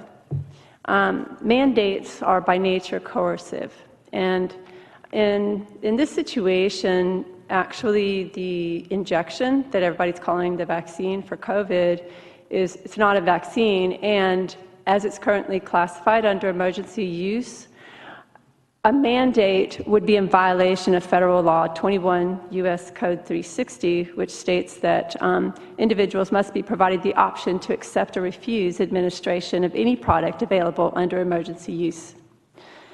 As a form of coercion, mandating any medical intervention is a violation of the Nuremberg Code. It requires that individuals be able to exercise a power of choice without intervention of any element of force. And that means an employer who can basically tell you that your livelihood is done if you don't do what they tell you. This also applies to residents and students in medical professions who are told that their career will end if they don't take the vaccine, which is not a vaccine. These vaccines are actually experimental gene interventions. The public needs to know this. That's informed consent. It's essential to all medical interventions. That means people need to know that the CDC has reported 4,178 deaths as of yesterday. 127 stillbirths and miscarriages. Aren't you interested in why those people died, when they died? Does anybody even want to know why all the ferrets died in the original experiments? Do you want to know when? What happened? What made them die? You need to know that the safety in children and high-risk adults is not known for this injection. It wasn't studied. The only people studied were healthy adults at low risk of infection. So the study that says that it's effective means really very little. The efficacy of the vaccine or not vaccine is questioned, and we know that because everybody's still wearing masks. Prior infection with COVID provides immunity, and those people who are previously infected may actually be at higher risk of an adverse event after being injected with the mRNA. because the mRNA causes them to produce the spike protein, which will be implanted on their body, and they already have antibodies, and they will have a hyperimmune response. Anytime a mandate's imposed, you eliminate liability. You eliminate liability for the manufacturer, who can claim they don't have to do anything to try to improve it, make it better. They don't have to monitor adverse events or deaths. This is not a good idea. Thank you, Dr. Page. Senator Hall, do you have questions for Dr. Page? Go ahead. Thank you, Dr. Page. Appreciate you being here. Would you agree that vaccines have generally been used for where we cannot find any other way to fight the disease? That it's kind of like like what we came up with for the other things, that there just weren't therapeutics that were that effective, so we came up with a vaccine for it. In some of them, maybe, yes. Yeah. Some vaccines are used for diseases that really are not deadly. And I think that it's a real narrow perspective to think that the only way that we can promote human health is through these kinds of vaccines or injections. Are there therapeutics out there that we could be using to Absolutely. Fight the COVID, to fight the symptoms of the COVID? I mean, we've had lung infections, we've had blood clots, we've had psychotic storms, all of the things that are caused by. Right, so the spike protein is what's causing the symptoms that we see in COVID. Mm-hmm. It's causing the blood clots and the respiratory problems and everything else. Did you know that in 2005, Dr. Fauci wrote in an article that hydroxychloroquine acted like a vaccine for the flu and for SARS? I've heard that. I have not seen the article. I saw it. It got removed once it went around a little bit, but yeah, he said that. So does that count? Should we be using therapeutics that we can use safely? We already know a lot about. We're not changing anyone's DNA. We're using our God-given immunity plus other therapeutics that we have available. They're safe to treat early and maybe even prevent disease. Mm-hmm. There was some testimony to that earlier, that it's our immune system, that if we have a good immune system, and there are lots of ways that we know of naturally to boost our immune system, that's what would really effectively fight the symptoms of COVID. I think we forget how beautifully our bodies are designed, and the vaccines really bypass your natural immunity, which is a whole lot better. Because the T-cell immunity, that's your primary virus slayer, right? Right. And they have long-term memory. But there isn't a lot of money to be made in using over-the-counter therapeutics, is there? Nope. I wonder why we aren't using them then. That's right. That's right. No, there's very well-studied therapeutics, a lot of them. And it's not just hydroxy. That was just the first one that Fauci came up with. But ivermectin's been used, and I know that Dr. Urso and Dr. McCullough have testified to the Senate on those issues. Very beautiful testimony explaining the use of therapeutics to treat all of the symptoms of disease, which is what doctors normally do. And I believe the Association of American Physicians and Surgeons has actually put out a pamphlet telling people what they can do with over-the-counter therapeutics. Yeah, people need to know that there's other ways. Are effective or more effective than what the vaccine is. Right. And it's not really a vaccine. Yeah, I know. I'm I keep using saying that. I'm reminding myself because I hear it all the time. But it's not. No. It's genetic manipulation. And your body's producing the pathogen. Your body's being tricked into producing a pathogen, creating effectively an autoimmune disease in your body. Because the spike protein is going to be implanted. We don't know when it's going to stop. What do we know about the long-term effects We don't. of that? All we know is all the ferrets died. Nobody seems to want to know why. And when did they die? So if they didn't die immediately, they did die, I'll tell you, when they were introduced to a coronavirus, because their bodies were primed to react, and their bodies had become the subject of the attack. And so what we've actually got going is a huge experiment. Yes. Using the American people with a... That's right. It's an experiment. Okay. Thank you very much for your testimony. You're welcome. Appreciate you getting up here today. Doctor, thank you so much. Thanks for your testimony. Thanks for coming. The chair calls Sylvia Colson, Coulson. I apologize if I'm pronouncing that wrong. The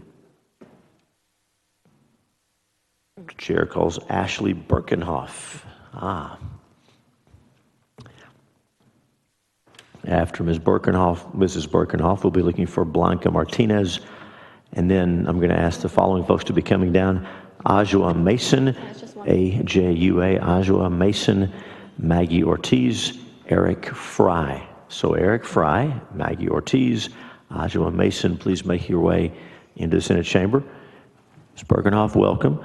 Introduce yourself and give us your testimony.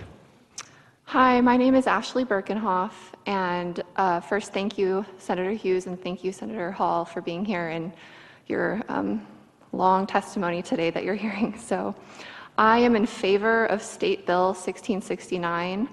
I come here as a wife and a mother to two beautiful boys and a healthcare professional. I'm a registered polysomnographic sleep technologist. So I've run a lot of sleep studies over the years on people and understand how important sleep can be for the immune system.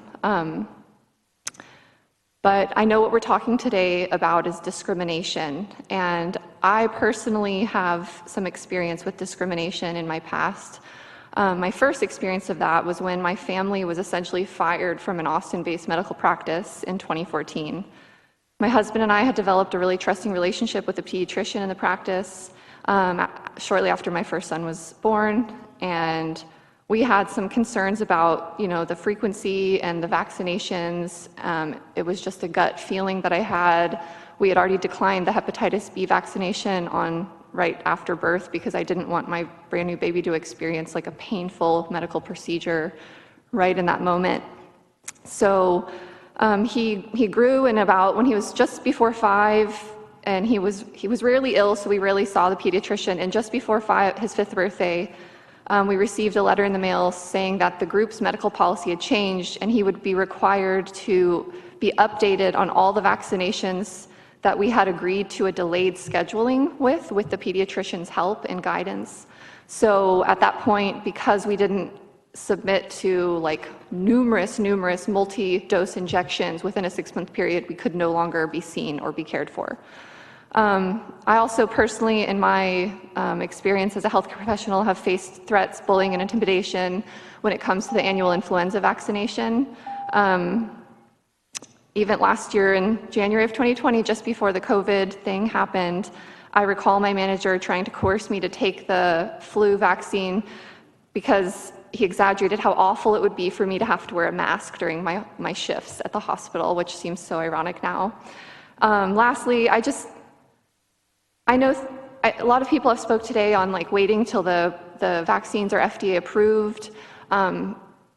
If you follow some of the written things about the FDA approval process, they're tied up in a lot of business and money, and that doesn't affect what this bill would do for all people and all vaccinations, regardless of the FDA approval process.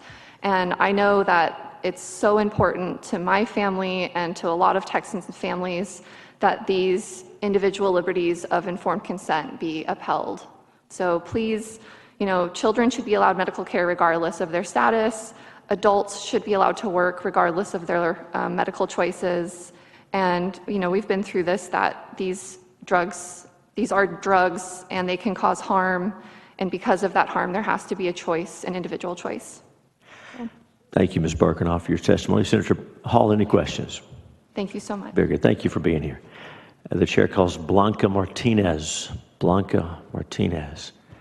Ms. Martinez, come on down. After Ms. Martinez, we'll be looking for Ajua Mason, then Maggie Ortiz, Eric Fry. So, welcome. Introduce yourself. Give us your testimony.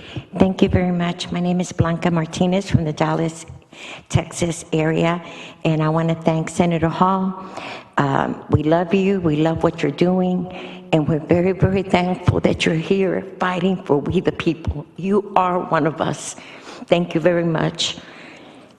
We're talking about a vaccine and discrimination. One of the things that we've used is an affidavit of discrimination that's on the website of the Department of Justice. When we've been discriminated in our area, we take that in and we fill it out and we let them know we're being discriminated and we're going to file this report. I don't know that it helps, but it may help. We have to take a stand. We have to be bold in our fight for freedom. We cannot allow this to continue. It's an experiment. It's an experiment on our humanity. It's an experiment where all the animals died, as they have just said. Now we are the animals. Risk versus the benefit should be the evaluation. Is the risk of taking this vaccine worth the benefit? And why should we do it when we have other alternatives that actually work? We have hydroxychloroquine, we have ivermectin, we have butazidine, we have all these other protocols. So there is absolutely no reason for us to even consider taking a vaccine or giving a vaccine to mankind. This is not a vaccine, as the doctor just so beautifully explained. It does change the DNA. It's never been isolated. A vaccine, they isolate the virus, the meningitis, whatever it is, and then they inject that partial infection into your body to fight the infection. In this case, to this point, they have had to admit they have never, ever isolated COVID-19. Almost done. Vaccinated versus unvaccinated. They are saying, and there's evidence to show, that those that are vaccinating are shedding and they're infecting those of us that refuse to be vaccinated. How would they feel if we began to discriminate on those that have been vaccinated and tell them, you know what, you're going to get fired today because you're shedding on me? I think that's not the option. I think that we should be mature enough, informed enough, educated enough to deal with things according to God Almighty, that He gave us the wisdom, He gave us the word, He gave us His Spirit, and He gave us the passion to fight for His people because God loves us. Censorship is the reason why we're here. We have allowed Bill Gates, Microsoft. Can you go ahead and be wrapping up, because we want to honor the time for everybody else. We have allowed these big techno companies to control what the public hears. Over and over, you turn your TV on and you're hearing, get vaccinated, get vaccinated, get back. They're brainwashing us, for heaven's sake. Where is our brains that we're not seeing it? It's wrong, it's wrong, it's wrong. And I pray today that this proposition gets passed, that this bill gets passed, and that never again will we even consider the insanity of something like this in these, the United States of America. Thank you for your testimony. God bless you. Senator, hang on, hold tight just a second. Ma'am, Senator Hall may have a question for you. Senator, you have anything? Okay, very good. Thank you for your testimony. You're excused. Thank you, ma'am. Thank you very much.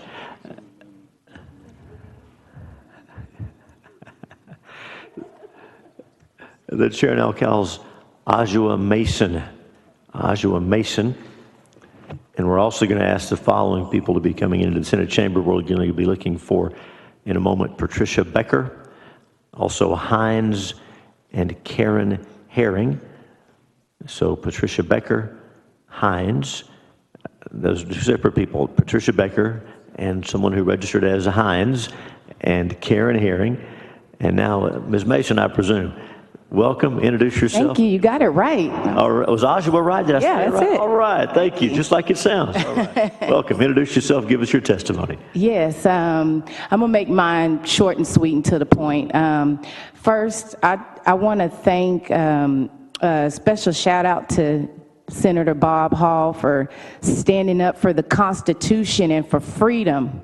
You know, it's very comforting to know that there is someone in such a position as yourself to fight for our liberty on behalf of we the people, because that is what this is about. This is about liberty.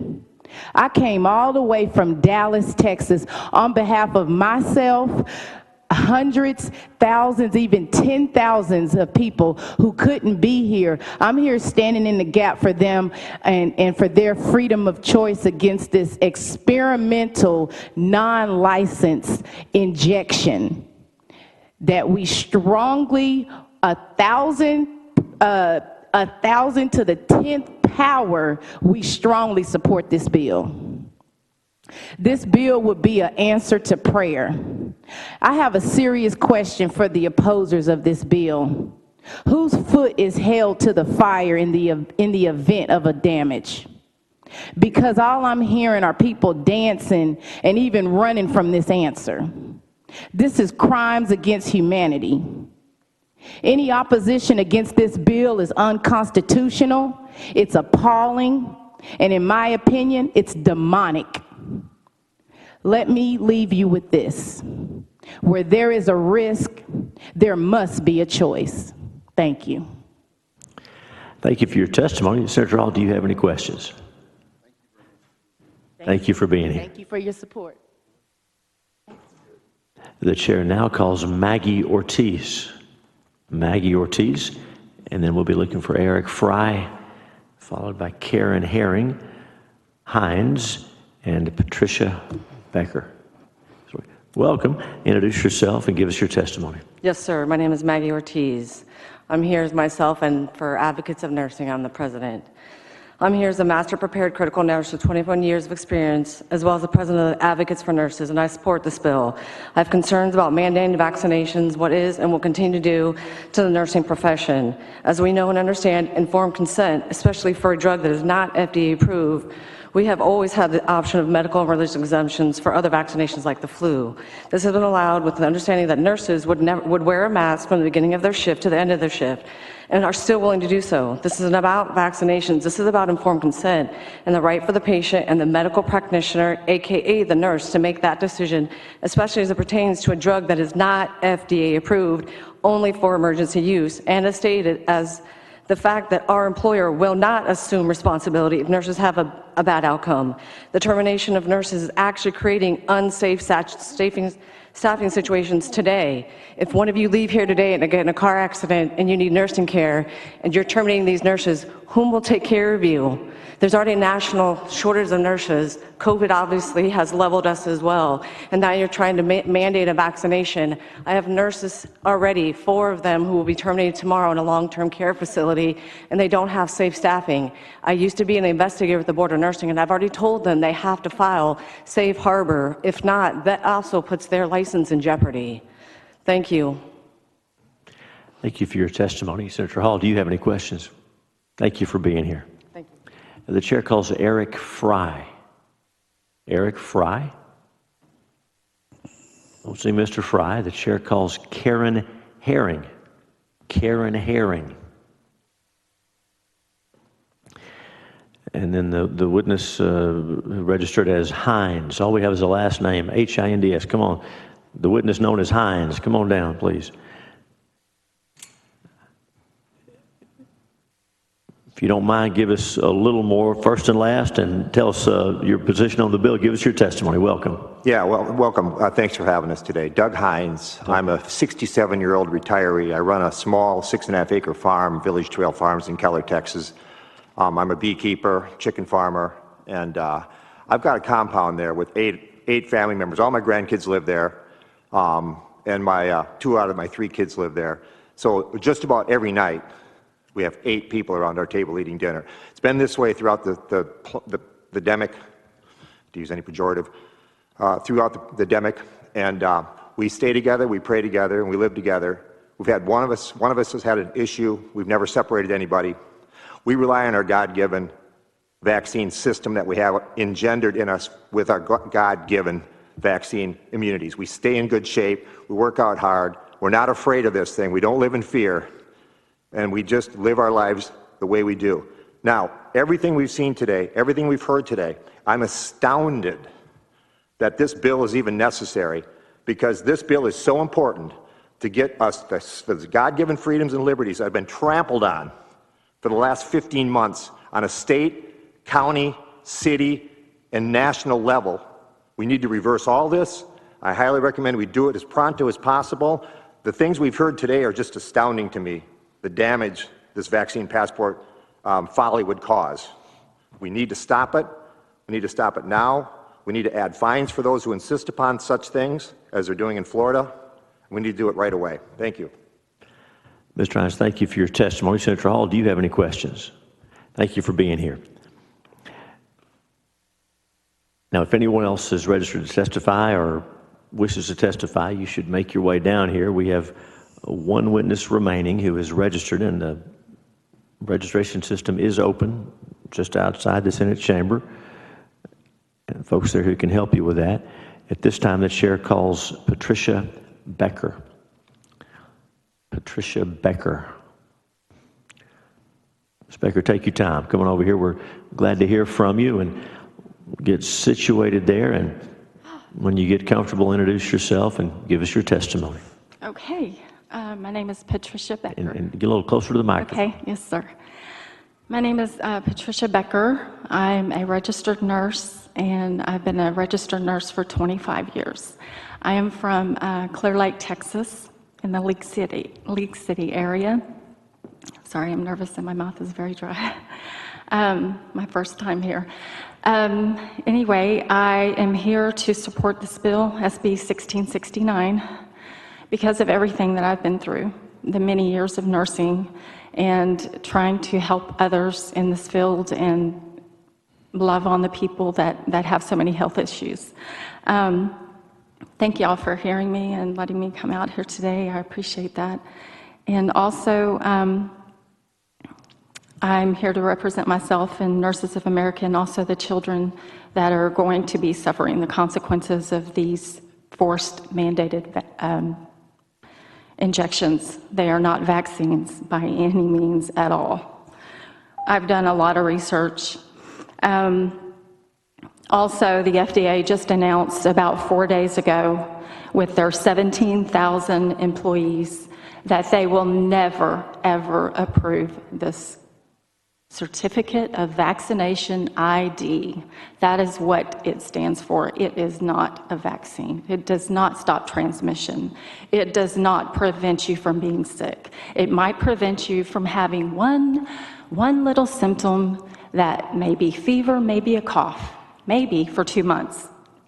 Also, it does not stop you from dying from COVID. So that is another very strong point, and I have some things here I'd like to read. The COVID-19 injections are experimental. These shots are not approved by the FDA. The COVID-19 shots or injections are only approved under an emergency use authorization for investigational use only. These shots also lack requisite studies and are not approved medical treatment. The FDA guidance on emergency use authorization of medical products requires the FDA to ensure that recipients are informed to the extent practicable, given the applicable circumstances, that they have the option to accept or refuse the EUA, which is emergency use product. Title 21, Section 360 BBB of the Federal Food and Drug Act, Cosmetic Act. Okay, I won't go into that detail, but also the significant known and potential benefits, risk of such use, and the extent to which such benefits and risk are unknown. The right to avoid the imposition of human experimentation is fundamental, rooted in the Nuremberg Code of 1947, has been ratified by the 1964 Declaration of Helsinki, and further codified and the United States Code of Federal Regulations, in addition to the United States regarding itself as bound by these provisions. These principles were adopted by the FDA in the regulations requiring the informed consent of human subjects for medical research. It is unlawful to conduct medical research, even in the case of emergency use, unless steps are taken to secure informed consent from all participants. Now, I work in a facility at a surgical center. I'm a recovery nurse and also a pre-op nurse. And these shots started to be offered to all the employees, and the sign-up sheet was laid out for everyone to see. Actually, I have a picture of our director of nursing, her door, with all the people signed up for the shot.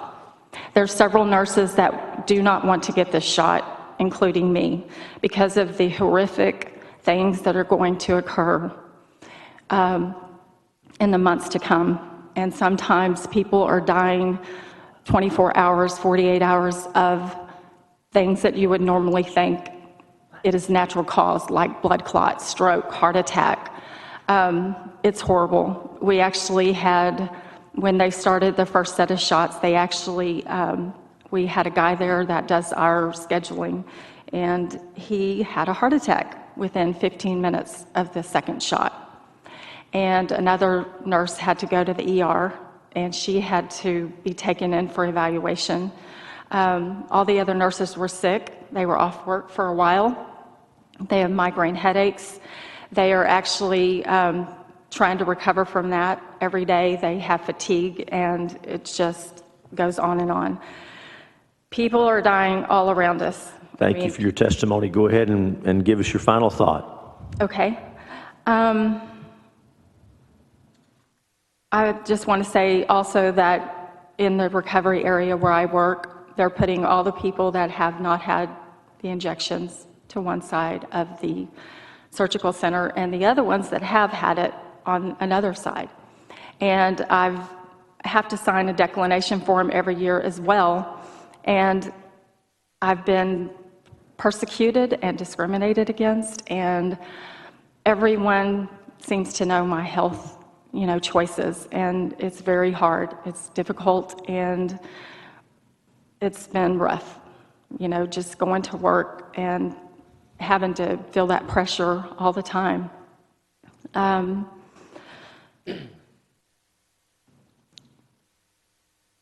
don't know, what else I can say other than that I support this bill to pass, and please,